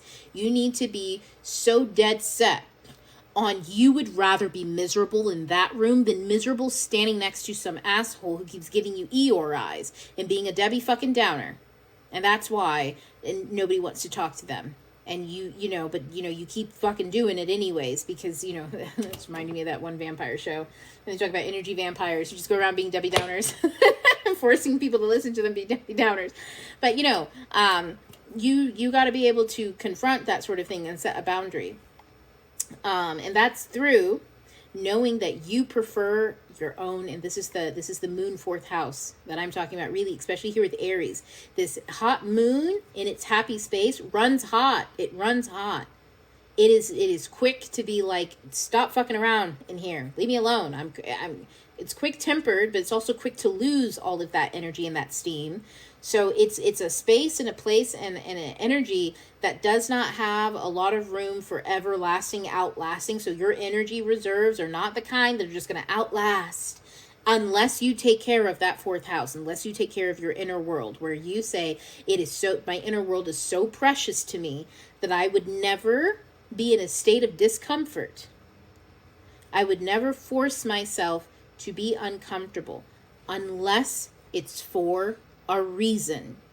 If you're exercising, you are forcing yourself to be uncomfortable for a reason. It makes sense to you. You're stretching your body. Of course, releasing tension hurts. Of course, that's uncomfortable. If you're in a new situation or experience, of course you're going to be uncomfortable. You're expecting yourself to grow and to take on something new that you've never done before. That's going to be a little uncomfortable. But if you're sitting at the same party with the same person and they're making you uncomfortable because they don't care about your comfort, That kind of energy is like it's blasphemous to your inner world. You're saying, you can tear down my inner world and fuck up my equilibrium. That's okay. And that I twitch so the people on TikTok can see me do that. That's why I'm laughing. But when you say that's okay, no, it's not okay. Your moon will flip the fuck out because it's Aries. It can't sit in that for long. It can't outlast in that space. So if you're having any issues where you feel kind of the emotional ups and downs, where you're like, I don't know what to do day to day because your emotions keep changing. You're supposed to go with the flow of your emotional change. However, you need to know what emotion triggers what mask. And if you consent to using that mask in that particular situation. And if so, why? That's your purpose for being there. And then day to day, when you're in this emotion, you're wearing this mask. It's not I'm going to force this mask so that this emotion comes to me. Sometimes you can do that. You can conjure emotions and stuff, but that's a different intermediate, more like different. That's alchemy. Transmuting emotions and stuff like that and turning them into other things. But that requires you to know your elements and what you're dealing with, and so that you're not transmuting emotions so that you can spiritually bypass shit. People do that all the time, and it's bad practice. Don't do it. You're bypassing, and that shit's circling right back around. It's going to slap you in the motherfucking face because you can't get rid of it if you don't know how to get rid of it. If you don't know how to transmute something, then you don't know how to transmute it. You've just hidden it from yourself, and it's going to smack you in the face. And that's not fun. That's not fun. So it's best to know ins and outs of what you're doing. But that being said, day to day, what you do is you take some observation, you get some data about yourself, journal for about a month, and then really start asking yourself. You don't need to go back and study and reread that stuff. You just need to get it out on a journal. Trust. The act of journaling itself is you studying. Okay? You don't need to go back and reread it. You don't. You are conscious about what you are doing every day because you are journaling it. The consciousness brings it to the forefront of your mind. And so when the energy comes up again, guess what you're going to think about? You're going to think about that journal entry. It's your own personal sign. This is a channel between you and your sun, your moon. I kept wanting to say heart chakra. It's a channel between, because that's where your moon energy kind of sits. But that's the channel. That's what it is you're creating a channel so that you can get better information from your emotions about what mask is coming out and why, and then you get to choose, is that conducive to what's going on here? Sometimes you've learned how to put on masks in times where you don't need them, and that's not healthy for you. So you have to set a boundary with yourself about not doing that, and then live to that. Every time the energy comes up, make sure you don't do that. And what are you going to do instead? Because you don't just you do stuff. You don't go, well, every time this energy comes up, I always wear this mask of the helper and the savior and the caregiver. But I can't do that anymore, so I'm going to drop that mask. And you're at work, and everyone's looking around, and they're like, yeah, we want to plan the party. And you go, you just stare at them. And they're kind of looking at you because they think you love planning stuff because you do it every single day. And you're like, these motherfuckers are going to stop trying to make me be the office mom. And they don't even know that you feel that way, to be totally honest. They just think that now you're upset and they don't know why or what's going on, or that maybe you've blinked out, or that you agreed to it and you're just zoned out or some shit like that. And meanwhile, it's like, instead of just dropping the mask and not communicating anything, you shift and you change. Either you're comfortable speaking and saying, I know I normally do it, but actually I hate that shit. Yeah, and then you'd be surprised. People won't hate you because you said you hate doing something that they thought you liked. They'll be like, oh, really? Most times people laugh. They're like, oh, shit, I didn't know that. We've just been forcing you to do these for 2 years, and you're like, yeah, it's shitty. Somebody else do it. And if you're like, oh, okay, and then somebody else says that they want to do it. And secretly, one of your coworkers was like, nobody ever asked me to make the potluck, and I love cooking, and I talk about how much I love cooking all the time, and it's just like they don't want to try any of my food. And maybe you really don't want to try her food. I don't know. Maybe his food is trash. Maybe he bakes terribly. Maybe she makes horrible cookies, and y'all don't want to know anything else. Maybe they're weird. I don't fucking know. Or maybe they never spoke up really and said that they wanted to do it because they assume that you want to do it because you haven't spoken up and said, I don't want to, which just requires a different mask. It doesn't require the one that's angry. It requires a new perspective, the one that knows how to communicate the boundary with no emotion, usually. Just no, I'm past it. If you're emotional about something, it's because you're attached to the mask. And that's how you know. When you're acting in emotion, you are attached to something. You should be able to communicate and do things from a neutral place. Now, if you are communicating from an emotional place, you need to know why you are communicating and expressing that motion, because it is motion, it's movement. You are moving and you are impressing upon others. So it's just important for you to know why. Sometimes we need to speak with emotion. Sometimes we don't. Sometimes if it's a chill thing and you've just assumed that everybody wants you to do something, you can just be like, oh, actually, guys, I don't want to do that this time. I'd rather do X, Y, and Z, or, just whatever. Or I don't want to do that this time. Oh, no, really? Oh, we love it when you do that. I know I'm the best, but I don't, I'm tired of it. Yeah, and plus I'm busy this week. I've got too many other things to do to put that together really well. Well, it's okay if it sucks. No, I'm too busy. Bye. And then, see, that wasn't hard. That's a very neutral conversation. Now, if it's somebody that's like, Janice, you always need to bake the fucking pies because you're the woman here. Maybe that's a little bit more of an emotional conversation. Like, what'd you just say to me, Frank? I'm the woman here. That's me. I start laughing when I'm angry. my Mars comes out and it's like, whoa, we've been let out of the box. We're unleashed again. Things are about to get unhinged. What'd you say to me? You son of a bitch. I know you didn't say that. Sometimes you do need to speak with emotion, but context tells you the difference. When we are blinded by our emotion, we are blinded by, we're not considering context. We're just considering our emotion. And that is a narcissistic thing because we expect other people to know what emotional state we're in. Don't you feel the emotion? Yes, but not everybody understands or interprets that emotion the same way that you do. And that's really huge. I felt like that was but that's not to Jay here, whose chart I'm reading. That's to everybody. Not everybody, sometimes people can't feel the emotion that you're feeling because you are capable and they are not. That is not a moral thing. It's not oh, you're more advanced and they're less advanced. It's just circumstantial. That's like being like, I listen to 504.3 on the radio and someone's like, what is that? And I'm like, oh, it's on AM. Oh, I never listen to AM. Because, that doesn't make you better that you listen to AM radio and know that one station, that just means that they're not acquainted with it. And if they were, then I'm sure they would know what that station is. So sometimes it can be that people aren't acquainted. Sometimes people are acquainted with that station. They don't like the stuff that plays on it. So they don't really interact with it at all. Whatever that means, right? And then sometimes there are people who do interact with it, but they have a different opinion or perspective about it. Like it's background music to them. And maybe for you, it's everything. This is where your hits are. And to them, they're like, it's elevator music. Like, it's all right. Those are just two different perspectives as how to handle and deal with energy, emotions, right? So sometimes people are emotionally intelligent. They do know and they are experiencing things, but you do have to express, and that's fifth house stuff, right? And sun stuff. That's sun and Virgo. Sometimes Virgo can be very elusive with how it expresses. It's very direct and precise and all that kind of stuff, but it's elusive as in if you don't ask, Virgo's not going to tell. Because Virgo feels like if you ask, then they can tell, because if not, then they'll be explaining until infinity and teaching you all new things, and that's not what they're trying to do, and then they get tired really, really quick. A lot of Virgos grow up in households where they talk an awful lot. At least mine does. It talks an awful lot. And about interesting things and interesting topics and this, that, and the other. But some Virgos, they grow up in houses where talking at all is not, that's not normal. Their parents are very quiet and stuff. So they have all this energy and nowhere to take it, or worse, they get it out and people tell them to put it back in, and that's shook, now they're shook and stuff like that. So Virgo is very temperament placement. It does like to express itself and to explain things, but it has to be in an environment where that's okay and it's not considered suspicious or whatever or all that kind of shit.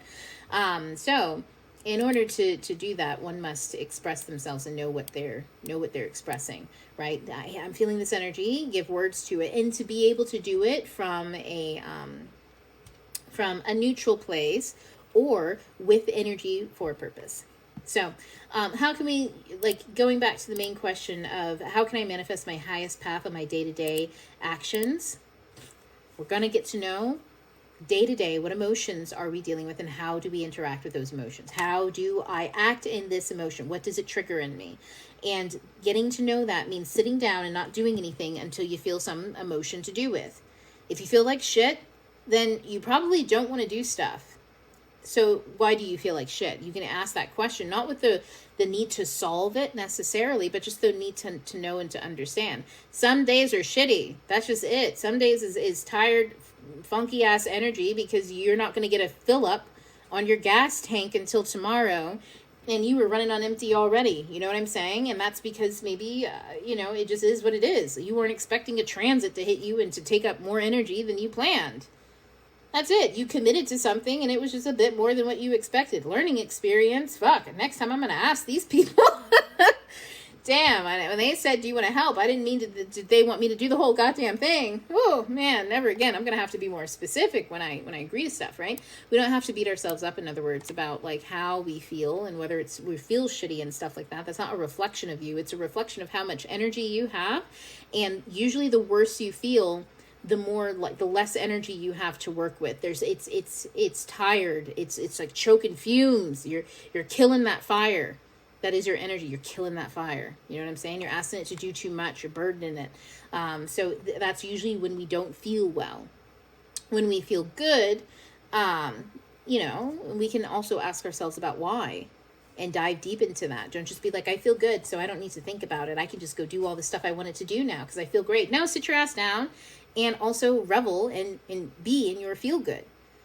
Like, take a time to be present, to sit and to sniff the air. Go and, Soul Pixar, right? When he was looking at the leaf. 22 is looking at the leaf, I think.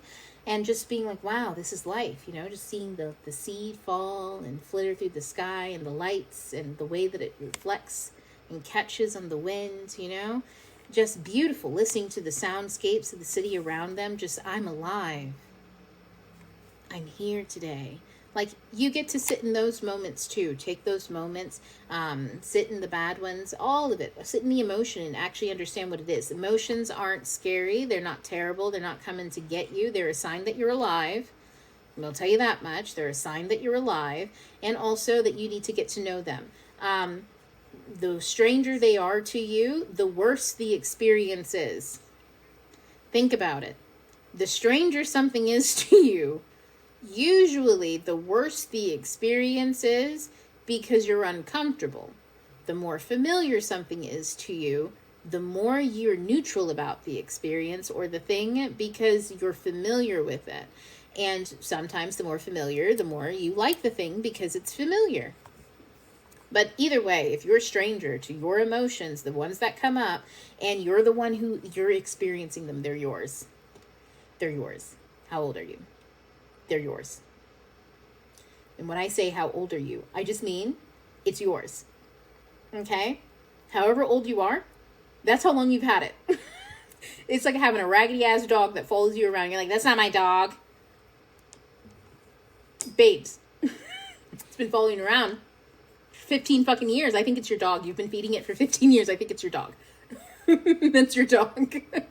Claim it. Stop saying it's just a street dog. It's just a stray dog. No, it's your dog. You're just neglecting it, and it lives outside amongst the wild animals, and it looks and eats trash raccoon food half the time because you're starving it. Go claim your dog. It's yours.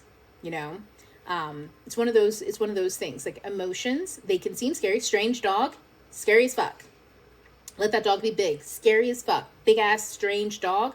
I don't even know its name. A dog, when you know its name, is it scary? Absolutely the fuck not. Unless you've been traumatized by that dog, then yes. Right? If you have trauma with this dog and you know its name, its name sends chills down your spine.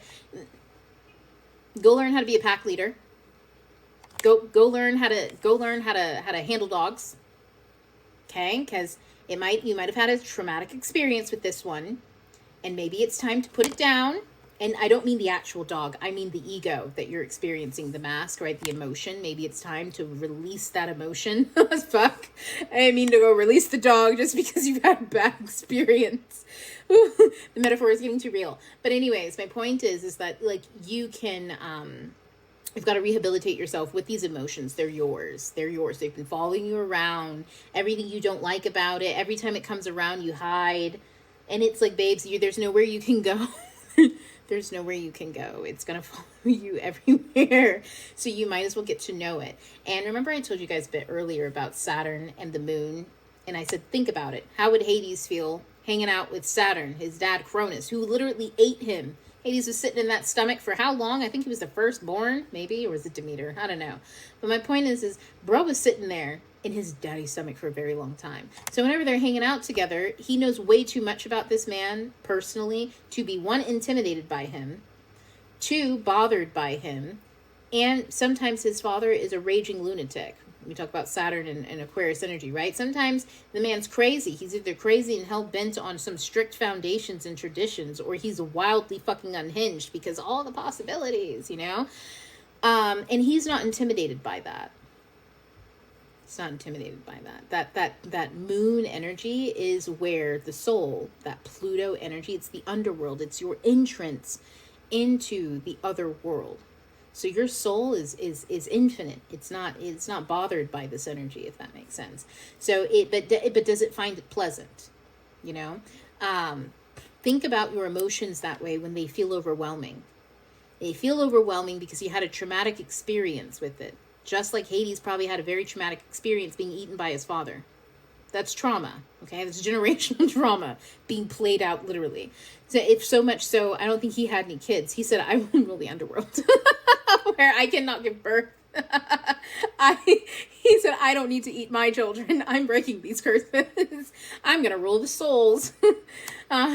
Anyways, so the point is that, you know, you can treat that energy with a, I know you, I got my eye on you, and sit, have your eye on it, be in conversation, get to know it, understand, reflect on the experiences you've had with that energy, not only from your own actions, but other people's actions, and how it's not the energy's fault that it's being interpreted in certain ways that cause people to act out. The energy itself is neutral. So therefore, now you can let go of all of the negative shit, take that energy and decide how you choose to act it out. You get to rewrite the narrative on how and what emotions are. That doesn't mean that you forget. You need to remember all of your lessons, who you are, what you've done in the world, and all that kind of stuff. You need to remember all that stuff. So that's the reflection, the sitting, but also you need to let it go. You aren't your past and the collection of memories you have. If you were, you'd stay stuck in the 10th house for life, and you can't. You have to keep moving. You know, energy is never stagnant. It moves. You don't build up to one dynamic thing. You build up to multiple dynamic things, and some of them are colossal failures. Some of them are colossal successes, because every day this shit goes around and around. You can't tell me that you really want to be a colossal success every goddamn day. That'd be so tiring. Do you know how much work it takes into building up one of those critical hit points where you're like, oh my God, it all came together? Yeah, that takes an awful lot to like really feel good about that shit and to surprise yourself and to have that experience. You know, it takes you having experienced other things and reflecting on those feel-good moments to appreciate them. So that takes time. And this should be going, you know, I'm talking about the natal chart. It goes round and round all during the day. You know what I mean? You can't be a colossal success every day, and you can't be a colossal failure every day. If you're seeing yourself in that kind of dichotomy, in that binary, you're stuck. And the way to get out is to confront the emotions and give them new narratives and new stories. To actually, and that, you know, I feel like Jay, this Virgo chart, is going to have a very easy time with that. Only because, you know, I feel like I'm talking about all of this, and we're talking about the chart, but I'm also, you know, talking about Jay's chart. And Jay, I feel like, has a pretty good handle on that. There's a lot of squares here, I will say, especially on your ascendant and stuff like that, with Mars squaring the ascendant. So there's some tension with how you present. And so I do feel like your Mars and your Scorpio energy there. Mars loves being in Scorpio. That's the mature Mars. It's Mars when, you know, he's done with his fool days and he's ready to be daddy. Like that's Mars is like, I'm ready to start that family, to get that inheritance going, that sort of energy. So like the square here is almost like, are you ready to settle down? Because it's like a Leo thing up here with belief, expansion. And then there's that Scorpio saying, all right, but come home. But I'm expanding. All right, but come home. That tension there that says, all right, but come back, come down here, that need for control. Instead, like, look at the trine that you have between your ascendant and Scorpio and that moon. The moon. Remember, Come home, fourth house, to the moon. It's just trying to get you home. It's just trying to make sure that whenever you're Mars energy, whenever you're doing stuff, you do a lot. You do a lot. And you don't know how much you're doing until you're reflecting on everything that you did. So this energy that's kind of trying to get you to slow down sometimes and come enjoy the labor of come enjoy the harvest of all your laboring, right? Come home. It's like Hamilton. I've been seeing that fucking trend all over the place. They're like, come out, come. I can't remember the fucking song. It called a blank as soon as I said it. But it's that come enjoy family life, come enjoy like the fruits of things, and that's from an ascendant perspective, which is wild. But the best way to do that, it's doing that so that naturally you agree. Oh, I've got 30 seconds, so we'll wrap it up. Naturally, it's just getting you to do that so that you'll agree to go home to your inner self, learn those emotions, and then apply them. So that's it. So everybody, I'm going to wrap that up because the recording is going to go out in a few seconds, I think. And so I'm going to wrap up the recording and just say that's the readings. We'll keep going next week on Thursday, same time. We'll do the chapter 2 of channeling. And I mean, maybe there will be some more events to talk about. We'll see when we get there. We're kind of flying by sight right now. And I do want to reiterate that to everyone. There's a lot of go blind. You're walking blind. You're not crazy. You're psychic. You're not actually blind. You're using your other senses to navigate life right now. Follow your joy. Get in alignment with what actually brings you peace and what's bringing you into that space of resonance. And everything else is, I don't want to say that it's a distraction. Everything else is a lesson of what happens when you wait till the last fucking minute to wake the fuck up. Everything else is what happens when you wait till the last minute. You might be a little disappointed in some of the people that you interact with, that you see how they are reacting and how they are feeling and this and that they are spreading fear, that they are just constantly, throwing everyone into into a cycle or a whirlwind. And you can't really blame people because they just woke up and they're trying to figure out what they should do next. And it sounds an awful lot like fear reaching and stuff like that because they are scared. So it's best to not necessarily disconnect. It's best to just do that with discernment. Know who's acting from a place of being scared and just now thrust into survival mode all of a sudden, and who's thriving. And I'm going to tell you, you're going to have to practice a lot of discernment because it's not very easy to tell. It's just going to be how you feel. The people who, it's not about who's doing the right thing and who's on the right side of history when I say who's thriving. When I say who's thriving, I mean when you connect in your world. So your social media that you are on, the parasocial and or the healthily social relationships that you have formed on social media. I don't mean everyone, but you specifically. You're going to have to look at those with discernment so that you can truly see and decide, are they acting from a place that triggers my survival, which is not healthy for me and not helpful for me because then I can't do shit, but have to survive a situation, which means I'm not thriving, which means I'm not picking the right choice for me. I'm picking a choice that puts me into survival, meaning that it's going to make that survival situation happen. That's what I'm going to create. Instead of creating the one in which I thrive. That will look different based on whatever you're hearing. It'll change. Yeah, and you can hear the same content creator, and in one moment they're in survival mode, the other minute they're in thrive. You have to know what that is for you and not necessarily project that onto other people. Some people are spreading information and it might seem like they're fear-mongering and they're just being totally fucking honest. You know what I mean? And they're not fear-mongering. Is it creating fear? Sure, but it's triggering your fear. Right? So are you prepared? Like, that's when you have questions with yourself, and that's when you sit down, you sit in it, and you recognize, and you say, is this bringing up my survival mode because I'm letting it throw me off balance? I'm consuming too much of this, and I'm not actually doing anything in my life with my energy. So I'm, those are those questions you have, and that's how you navigate that kind of space. It's wild out there. So we'll see what happens when we get there next week and stuff like that. I'm going to say bye to the recording and go say bye to class. Okay, so I stopped the recording. Here we go. So, yeah, I'm just looking really quick at the chat. See if there was anything that I missed. Okay. I love my cozy hobbies in my home, my room. Yeah, so do I. Oh my God. I'm dragging that. Some dragon stuff. So, that's it, everybody. We got through the 4. Next time it'll be much fast. I keep saying that. I'm just going to stop. I can't keep saying that because then eventually I'm going to annoy myself. So, We'll see where we get at next time. Please do look at Mariah's book. Again, if you have Prime, you can get it on unlimited. It's great. It's worth reading through and looking through. I'm going to talk about different aspects of it, but I'm not talking about the stuff that's necessarily in her book. I'm giving you a different vantage point to look at it, my vantage point. So both of those things together, honestly, I would not miss up. I would not miss that opportunity. Yeah, I would get it and just read it. It's pretty short too, and it's very easy to digest. Now that being said, oh, not me scrolling through other things on Discord. Get out. Okay. That being said, y'all, I think it's time to call it good night. Oh yeah, I'm on TikTok still. Hi y'all. I'm scattered now that I've like turned off one channel looking at charts. I'm trying to like get my life back together. Who am I? I was just in the ethers. I'm just kidding, but I do need to eat because I'm hungry as fuck. So I will see you TikTok another time. Enjoy. Also, stay safe out there and keep your wits about you. Again, the war has always been fairly psychological. Okay, when it's physical, it's in front of you. When it's mental, you know what you're dealing with because it's mentally in front of you. Either you're reading something, watching something, you're consuming something, right?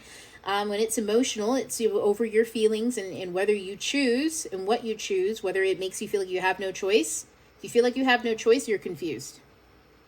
When you feel like you have no choice, you're confused, and you really need to sit the fuck down and ask yourself what made you feel that way, because it's probably not the best solution. Something that makes you feel like you don't have a choice is information, people, situations, environments. It's a I don't like that because maybe in that area I don't have a choice, you know, like I'm bound for some reason. So stay sentient and stay like, you know, aware of those things and navigate the way that you can. Where do we give our birth charge? Yeah. Oh, okay. So I had a sign up link. I'm going to drop it in the chat. And thanks, TikTok. I really appreciate you. All of you who came out to watch, because I know I don't interact nearly as much as I'd like to, because, you know, I'm busy doing class. Otherwise, I would. Also, I'm saying that in like, for real. Okay, here we go. I guess I could just do TikTok live sometimes, but I'd be busy and then tired and then like want to do other stuff. Oh, sign up here. There we go. Okay, I found the link. Copy link address. There we go. Okay, so I'm gonna paste that in here. So that's the link address to the form, so you can sign up. I'm also gonna drop it in the lecture hall overview. Link for signing up for chart readings. So you guys have that. I know Kenya's on the list, so although maybe I should make Kenya fill that out because there's some questions on there. I'll figure that out later. Anyways, thanks, TikTok. If you guys have one question, anybody, I'm willing to answer something there before I leave. And everybody in class, we're for the most part done. If y'all want to sit and chill, I'm on TikTok for like one more minute before I go and eat some food. Or if anybody has any questions. Oh, yay. Thanks, Kenny. I didn't know you were there. I can't see you. That's creepy. I can see you in the chat, but I can't see you in the like thing. Okay. But you're good. My natal chart sometimes shows up differently or at different sites. I was the first one. I know. And you know what, Jay? Well, I'm saying Jay because I'm still on live. I did notice that. I think with yours specifically, I'm looking back at which one was yours. I think it was the last one, right? I do think... No, it wasn't yours. Where it was a little egregious. Yeah, sometimes, I put in the correct date and time and everything, and so I'm just thinking that some of the sites have it calibrated differently.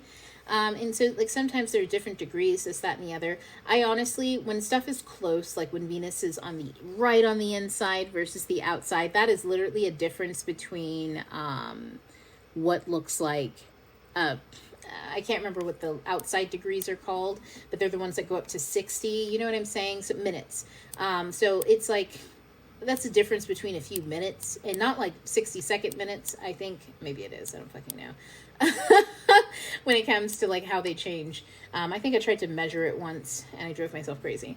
Not actually crazy, but just like, it was getting boring. The difference between those things, the way that I look at it is I like to meld those energies. I look at this stuff more so as guidelines of like this is a very concrete, it's here and it's on a map, right? But this map is living, so there's nothing concrete about it. This is a snapshot on a very moving and fluid thing. So while we're snapshotting it, I tend to like really, I'm very generous when there's planets in the same house that they are connected and talking, because this is a fluid channel. Like there's no way that they're isolated just because they're one's in one house versus the other. And then you got to look at like other systems, like the Vedic system that is totally different. Sidereal is totally different as far as like where it is in the sun and the sky, and that's because they're looking at the stars and they're using a totally different way of calculating it, because I would say probably the most accurate way of calculating it. But also, while Vedic is very accurate and amazing, it also requires you to function and understand in this culture. Like you can't just pick up Vedic and learn the names of stuff. Like you need to know the stories and the feelings, because we're reading energy again, right? So you have to be able to understand that energy through the eyes of someone who is natively from India. Okay, because the energy is different. Regionally speaking, the way that they organize energy and stuff like that, that's called culture. Culture is different. Their shit don't look like nobody else's shit, so you can't just be going and being like translating, oh, this is how it must feel for me. And that's real brave, you know what I'm saying? Can people do it? Sure. You know what I mean? People get deep into shit all the time. It's just understand and know that you are going to be acting as an anthropologist when you go to a totally different native culture than yours. And does it really matter? Does it change accuracy, this, that, or the other? The question at that point is, which is better for you? Which is more accurate of a depiction for you as being a pig raised for slaughter? Harry Potter or Frodo Baggins? Same fucking story. It's the same story told in a different way, different types of dynamics, right? Different terrain, different style and tone, this, that, and the other. But like, it's still the hero's journey about somebody who is like literally the sacrifice and has to face all evil to break the generational curse for everyone else, and blah, blah, blah, blah, and all of the things that go into that. You know what I mean? They have their relationships, they have their companions, they have their mentors, they have their betrayers, and at this point, you got to be like, also like throw in Jesus to some degree. That's vastly different hero's tale, but not so different when you look at the themes, right? So when we talk about different systems and stuff, what we're talking about is, what method do you want to use to decode the hero's journey? Some people love Star Wars. You know what I mean? Tons of hero's journey stuff there. I mean, right there. You know what I mean? Is it complex enough for you? That's a question. For me, Star Wars isn't complex enough. I have my reasons. I'm not going to get into it. I enjoy other things that have far more murky complexity. Okay, stuff that's not so cut and dry. Stuff that's really difficult to see the nuance and the difference. But that's because I enjoy that level of like mystery and decoding and stuff like that. So I prefer systems that give me a lot more leniency and ways to move in that way. So it's really not that important what system you use, as much as it's important that you know why you're using it, in that you're aware that it is but one of many decoders, and all the decoders work. It's just, does it work for you? And also there are some things that you have to take into account, like who made it and who made it and for what audience. A Vedic system was not made for a Western audience. And that just means, it doesn't necessarily mean that the people who made it were like, no Westerners allowed. No, what it means is that all of the implicit bias that the Indus people have naturally is also built into the system. So if you don't have their implicit bias, just like when we talk about Maslow's hierarchy of law, right? It doesn't work in the Western world because implicitly what's implied, because it's from native people, is that you have systems in place to self-actualize and you have systems in place to community actualize, because communities actualize and share. That is implied in their hierarchy of needs. That is implied. In the Western space, that is not implied. It's not even understood completely. For the most part, they think that shit's fake. And then wonder why they're always in the same circles and they can't, they're having trouble trusting each other and this, that, and the other. But that's because, it's not implied. People have to go through lots of trials and tribulations to understand what community actualization and or what self-actualization is, and that they don't need to pay for that, that's something that's inherent and all that kind of stuff. You know what I'm saying? So when you try to take one thing, like Maslow's hierarchies of need, when you just hijack it from somebody's stuff, take it to an audience that does not have all that implicit bias and all that essentially understanding the culture, then you just got a husk. None of the meat inside. And you're trying to feed people. Imagine you take a lobster shell and people look at you, there's not enough meat in lobsters to begin with. And you take a bunch of empty shells. Talking about you guys hungry? You want some of my jumbo? It's nothing but lobster shells and sauce. Like, sis, I fasted for this. You're gonna get a lot of nothing in return, is what I'm saying. And you might have fasted for this. I studied and I listened and I read and I took in so much information and I thought I knew, but I didn't know what I didn't know. And that's all the implicit stuff. So you have to come at it from a cultural anthropologist. And I mean like a real one, not, that kind of thing where you translate and you learn just enough. You have to integrate, and that's really fucking difficult to get to that level, because you're always going to be learning. The people in that culture are always going to be learning, and it's changing. So you come at it with less time than everybody else to do it, and all this stuff that people get natively. And also the abuse, that they get. Some things that other people are suffering as abusive, you think is actually healthy because you suffered the neglect version, whereas they're suffering the overbearing version culturally. So you don't even notice that something is inherently bad because you wouldn't see it as abusive naturally, because you lack that structure in your life. So you see it as positive. This is how people go into systems and they're like, oh, I love working with deities that are super dark, but not from my cultural understanding. I think that they're great. And it's like, you might think that they're great simply because this one feeds on your ego. It's dark. It goes bump in the night and it does all this stuff. And it's like, yeah, it feeds on your ego because you don't know that inherently it's bad. Like, it's not, and what I mean by bad is, it's meant to show you negative things ahead. When I show up, it means you're doing bad stuff. And again, in a different culture, that reads differently. It reads differently. But energetically speaking, that son of a bitch still shows up when stuff is bad. Okay, so you're mixing metaphors and things get confusing, and I'm not saying harm will befall you, but you are messing with your deep psyche and shit like that. I'm Afro-Indigenous. What deity should I work with? I never really know. If you don't know, then don't do it at all. And by don't do it at all, I just mean, instead of trying to know what to work with, just get to know their stories. Instead of wanting to work with them, get to know them, right? Wanting to the need to want to work and to want to connect, it implies that you have a need, and that's already establishing that you're needy, that you want something. I only want to work with you because you look shiny. Now, not really, because you said you don't really know, and that means that you're in this space where you're like, I don't know enough information about this, that, or the other. The energies that you will work with are already in your energetic field. They're already there. You just need to get to know them. So whichever ones come up are the ones that you probably need to get to know. For instance, there are going to be some deities I will never hear the name of them ever in my life. I will never hear the utterance of their name. Does that mean they don't exist? They could exist to like millions of fucking people. I just don't speak that language. You know what I'm saying?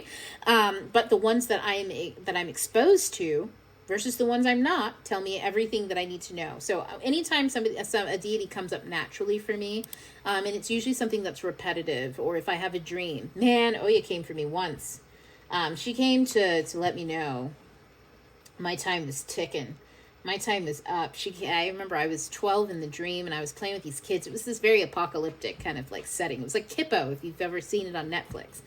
You know, so we're playing and stuff like that. And I just remember the old lady from the cemetery came. And I was like, oh, because I knew she was going to come to talk to me. And all the other kids were terrified of her. So I kind of waited. And then I like went over and talked to her. And she had these fucking skulls. And I was like, this is why. This is why. I was like, this is why everybody runs when you come. What is this? She was crinkling these skulls. And she looked at me and she said, are you ready to go get the dirt? And I was like, what? I was like, there's no way I'm going into the graveyards with you. And I just remember I was tempted. I was like, oh, because, you know, I knew that she was coming to teach me some lessons. Like, you know, it's the way that you know a teacher is coming towards you or whatever. And so I was kind of interested. And then I was like, sure. But in my mind, I thought she was going to take me to like the parlor, you know, where you do cards and shit like that. And I was just going to hang out in community with her. And she that's when she pulled out the skulls and was talking about digging up graveyard dirt. And I was like, God damn. I'm just a child. And she asked me, I said, I'm not ready. And so she said, fine, get on then. And she sent me off to go play or whatever. Then she came back with a roaring rage, you know what I mean? I enjoy her. She just has a really intense, intense kind of introduction, you know what I mean? It was wild. I woke up from that dream and I was like, it was one of those dreams where I was like, that wasn't a dream. And then I could hear her in the back. I've also had deities from the Indus population, from like, you know, old ones and stuff like that. I love me some Krishna, but I was reading you know, I actually, funny enough, I'm not going to tell y'all because it's a little too close to home. But I know that Krishna has his eye on me. Because there's a very interesting, massive coincidence that happened in my life. And I just love being one of his garden girls, to be totally honest. It's such a very beautiful energy. But he's a very devout and strategic and almost like an Archangel Michael energy to some degree. But it's not, but kind of. You know what I'm saying? When you deal with these energies, they are very different than the archetypes that you know. But they also have these echoes of things that you do know. And it's important to know the difference. It's important to know why they pop up. You know what I mean? When they do, I don't really knock on doors. When stuff comes to me, I just take the message and I understand who the message is coming from. So I know how to interpret the message, right? So if Krishna pops up all of a sudden, I know to interpret and understand, you know, I'm in his garden. But also Krishna, while he's very lovable. That's when you're in the inner world. In the external world, he is helping you navigate war, and usually war with somebody that you are very close to and that you have the power dynamic with, and you just have to get your shit. You have to come forward and step out on faith. He's all about, when he shows up, you're good. You know, no matter what you do, you're set. Nobody gets past Krishna. You know what I'm saying? So anyways, that's my thing. Sometimes different energies come up, but I would never claim to be like deep down. One day I will get into more of the stories, but like, you know, you wouldn't see me claiming, Vedic astrology or that I know this and I know that just because Krishna invited me to his garden once. You know what I'm saying? Like, know how to be a good host, know how to be a good guest. just because one invites you over. Okay. Don't be like, I have a friend. No. We're having cultural exchange. That's healthy. That's great. A deity from not your culture invites you over. Great. But do understand you're the foreigner friend. Okay? Act like it. You don't know these people. You don't know how they interact. You don't know anything. If they like you and you get good energy, great. Mind your fucking business. No. If more of them come up and you go on adventures together and like you are like brothers under the sun, boom. I guess that's integration. You get what I'm saying? But that kind of energy requires an entire it's an entire journey that you're going on. And I'm saying like you people from your past don't know who you are anymore because you are that expansive that you've taken on this entire other energy. That means that you've connected probably with an old life and you're integrating all that information. That's really fucking intense. If you're not having those intense things and you're over here just calling on, somebody else's stuff and you don't really know anything about their culture, this, that, and the other, be mindful. You are a foreigner. You are a guest. You are a guest in the house. Just know that. Let me see. You said something. Thank you for, oh yeah. I'm on TikTok for the eye contact. No, for real. I know. I'm so guilty of never putting the camera on. No, yeah, mine was the last one. Sometimes it shows up differently, I think, because of where I was born. I'm glad I said something about the type of chart you're using. I had a question about the typical. Yes, I'm so glad. Okay, so also regarding the chart on Time Nomad and other apps, it shows up as Neptune and Aquarius instead of Capricorn for me. Interesting. Let me look at yours really quick. Jay, you're all the way at the top. Neptune. Yeah, I can see that because it's really right there on the edge too. What was this? 12 degrees, and this one is 9 degrees. And it showed up, it showed up in Capricorn instead. I can, 9-degree difference? That's wild. Let me see what it showed up on mine, on Time Nomad.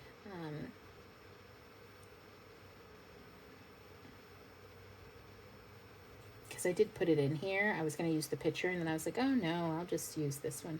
Yeah, it just, no, you know what? For mine, it shows up as you. Mine shows up the same as the PDF, the astro.com, as on Time Nomad. Those ones showed up the same for me on your chart. So yeah, it really could be the websites,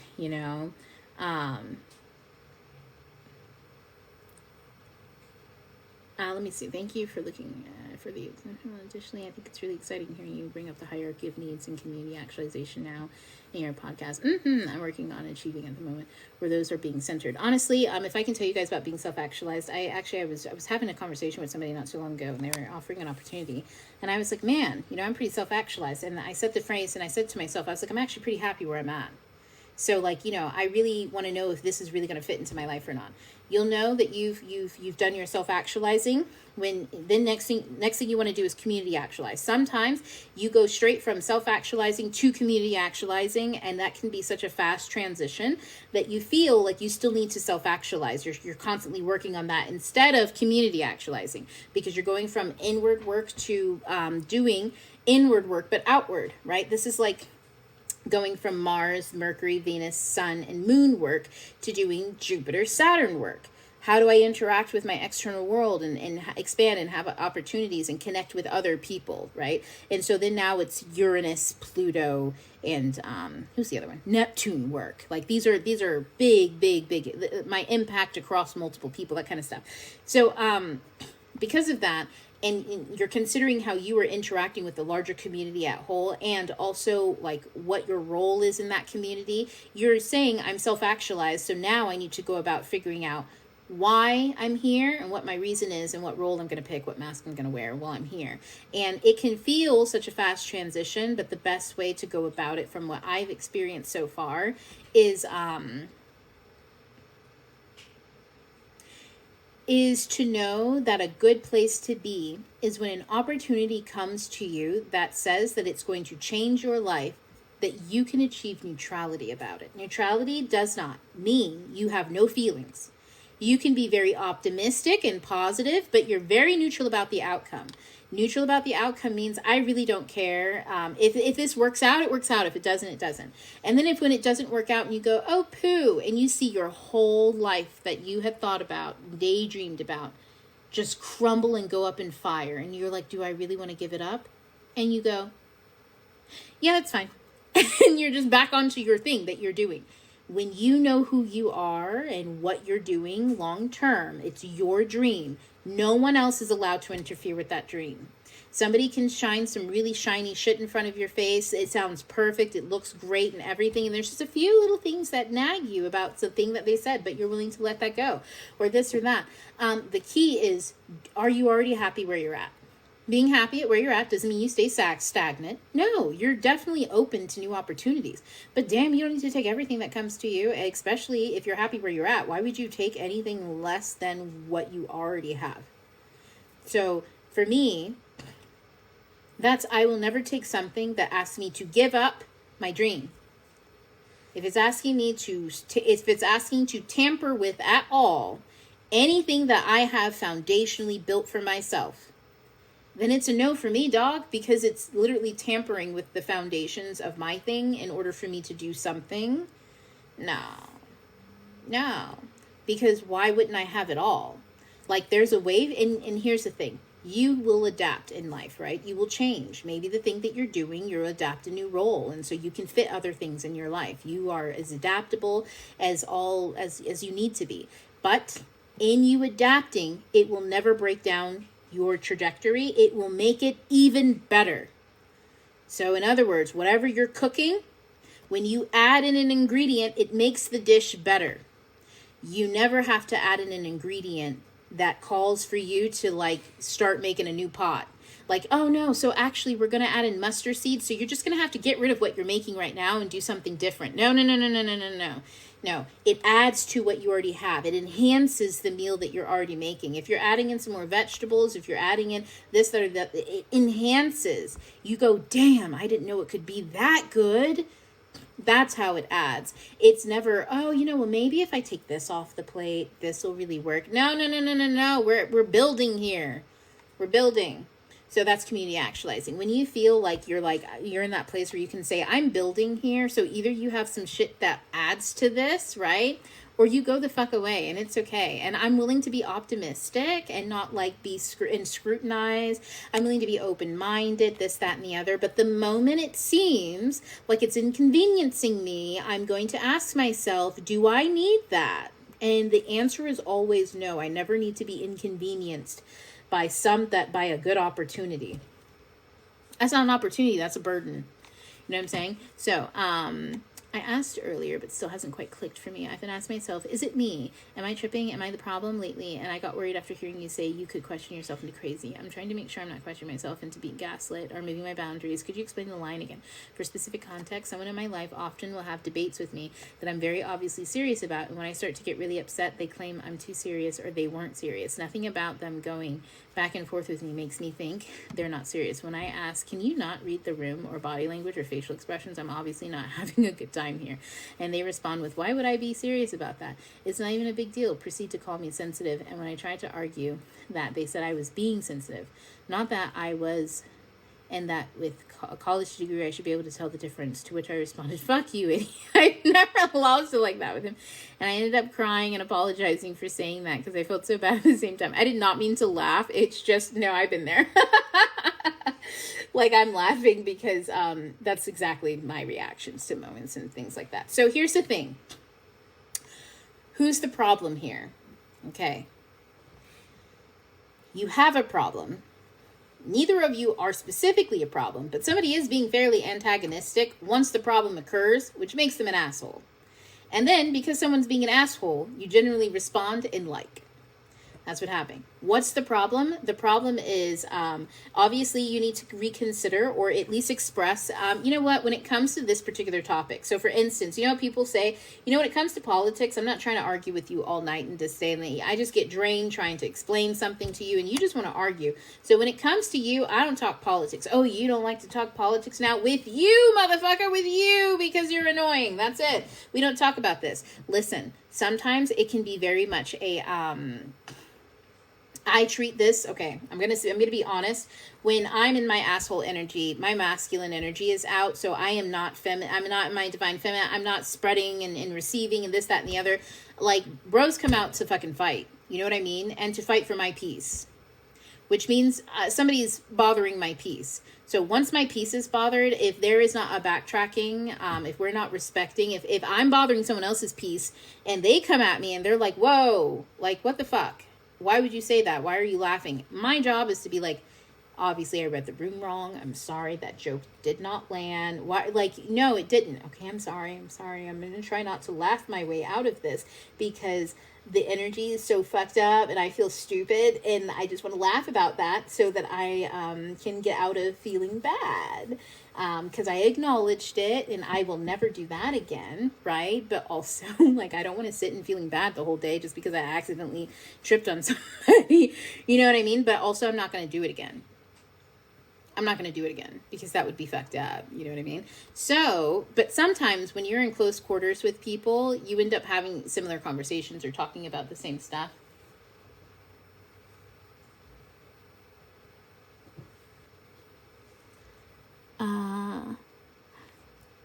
Oh, the audio stopped working when I was replying to a comment. Oh no, I wonder what audio I'm seeing. I was so confused. I was getting waved down that there was like an issue. The audio isn't working. Oh no. Is it working for anybody else? I don't know how to read it. Let me see. Ooh, boop, boop, boop, boop. No, my little face sign. Oh, let me close it and come back in. Actually, that's me again. Oh my god. Oh my god. Okay, there we go. Let me go back in. Boom, boom, boom, boom, boom. I think you guys can hear me now. Okay. Oh no, when did the audio go out? I was saying a bunch of stuff. I still didn't see Kenya's here, which is wild. I didn't see her as well. But like, we're talking. Okay.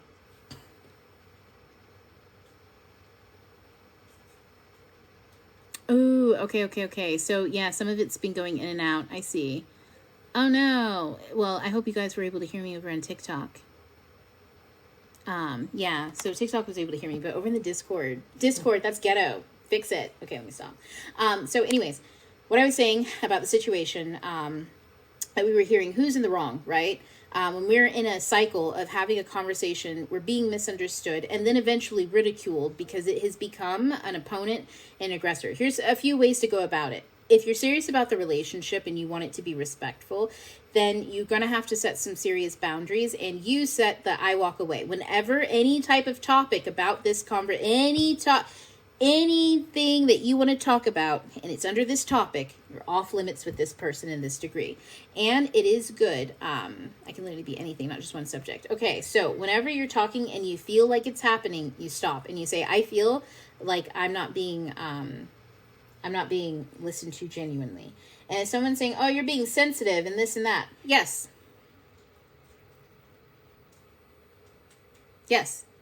I'm listening to my sensitivities. So I'm kind of done with this. And then you just get up and you go do something different. You don't need to sit in it. You really don't need to sit there and suffer the silence, suffer the awkward feelings, or be upset. You don't. You can just, like, the sooner you start catching it, the easier it will be for you to go from, I'm not doing this with you, from, you know what, fuck you, I'm not doing this with you. Fuck you, I'm not doing this with you means that you've been interacting for way too long. Your threshold for putting up with someone else's blatant disregard, it was going on for too long, to the point where that energy came out to you to put an end to it. You have to think about those moments as your own energy. Protective Mars energy will literally come out and say, done.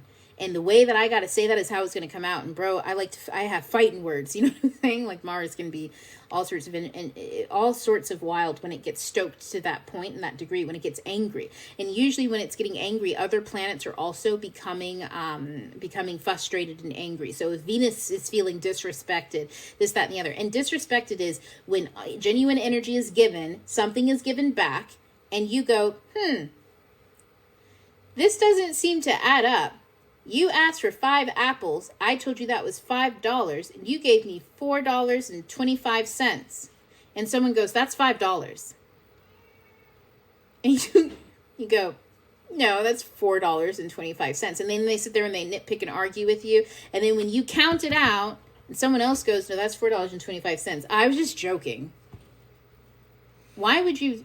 I don't understand. When did this become funny? You see, when you're going back and forth like that, it's because when someone looked at you the first time and said, no, that's $4.25, and they did it with the audacity and all of that, you go with the audacity, you take back your apples, and you give them back their $4.25, and you go, okay, that's not 5 apples, though. That's 4 and a quarter. Do you want your quarter in chunks or not? And then when somebody wants to go back and forth from there, you go, okay, so you don't. So I'm going to get up and walk away. That's it. If it was a misunderstanding, maybe that was on my part. So I'll correct it and say blatantly what you are saying. And if you don't feel comfortable with the mirror, then I'm going to get up and walk away. And that's just it. Sometimes it's really frustrating. If you really want to if you want to work on that or something like that, and there's genuine, like like he's genuinely willing to work on that kind of back and forth in behavior, you just start expressing, I feel, and it's the truth, you feel like instead of in a collaborative conversation, which can have disagreements and have different perspectives, we've all been in collaborative conversations before where we have differing opinions and perspectives, and we're able to like do and work together and have a fun time brainstorming. Diversity is great for adding spontaneity and creating new and fun and interesting things. So when someone is antagonistic, though, you have an opponent. You're not collaborating. You are in a debate with an opponent. I do not do opponent versus relationships in any of my intimate relationships. Absolutely the fuck not. I can't do that. If I'm debating you and you really have a fundamental different ideology and thought process, and you refuse to understand me, you refuse to see my perspective, it means that there is some judgment going on, that this person truly believes whatever their judgment is about me, because they refuse to actually know the truth about how I feel and what I feel. For whatever reason, they don't want to know the truth. I don't give a fuck why. That's nothing to do with me, but I'm not going to sit here and play reality with somebody who's not in it. And reality takes two people having a conversation and being mutually understood.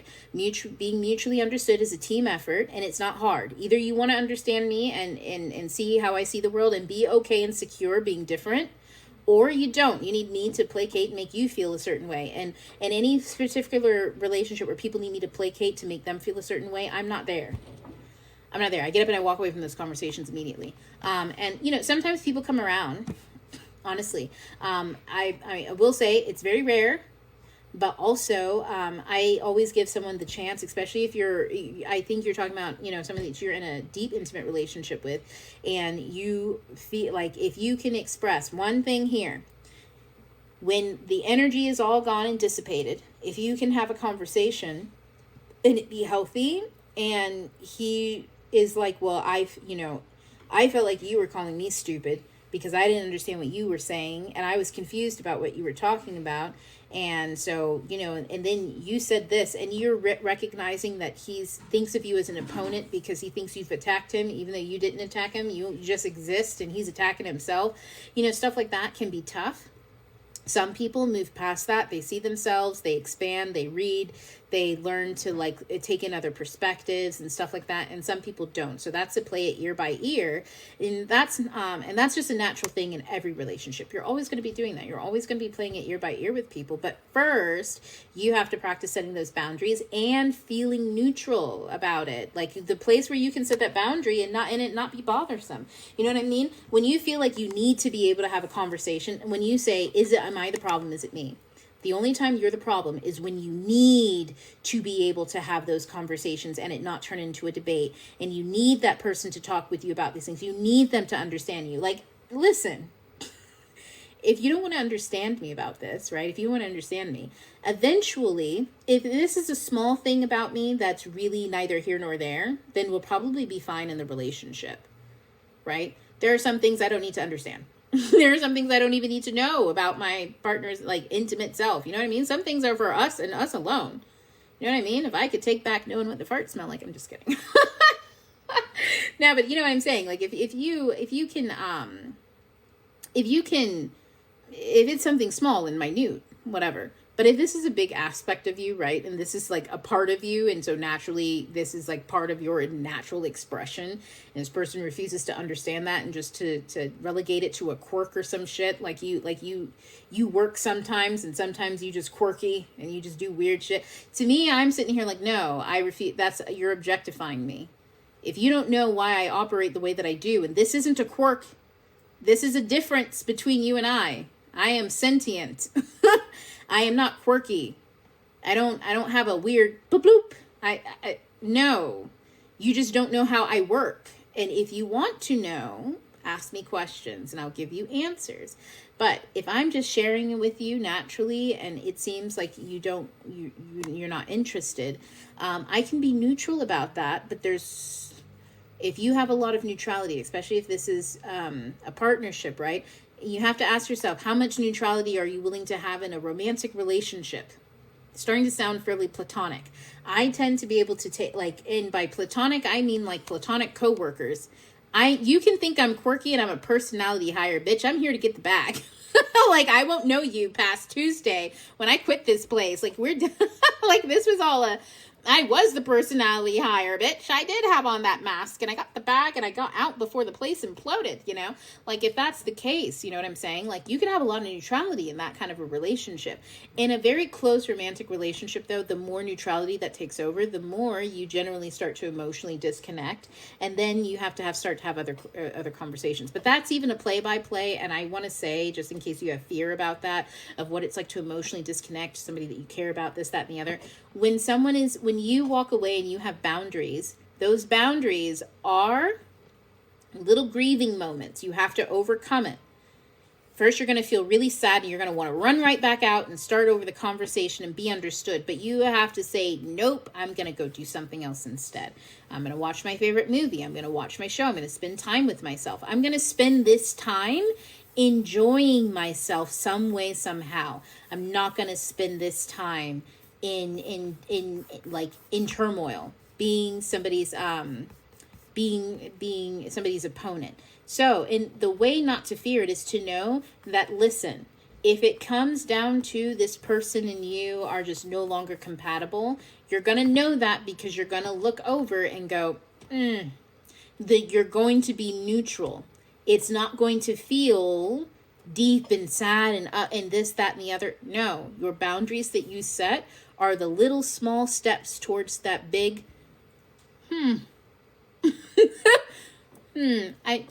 You're like a house plant to me. I like that that we are good roommates and we function really well and you do these things, but for the most part I get all my rocks off somewhere else. Not with another person. Don't be dishonest. You know what I'm saying? Don't step into dishonesty, but like with yourself. You have fun, you do this, you do that. We also forget that we don't need to be coupled up all the time. You know what I mean? You have to spend time with yourself. You have to enjoy yourself, go on a date with yourself. That's when you learn and you know what you actually like. You also kind of start to learn what actually drew you to that partner to begin with. It could be that both of you are going through a growth stage where you're mirroring each other and the things that they need to grow in and you need to grow in, and he could be very much in a I don't want to grow in that way, and he feels like you're pressuring him to, but really you were just talking about something you enjoyed, which feels like subtlety to somebody who is being covertly insecure, right?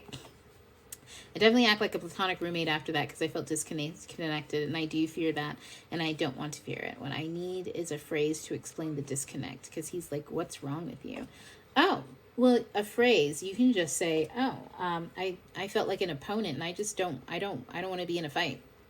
Oh, well, it wasn't a fight. Felt like that to me. That's how I experience it. And I don't like experiencing that. I don't like conversations that are combative. You know, I don't like being in them. Just tell the truth. Just tell the truth. I don't like conversations that are combative. I don't like being in those conversations. It's uncomfortable for me. Or you're taking it too seriously. Okay, but what makes you feel like you can tell me how serious or not serious to take my own feelings? It's okay if you don't want to take my feelings into account. I'm not asking you to do that. I think it's fairly it's not a good look if you don't, considering the partnership, right? Because a partner takes their partner's feelings into consideration so that they can have a healthy partnership. But also, if we're incompatible, you know, then like it is what it is. We don't have to talk about those things. Or anytime, you know, it's getting there. If you want to, though, I mean, I'm willing to work on that. But like there has to be boundaries, and I have to be listened to and taken seriously. It's cool if you don't want to take things seriously, but I need to be taken seriously when I feel like something's totally wrong. Like, that's just the truth of what's happening, is you have to set a boundary, because when you're not taken seriously, when you feel like something is seriously wrong, it's invalidating. You don't like being invalidated. So when that's happening, you're just going to go do something else. You're disconnecting for the most part because it was a negative experience. And, it's hard for people to understand that, it's easier to explain if we were sitting and playing with toys and you threw a toy truck at my face, why I might want to get up and disconnect from the situation. Like, words have that impact, as adults, we don't necessarily throw shit at each other as a means in a form of communicating. Toddlers, they do that all the time. They'll be like, hey, and get tired of going, not realizing they're not saying shit. And then they just chuck some shit at somebody. Got her attention. Like, what the fuck? That's how toddlers communicate. You know what I'm saying? So I don't expect as adults that I have to be physically abused for someone to understand that they're causing me harm. Like, I shouldn't, it shouldn't have to be, you're not being physically abused. So, like, if you're not caring about my emotions, or you think that I'm being too sensitive, or that you need to be able to be with someone who has super low sensitivity and doesn't mind being in this type of relationship, that's not me. That's not me. That's not me. And, like, sometimes people, like, when I say that you have to get to a place of neutrality, I mean to that place of unconditional love that says sometimes people are not compatible. Sometimes I'm not the right person for you right now. And that right now could just be in this moment, Maybe you grow over the next 6 months. Who the fuck knows? I don't know. I don't even care. I just want to hit play on Emily in Paris and see what this crazy bitch is about to do in Italy. Where you're just like, I'm actually okay with it. When you get to that place of neutrality where you don't need to control how other people are, whether they hear you, whether they understand you, and you understand and know, as long as you are pouring into you, the universe will do the same. Sometimes sometimes the people around you, their hearts will open. And sometimes the fight that they have opening their heart is too harmful for you to be around. But you decide that. You decide whether it's okay or whether it's too harmful. The moment that it's too harmful, and it's moment by moment, context by context. Because the one thing I'm not going to do is tell you, especially as somebody, I'm not like a marriage counselor. I don't have, I'm not energetically reading for both parties. I'm just reading for yours, So I'm not going to tell you what to do in your life, and what to, in like a script and stuff like that, and what to say, but more so that it is perfectly fine and okay for you to take it moment by moment and decide where your boundaries are. Because yes, you didn't communicate your boundaries. You didn't know at some point in time, that a certain behavior was something you didn't enjoy. Maybe this just cropped up more recently. There's more stressors, right? There's no way for you to fortune tell how a relationship's going to go, what the ups and downs are. So it is perfectly normal for you to take it day by day. And the positive aspect of you taking it day by day is, if day by day things get better, sometimes they'll be rocky, sometimes it'll be much better. There'll be little snags, but whenever there's a snag, the actions are made for it to be better by both parties. Everybody's vulnerable. Everybody's respectful. No lines are crossed. Time is given. Grace is given. You can give grace to someone because they're emotionally spazzing out because, like, they didn't think that this was going to do it this time, but you just seem to be upset again. What are they supposed to do? And you're like, I don't know, read a book. Like, I can't tell you what to do. I can only tell myself that I need to walk away when it's this way. You're allowed to say that. You're allowed to say that, and you're allowed to do that. And you're allowed to do it slowly. Like I said, when you do it slowly, you become more and more neutral about that whole thing and how that happens. You become less triggered. And neutral doesn't mean that you stop having love. Sometimes it means your love changes, and it can. And sometimes it can deepen because you're neutral and it's respectful and this, that, and the other. But you're neutral, and what I mean by neutral is when it's time for you to get up and walk away, you do that from a place of neutrality before you get pissed. You see it coming, you feel it coming, you honor the feeling instead of waiting for evidence of the feeling. Sometimes, sometimes this can happen where you get a feeling, and so then you need evidence of it, so you set traps. If they do this, I'm going to say this, and if they say that, I'll just know that they're fucking with me. Nope. Honor the feeling, not the event. Once the event happens, the damage is done. You know what I mean? That's what's out. Honor the feeling. You know what? I feel like maybe you start a conversation, the kids start interrupting over and over and over again. You can't even get your point across. Honor it. Maybe the interruptions because it's not a good conversation. It's not a good time. The energy's fucked up. Who knows? You want something less frustrating. Eventually, you'll start to notice when moments of frustration come up, honor that. Stop, look around. What's causing you frustration? Is it the conversation? Are you triggered? Is he triggered? Who the fuck knows? Either way, you need to honor the get up and go sit your ass down somewhere by yourself, and enjoy your time. Do something that you enjoy, because when you do that, you move yourself out of the negative energy, and then from that place you can then go and reflect, right? You can go and write in your journal until you get back to your joy. That'll tell you everything about how you feel in that moment. Is that all of how you feel? No. When you find your joy, you're going to keep journal. You'll go back to your journal and be like, you know what, I thought about it, and then you'll notice that you have a different perspective, and the more happy you are, the more the easier it is to have a totally different perspective. Sometimes you'll start to realize that you're arguing about dumb shit. And the only reason why you're arguing about dumb shit is because there's a bigger problem. And the bigger problem is, when do you walk away? Because sometimes you just have to teach people who you are. And absence teaches people a lot. Being like, I'm not doing that. I'm telling you this, and this is from like some serious personal experience. When you tell people no, they hear that. People, I'm throughout my life, okay, I was always taught, don't do shit you don't like. One, because you're either going to be resentful or miserable or some shit like that. You know what I mean? So don't even get fucked up with people you don't want to be fucked up with. That means you like this one girl most of the time, but sometimes she's a backstabbing asshole, and then she just be causing dynamic problems with everybody, and everybody be crying to you about it, and you're like, well, y'all know that she's a little disturbed sometimes. And y'all just be poking at her, and then she gets disturbed all the time, and you're just like, she's okay most of the time, but she's asking a lot of people to really overlook this bad fucking temper that she has, and I just don't feel like being bothered with it. Yeah, you need to be able to identify the shit that you just don't want to be bothered with and say no, which means you're cool sometimes hanging out with her, but as soon as she's like, oh, you know what we should do? And you go, absolutely the fuck not. I refuse to hang out with you in these particular places and spaces because you turn into a crazy person. Maybe she drinks and she turns into a crazy person. Everybody knows that one person, right? And like, they throws the friends under the bus. The girl's girl that as soon as you take her out, and she gets a little drunk and a little insecure, she needs a man to tell her that she looks beautiful and all this, that, and the other. So she gets really drunk, and then she throws all her friends under the bus.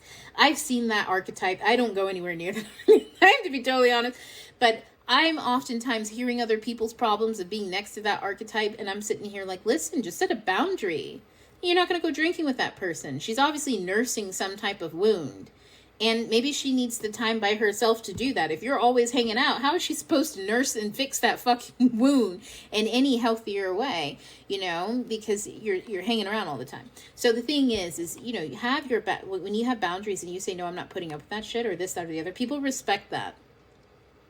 People respect that. The problem is that sometimes what happens is we hear a lot of rumors about people who have lots of boundaries, and people talk about them behind their back. Oh, you know how they are. Oh, this, that. Oh, this, that. Because they can't tell them to their face. Because they got boundaries. That person's at peace. You think it's that. Because they can't tell them to their face. Because they got boundaries. That person's at peace. You think they give a behind their back about that person has boundaries for a reason. You know what I'm saying? You know some hoodlums that you just don't want anything to do with. Do you care if they say some weird shit? Oh, she always got her nose in a book. Better than on a line of coke, Sarah.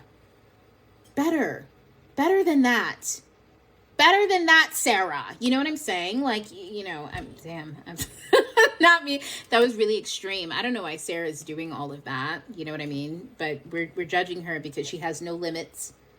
She has no limits. She's doing lines to run from something, and she ain't fixing them. You know what I'm saying? And she's talking shit behind your back while she's like zoinked out and doing some weird shit in the club. And she's too old to be in the club, and everybody knows it. But she's talking shit about you. Do you really care? Do you really need Sarah's approval? Like, she's got a lot going on in her life. Do you need her approval? No, so set boundaries. You don't need her approval. You know what I'm saying? If you're going to be sus with your boundaries and seek somebody's approval, at least be it with yourself. Okay, with yourself. I seek my own approval. So I'm going to be a little loose with the boundary about not doing any of these types of sports. Maybe I'll try this kind of extreme shit, even though, I'm kind of scared I might break something. All right, ease into that. Be a little loose with the boundary with yourself in a way that builds you. You get what I'm saying? But don't be not Sarah doing the snow. She do. And we don't need her validation. So that's my thing. Have a little bit of loose boundaries with yourself when it comes to how are you going to grow and expand. Learn to loosen the strings then, but the shit that you don't want, have that shit clunked down just straight away. I did it. It's a step. Oh, I told him today that I was still processing my feelings from the other day and that it was so uncomfortable because that could have and have caused additional arguments before, but I'm proud of myself for saying that. Exactly. Yeah, just be honest. Just say, that's a great thing to say, is I'm still processing my feelings. I need space and I need time. What's wrong with you? I need space and time. I don't want to talk about it just yet. That's okay. As long as you say, you know what, maybe tonight or tomorrow when we have a chance, I'll circle back. Just, as long as you're genuine about wanting to the point is not to be an asshole, to try to solve the problem. If someone's genuinely trying to solve the problem with you, it'll get solved. If they're not, then you just talk less. And that's when it becomes a miracle for you, is when the only stress you have is, damn, I haven't talked to them in a while. Damn, I don't know. Well, they were acting funny, They're being weird and shit. And so I just got lost in this thing I was doing. And there are no hard feelings whatsoever. Sometimes when it's your intimate partner, it's extremely difficult not to have hard feelings about someone that you literally live with and have built a life with that is all of a sudden doesn't want to get to know you. It's really difficult not to take that personally. The only way not to take that personally is to know who you are and to just stand on that and recognize this is not a reflection of you. This is a reflection of something that they're going through. And as long as you stand firm on, I will not be here when you're doing this, you are setting the tone of what you will and what you will not put up with. And if that person goes south, you're going to find it extremely unattractive. It will not be difficult to walk away from the situation. It won't, because you'll find it extremely unattractive. If they fix themselves and if they're working on themselves and they're genuine and they're trying to connect and they're making mistakes here and there, but they're learning, they're reading, and they're expanding, and they understand that it's important to know your perspective, this, that, and the other, then, it's a day by day, step by step thing of building a stronger relationship and going through the difficulties of a long-term relationship. And y'all, that's normal for long-term relationships. It's normal to go through difficult situations when one or both people are growing, because when you are changing energetically, you also kind of trigger somebody else to change energetically, either to meet you or you guys are incompatible. But it's just it's a matter of choice, and we can't make other people choose to make the relationship work, but you also can't make other people choose to stop trying to make the relationship work. You can only choose what you want, and what you want, you're also allowed to change your fucking mind if something happens and you don't like it and it's too much for you. You're allowed to take the time that you need. You're allowed to change your mind if you want. You're allowed to ask for time, and as long as you are neutral about those things, then it's not about being neutral so that the other person experiences you being positive, not angry, it's not that. When you are neutral, you know how you feel because you're not in a feeling state. Neutral implies I know what emotion I'm in, and I know when I'm in emotion because I can tell the difference between my logical thoughts and my emotional ones, because I have observed, I wrote them down, I sat with them, I interacted with them, I realized some things, and I've had an array of emotions while reflecting on all of this, to the point where I've processed the energy. So now I'm neutral.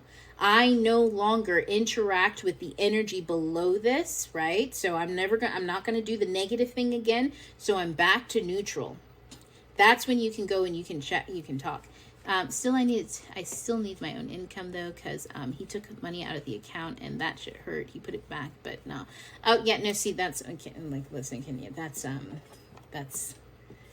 wild. This is behavior that is very that's childish, and it's causing you lots of distress, and also you guys have kids together, so it's really disruptive, this, that, and the other. I honestly would say that I would have recommend and say, listen, I set some real clear boundaries about that. And that even if you decide you want to do therapy or something where you have these conversations in a designated space and place and they're mediated, because that's traumatic. That is traumatic. Recognize your own self, your own feelings in that moment. That's an act of betrayal, and that is traumatic. And no, you don't deserve that. You don't deserve feeling that way. You don't deserve having that experience, not with someone that you're supposed to be collaborating with. If you wouldn't let your friend go collaborate with a business partner who does that when they get frustrated, and you be like, business ain't looking so good, then you have to say that with yourself and be like, I don't like that. Like I said, if he's genuine, like I couldn't say that that's a genuine behavior, because again, even at some of my worst points in my relationships, I would say that the person who I said was capable of expanding themselves and stuff, they never disrespected me. And that was one of the main signs that I could tell that, like, even in our worst arguments, I was not disrespected.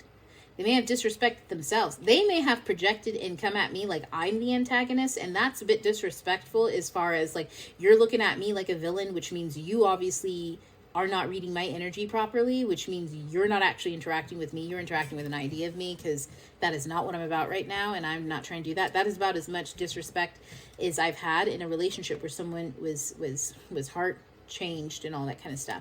Now, I'm not saying that is where people are, and if they do this and do that, then they can't expand or this or anything. But what I will say is, you experience something that is an act of betrayal, that is traumatizing, that not only hurt, but like, were you heard there? You know what I'm saying? Like, if that's okay to hurt you in that way, or to lash out in that way, somehow you are being treated like an enemy. And that's in your own home, your own space. That's a place where you're supposed to be thriving, a garden where you create. You're a mother, you have young children. You don't need to be stressed out. You're already stressed. Children are stressful as it is. You know what I'm saying? That space should be for you, your sanctity, your sanity. So honestly, no, I'd be spending a lot of time with myself processing things. And processing and spending time with yourself is not a gloomy activity. I'd be investing in myself. Look at the ways in your life in which you don't invest in yourself. You instead invest in community projects, as in your family, but not yourself. Oh, I would get this, but we need these things. Nope. Time to invest in yourself so that you can have fun. You can experience what it's like to be in a respectful relationship with yourself, to the point where if someone wants to tell you, oh, you're too sensitive. Yes, I am. And you say that and you mean it. And you look them dead in their eyes. And when they joke about it and be like, I just respect myself. And then be able to walk away. Like, absolutely, yes, I am sensitive. And, sometimes it's rough. I've had many different relationships. I've had friendships where I've been extremely like, broski, we bros. You know what I'm saying? It's cool as chill, so I can shoot the shit. I like talking shit sometimes, and poking at people and this, that, and the other. It's the Aries thing. I can play with the best of them, this, that, and the other. But as soon as somebody I felt like was towing a line, yes, I'm sensitive. There's a difference between a joke and ridicule, and the difference is respect. If I feel like you're ridiculing me, in other words, if you haven't shown up for me in a very supportive way that proved that this is just a joke, it's ridicule. And if you ever did anything that was an act of harm against me, that is, you're treating me like an enemy, and I'm treating you like a friend, which means only one of us is a villain here, and it's not me. No, that's fucked up. I'm spending time on myself. And the reason why I say that is both of us were acting villainous. Okay, if I'm taking pop shots and you're taking pop shots and we're both shooting at, then, obviously this is toxic, right? But if it's not me, if I'm not doing this, and at that point there's a villain, and then there's the person that the villain's going after, and that's not fun. That can grow and escalate into other things. That can be very problematic. So I would focus on de-escalation just for your own personal sanity. And that's when it's not neutral or positive. You're not there. You're not having that conversation.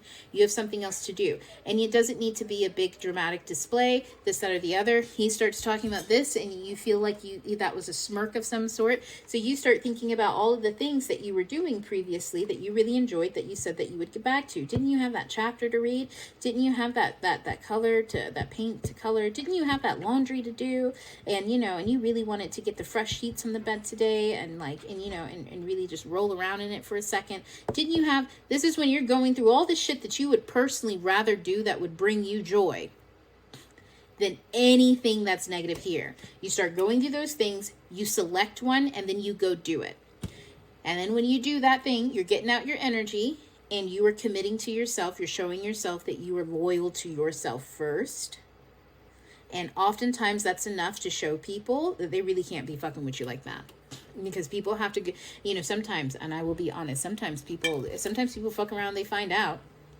You know what I mean? And at the end of the day, you're going to have worked on yourself and be so neutral that when they fuck around and find out, they're thinking that they're going to trigger you into some explosion. And they do something weird. It goes left. It doesn't even land the way that it's supposed to. And you're just looking at them like, are you unwell? You know what I'm saying? And when I say that it will become very unattractive to you, when you start looking at someone and you're like, are you unwell? That's when you're like, oh yeah, no, we're not compatible. And you're so detached from the situation. You don't have fear about what's going to happen, this, that, and the other. No, because you've been building and working on yourself and making those small boundaries. And because of that, you've allowed new energy into your life and new opportunities start to roll in. And I'm telling you, the universe always takes care of you when you take care of yourself. Whatever that looks like. Stay open so that, pardon me, these common burps. Stay open so that you can make sure that you are learning the lessons that you need to learn so that you no longer entertain those types of things. And entertaining just means you're there to observe it and to play audience. You're not going to play audience to someone ridiculing you. You're not going to play audience to someone trying to emotionally manipulate you, to freak you out, to make you feel this way or the other. If you have some serious conversations that need to be had about family dynamics and you feel like you can't have that, that's a really good time to reconsider. You have kids, and if you're trying to have a conversation and you need a partner and you actually have an adversary and they're happy to be your adversary, then you don't have a partner, you don't have a community, you have a very unstable and unhealthy and sabotaging situation on your hand. You get what I'm saying? And you don't want to build with that long term. So yeah. Also, did you ever consider going to school? If you have an undergrad, go and get a master's. If not, you can just get some, do it now. Trump's getting in office soon. Get some FAFSA money or something like that, or take out some loans. Like, you'd be surprised what you can do to kind of like not only expand your horizons, what you're able to do, where you're able to go, and all of that. And just take out the loans. I mean, I'm not saying that it's some like actual, take grain of rice. Kind of a thing, you know what I'm saying? Like, this is just me throwing that out there, as there are plenty of ways for you to be paid to do the things that you're interested in doing. You don't need to get a job or to find a side hustle. That's acting from a place of scarcity. You want to be doing it from a place of thriving, which is why I'm saying invest in yourself. Invest in yourself. You want to thrive in this situation. Will that mean that you're going to be uncomfortable transitioning in some way, shape, or form? Yes, but you want to thrive. Somebody said, what are some good things to study? I have undergrad. Whatever you're interested in. I can list to you all day long the good things that I like to study, and that could be very non-helpful to you. Study what sparks joy in your heart, what you're interested in, what you could spend all day talking about, listening to, doing. And if you think it's obscure, it's probably not. You probably find some way to study it, or study something that helps you with the thing that you're interested in. If you're interested in if you build, like, for instance, if you're building a business and you're a painter or something like that, you could take a class and you could get a master's in business if you wanted to. I don't know why you would want to get a master's in business and finance. I don't know. Maybe you want to open up an art gallery. You know what I mean? And so just the master's looks great on paper, and also it's a great way to spend time in the general space while you work on your own business. It's not necessarily that you're trying to get all of the knowledge, because master's programs and things like that, they're only worth what you can get out of them. And, sometimes you go to universities and the teachers suck, and sometimes the courses suck, the programs suck, all that kind of stuff sucks. But it buys you time, and you have access to information that you otherwise wouldn't have. And just because they suck doesn't mean that the books and the information and the access to different people in that space sucks. You know what I'm saying? And so you just kind of chill and like, don't go hardcore. If there's anything that I learned as like, being in school and stuff like that throughout my life and things, is you really don't need to put in 110% in every class or in any class. Okay. You need to put 110% and the reason why you went there to begin with. That's it. Okay, everything is for that reason. You don't need to impress teachers, any stuff like that. I hate school, but I also have no idea where to start. I get 1 day a week to leave the house alone, another 6 days with the kids and no car. Still working on being consistently present. Yeah, so school also happens at home, right? With like the books and the stuff that we do personally. You may hate school, but also go back and look into those things. Like, yes, if it's a negative and it's a negatory for you, by all means, right? Like we all, how you feel about things like that. But instead of saying that you hate school, perhaps you hate some of the systems and the way that things are done, but you don't actually hate learning and you enjoy learning. So like unpack some of those things and just keep investing in yourself. There is no situation that you cannot get out of and thrive in. This is a really, really energetically frustrating and rough situation. But don't ever mistake that there is no situation that you cannot work out of. But you have to be on your side, 100%. You can't be split between on your side and also, that part where you're overthinking it. Is it me? Am I the problem? You can't be on your side sometimes, and when in facing and having been in an adversarial situation, be on somebody else's side at the same time. Sometimes it is that you're over what's the word? Empathizing with the partner when you feel like you've been attacked. You've said so, you're like, I don't like this, that, and the other. And then, when you say stuff like, oh, he took the money out of the account, he put it back. Yeah, no, that's not you. You didn't do that. Those weren't your actions. And regardless of what words were said and what feelings were felt, actions speak very loudly, much louder than words. Honestly, much louder than emotions. You can sit in a really fucked up emotion with somebody and they never act on it. You both know it's there, but you both are committed to being respectful. So you just say, I can't talk about it right now. Yep, neither can I. Okay. Anytime you want to circle back to this, I'll let you know. Thanks. And that's it. And maybe that's all you say all day. And then they come through and they're like, listen, I want to tell you, I'm circling back. I want to tell you why I was so angry. Because I couldn't speak in that moment. I didn't want to. Nothing productive or helpful would have come out. This, that, and the other. You see what I'm saying? There's a lot of ways to go about how we feel and what we say and all of that kind of stuff. That just speaks to maturity and the level in which somebody will show you how important you are. I mean, and when someone says that your feelings aren't important, then that means that there's an aspect of you that will not be acknowledged. And that is really, really tough, really frustrating. But centering that and trying to figure out how you can explain what you can say, he can ask. And if he asks and you don't know, you can say, I don't know yet. I'm not sure. I need time to think. You're allowed to say those things. You're allowed to just have your own time to think. It's not that big a deal. If somebody if he's emotionally all over the place while he's waiting because it's bothering him and he feels like you're just trying to be mad and this and that and the other, then I'm still processing because I'm not talking to that. You know what I'm saying? Sometimes people have emotional reactions and stuff like that. And what would you do with 1 day to get the most out of it in this scenarios? What would I do? What would I do with 1 day? Well, that's different. I can't answer that, Kenya, because you're in a totally different situation that I'm in. And if I tell you what I would do in 1 day, that might not actually help you in your situation. It's about what would you do in 1 day to get the most out of this scenario. And in this scenario, what's the most that you can get out of it? yourself. Go invest in yourself. Go do things that bring you joy. Center yourself. There is nothing wrong with you not wanting to fix that problem. It's not your problem to fix. Your problem is to process the emotions and then go do something that brings you joy. And if bringing you joy is having a 5-minute conversation that's a little bit lighter, or watching a movie that night, he seems pretty chill. That's cool. And then he starts acting weird and you're like, oh, well, I forgot that I have a TV show to watch and I'm going to go do that in the room. I got a chapter to read.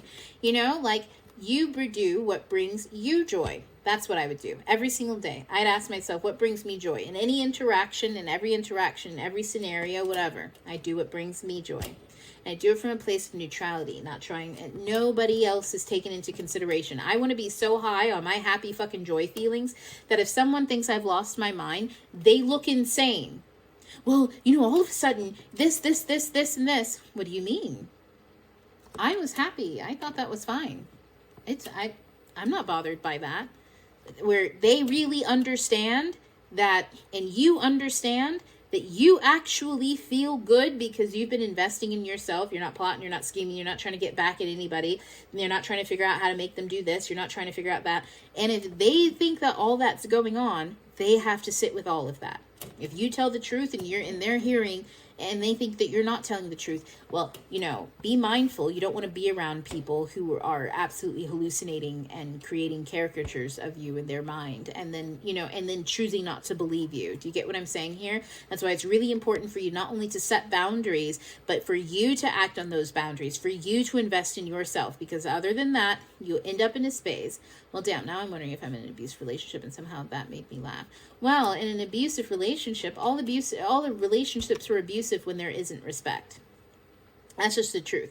You're going to find yourself in abusive relationships one way, shape, or another, because people are always going to ask you in some way, shape, or the other if you're okay with them abusing you, and you're always going to have to say no.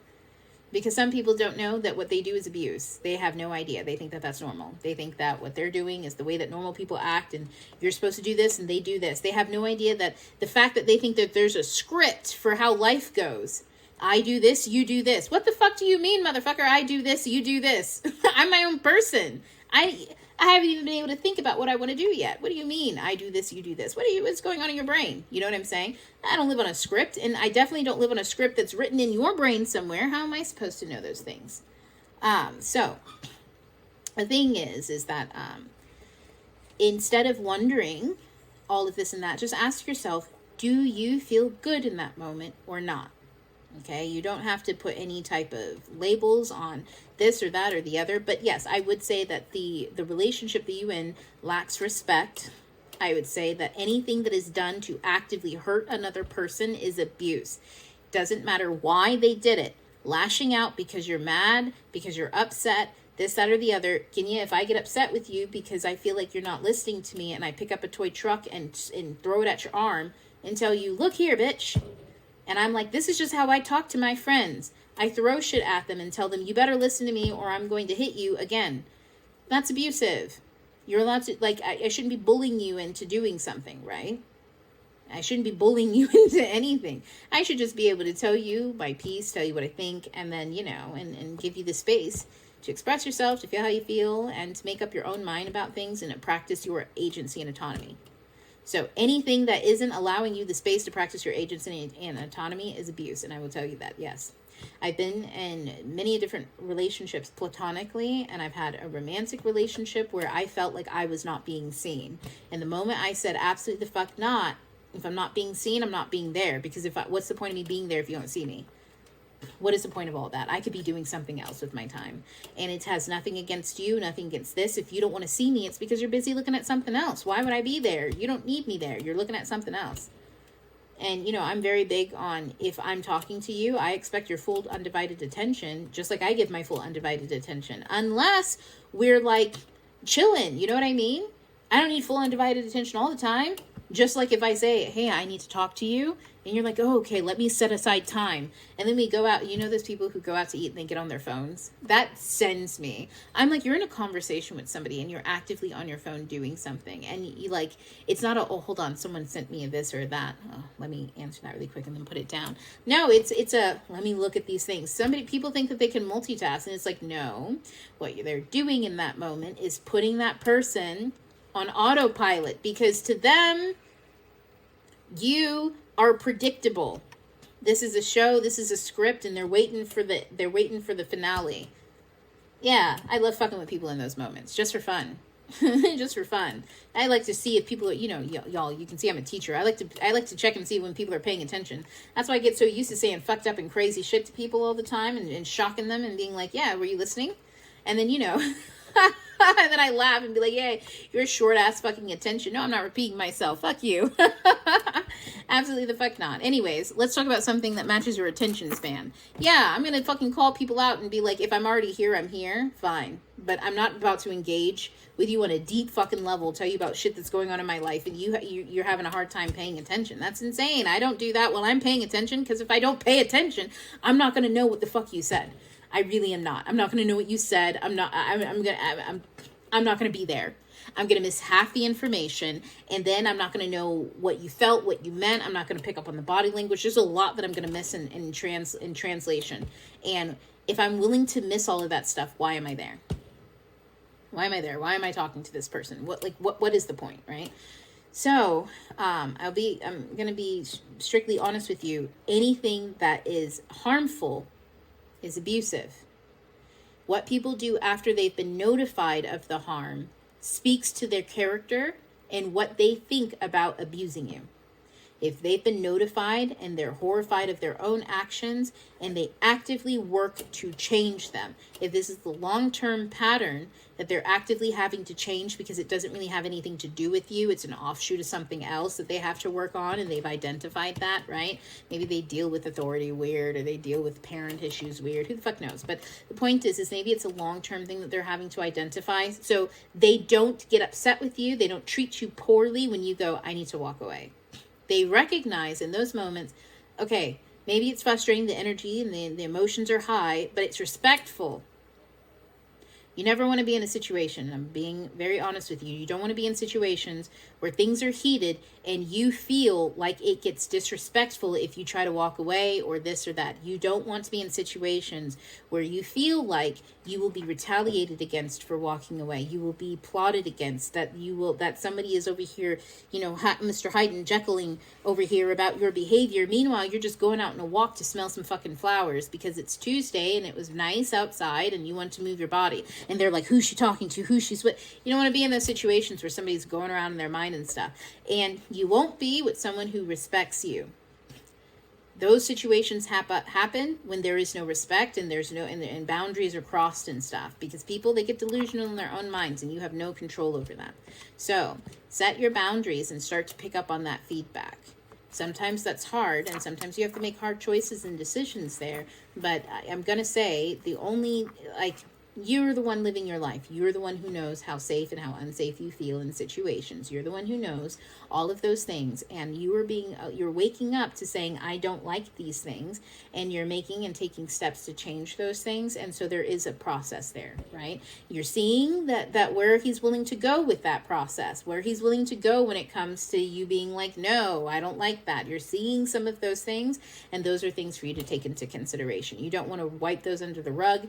Those are things to also take into consideration, and when you feel that you need to, you talk about those things from a place of neutrality, in a very neutral space and place where both of you can speak and be heard and listened to, no interruptions. Get out a notepad. If you have a hard time and you're in one of those relationships where you have a hard time cutting people off because they got something wrong, or they cut you off because you got something wrong, you're like, well, when you did this, I felt like X, Y, and Z, and they're like, that's not why I said that, and you're like, but nobody cares why you said it. I'm talking about how it made me feel. Yeah, but when you say that and you're like that back and forth, nobody's listening. Get a notepad. If people have comments to make, they need to write them down. Listen, I was the person who needed the notepad. I'm very much like, we're not building cases off of false logic. I'm the worst. Like, I'm very analytical with it, where I'm like, if I hear some false logic, you're not building a case off of that. You're not talking to me about this, that. We're going to have the facts right first.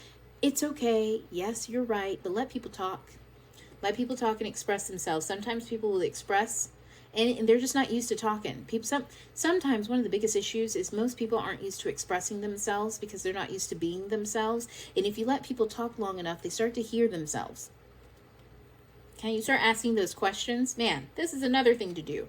And instead of having conversations with people, when you feel like things are getting a little weird or hostile, just start asking questions so that you can get clarity on what's going on and what they feel. You're just interested in knowing their perspective. Because if I know your perspective, then I know whether or not I need to throw you out with the trash. You know what I'm saying? Like, if your perspective just gets wilder and wilder as I ask questions, and I'm like, I don't think this is feasible. Or if I'm asking questions and you're saying stuff, and then they start backtracking, and then they're like, well, I don't know. Well, when you do, let me know. That's the end of the conversation. Sometimes people, they haven't even asked themselves these questions, so they're not used to thinking. They get frustrated, overwhelmed. That happens. I feel that way. If I'm posed with a question that I am not used to, oh my God.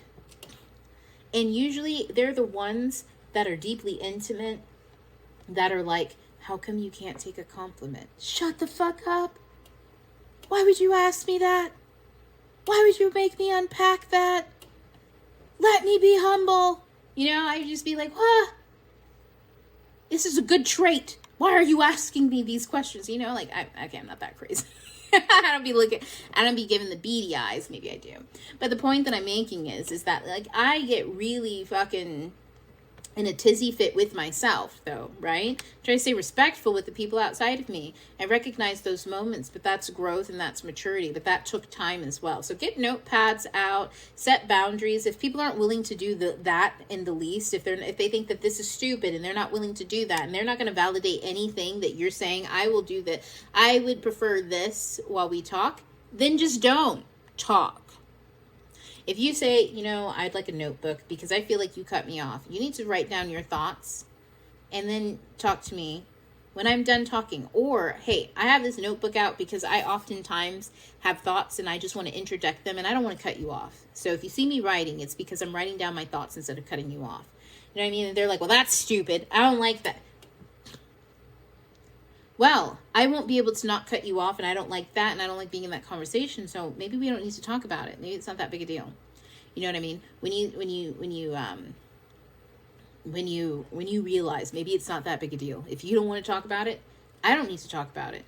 We can just chalk this up as not a big deal. But also, I'm taking note of this. This is a red flag for me, because if this isn't a big deal for you to have clear communication, then I have to take that into account with any communication we have. Because you're not interested in clear communication. Like, those are the things where when you're building, there's a Tory Read. Fuck, I just realized maybe I'll put it in the Discord later. It's on my iPad. I was about to, or my notebook, my notes on my laptop, but it's dead. But anyways, Tory Read.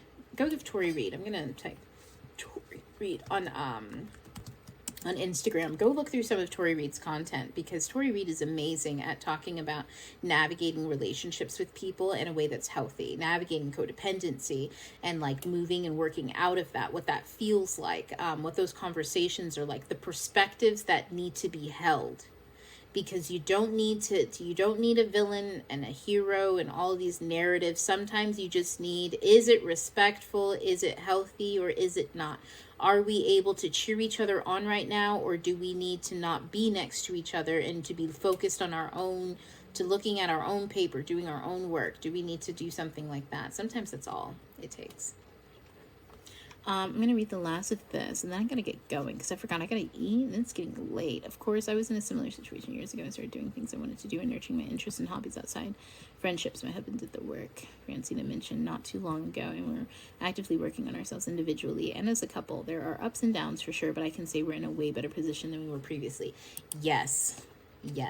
That's what I'm talking about when I say when you focus on yourself, the power of now talks about this a little bit, but it doesn't talk about how traumatic it can kind of be on the inside when you're experiencing, you're present and the other person isn't, you're changing and they are dealing with change really difficultly. There's a lot of internal turmoil and struggle that you have, and that's because that's where you lack boundaries. You're struggling to hold yourself accountable to a boundary, and so you're recognizing where the wound is, and you're having to face it and say, am I willing to heal this with myself? Am I willing to heal this with myself? I've allowed this. You didn't allow the abuse to happen to you, but you are, by staying and repeating the same pattern of not holding a boundary or not creating a boundary, you are allowing your body to be abused. If it happens again, if somebody rubs up against it, you're not actively healing it, right?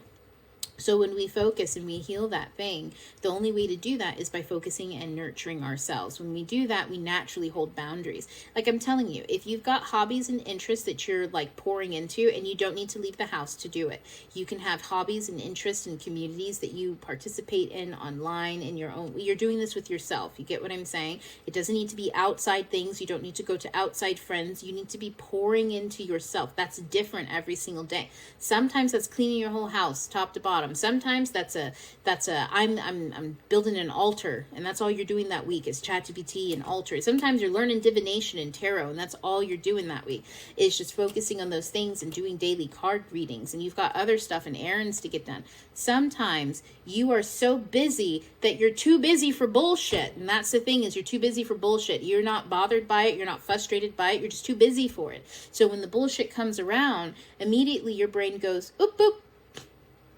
Remember how we have to do that daily tarot spread? And you go, oh my God, we do. Do you mind if we talk later? Because I forgot that I have to fill out my thing. Oh, okay. Yeah, okay. But let's circle back to it another time. And you circle back to it another time. Maybe another time for the conversation is actually helpful. Maybe that would give them enough time to reflect because they know what energy they were in. Don't let people fucking fool you. They know exactly how they feel. They know exactly what their thoughts are. They know exactly that they're repeating a pattern, and they feel for whatever reason that they're allowed to. And so when you let them sit with that shit by themselves, you don't act normal in your, oh, she's supposed to do this, she's supposed to say this, and then you do, and then you're not reacting, you're not upset, you're not mad, you're not plotting, you're not sabotaging them, you're not retaliating on them. So every time they sit in there, oh, I know she's just, I'm gonna say this, and I bet you she's gonna do X, Y, and Z, and they say something, and you're like, oh yeah, and then you're like, well, what do you mean by that? And I don't mean like that in a hostile way. You're like, yeah, like what brought that on? Have you been reading something different lately? Because, I've seen some stuff lately on TikTok or whatever. So it's funny that you bring it up. It's really like synchronistic. Like, what were your thoughts on it? And then they're like, oh, well, and then now they got to come up with some shit because they were over here trying to test you for whatever reason. And maybe they did see something and they thought that they were going to test you and show you up on some shit like that. And now they're in a genuine conversation because now they don't want to get caught for being an asshole. So they've got to get genuine and do something or X, Y, and Z. People have all sorts of ways in which they have to go through and different hurdles that they have. And it's none of our fucking business. Either you're busy or you're interested. There's only one or the other. Get protective about your energy. You're either interested or you're busy. That's it. As soon as you get disinterested, you're busy. Because you literally only have so much time. When I say this, I'm saying this to all of y'all. We're all going to die. We're all going to die. When that is, I don't fucking know. I don't know when you're going to die. I don't know exactly when I'm going to die. But I'm happy to face death, knowing that every day between now and then I'm living. So I only have a limited amount of time. Okay, and I'm not wasting that time on anybody who wants me to just, I don't know, be sitting in the same spot, spiraling and freaking out and not doing the stuff that I want to do. That's wild. It's wild. I'm not sitting on a sidewalk. I want you to think every single time. Take this thought image in your head. You're at a school dance and you're ready to go out and dance. You've been practicing, and you're like, damn, you're in, the music's playing and your friend's like, dancing is lame. We should just stand here at the wall. No, bitch, bye. Bye. Let that bitch stand on the wall by her goddamn self. You were not about to spend your evening that you prepared for, that you're excited for. You got a cute little dress on. You're not about to spin that shit on the fucking wall because your Debbie Downer friend, for whatever reason, doesn't want to be on the dance floor. You're going to let that bitch stand by herself. And then she'll have to sit there and stand there and ask herself why she's miserable. Instead of making you misery's company. Let people be in their own misery. And also respect that when you're miserable, go sit with your goddamn self. I'm telling you, when you abide by that single fucking rule, when I'm miserable, I'm going to go sit by my goddamn self until I'm not miserable anymore. I'm going to be my own fucking company. And then I'm going to realize how fucking miserable my company is. I'm miserable. And I can't get out of this misery. Oh, well, let me go talk to so-and-so. Nope. You're not allowed to take this misery to that person. They're not there to make you laugh, to make you think different, to watch shows, to be codependent, to get you out of it, or for you to go antagonize, whatever the fuck you do when you try to pick some company for your misery. People aren't there to do that. They're not there to do that. You got to sit with that yourself. Do you know how quick you start learning how to shift your own emotions and get bored with your fucking misery when you just have to sit there by yourself with it? Really quick. You start going, you know what, let me journal about it because I'm tired. I'm just feeling miserable. Like, this is boring. This is boring. Being miserable is boring. You're not doing anything. You're not going anywhere. All of your hopes and your dreams seem to be invisible.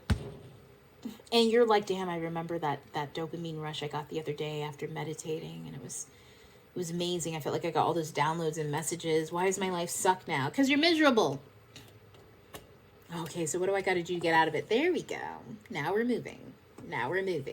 And then you get out of it, and then you get a spark of curiosity, an interesting idea. It inspires you to go talk to somebody, and then now you're having a good time. You moved out of your own misery. When you do that, you have less empathy for people who refuse. I'm telling you, I got too small. I've got 2 kids. Okay? I tolerate because they are learning how to self-regulate. You get what I'm saying? So we have to mention that to them. We have to set the standard when people are having some rough energy. Rough energy happens. You know what I'm saying? You're allowed to feel how you feel.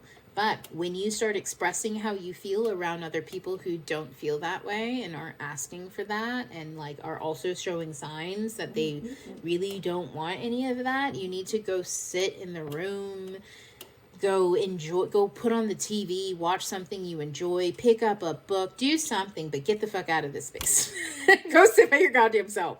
You know what I mean? And then, like, you know, I'll check on you and stuff like that, see how you're dealing. And if you're still giving me them Eeyore eyes, I'm gonna be like, love you, and I'm you know, I see that you're still struggling, you're having a hard time. It's rough, yeah. I know how that feels. Okay, I gotta go. I'm not sticking around. I'm sorry, mommy's not doing that whole thing where, okay, mommy, give me your energy. Absolutely the fuck not. Absolutely not. You can self-regulate, because the reason why you're pissed is at an iPad. See, I'll do that with kids. I'll sit there and I'll do that with kids. With adults, they got 30 fucking seconds. Misery's company. Oh, you must be on your way to your own space. You must be passing me by on your way to your house.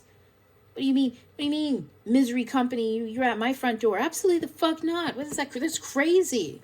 It's crazy. You don't go up to other people with your misery. You know what I'm saying? When you respect that with yourself, that you understand the importance of you sitting there and transmuting that energy yourself, because you know the lessons that are learned there, and that you're there for a reason, and that you know you got to work out of it. And you realize when other people don't want to do the work, and you go, oh no, because they're asking you to do that work. And do you know what fucking sucks? Do I have to mention that it fucking sucks to have to go sit your ass down and sit in your own fucking misery? We already know that sucks.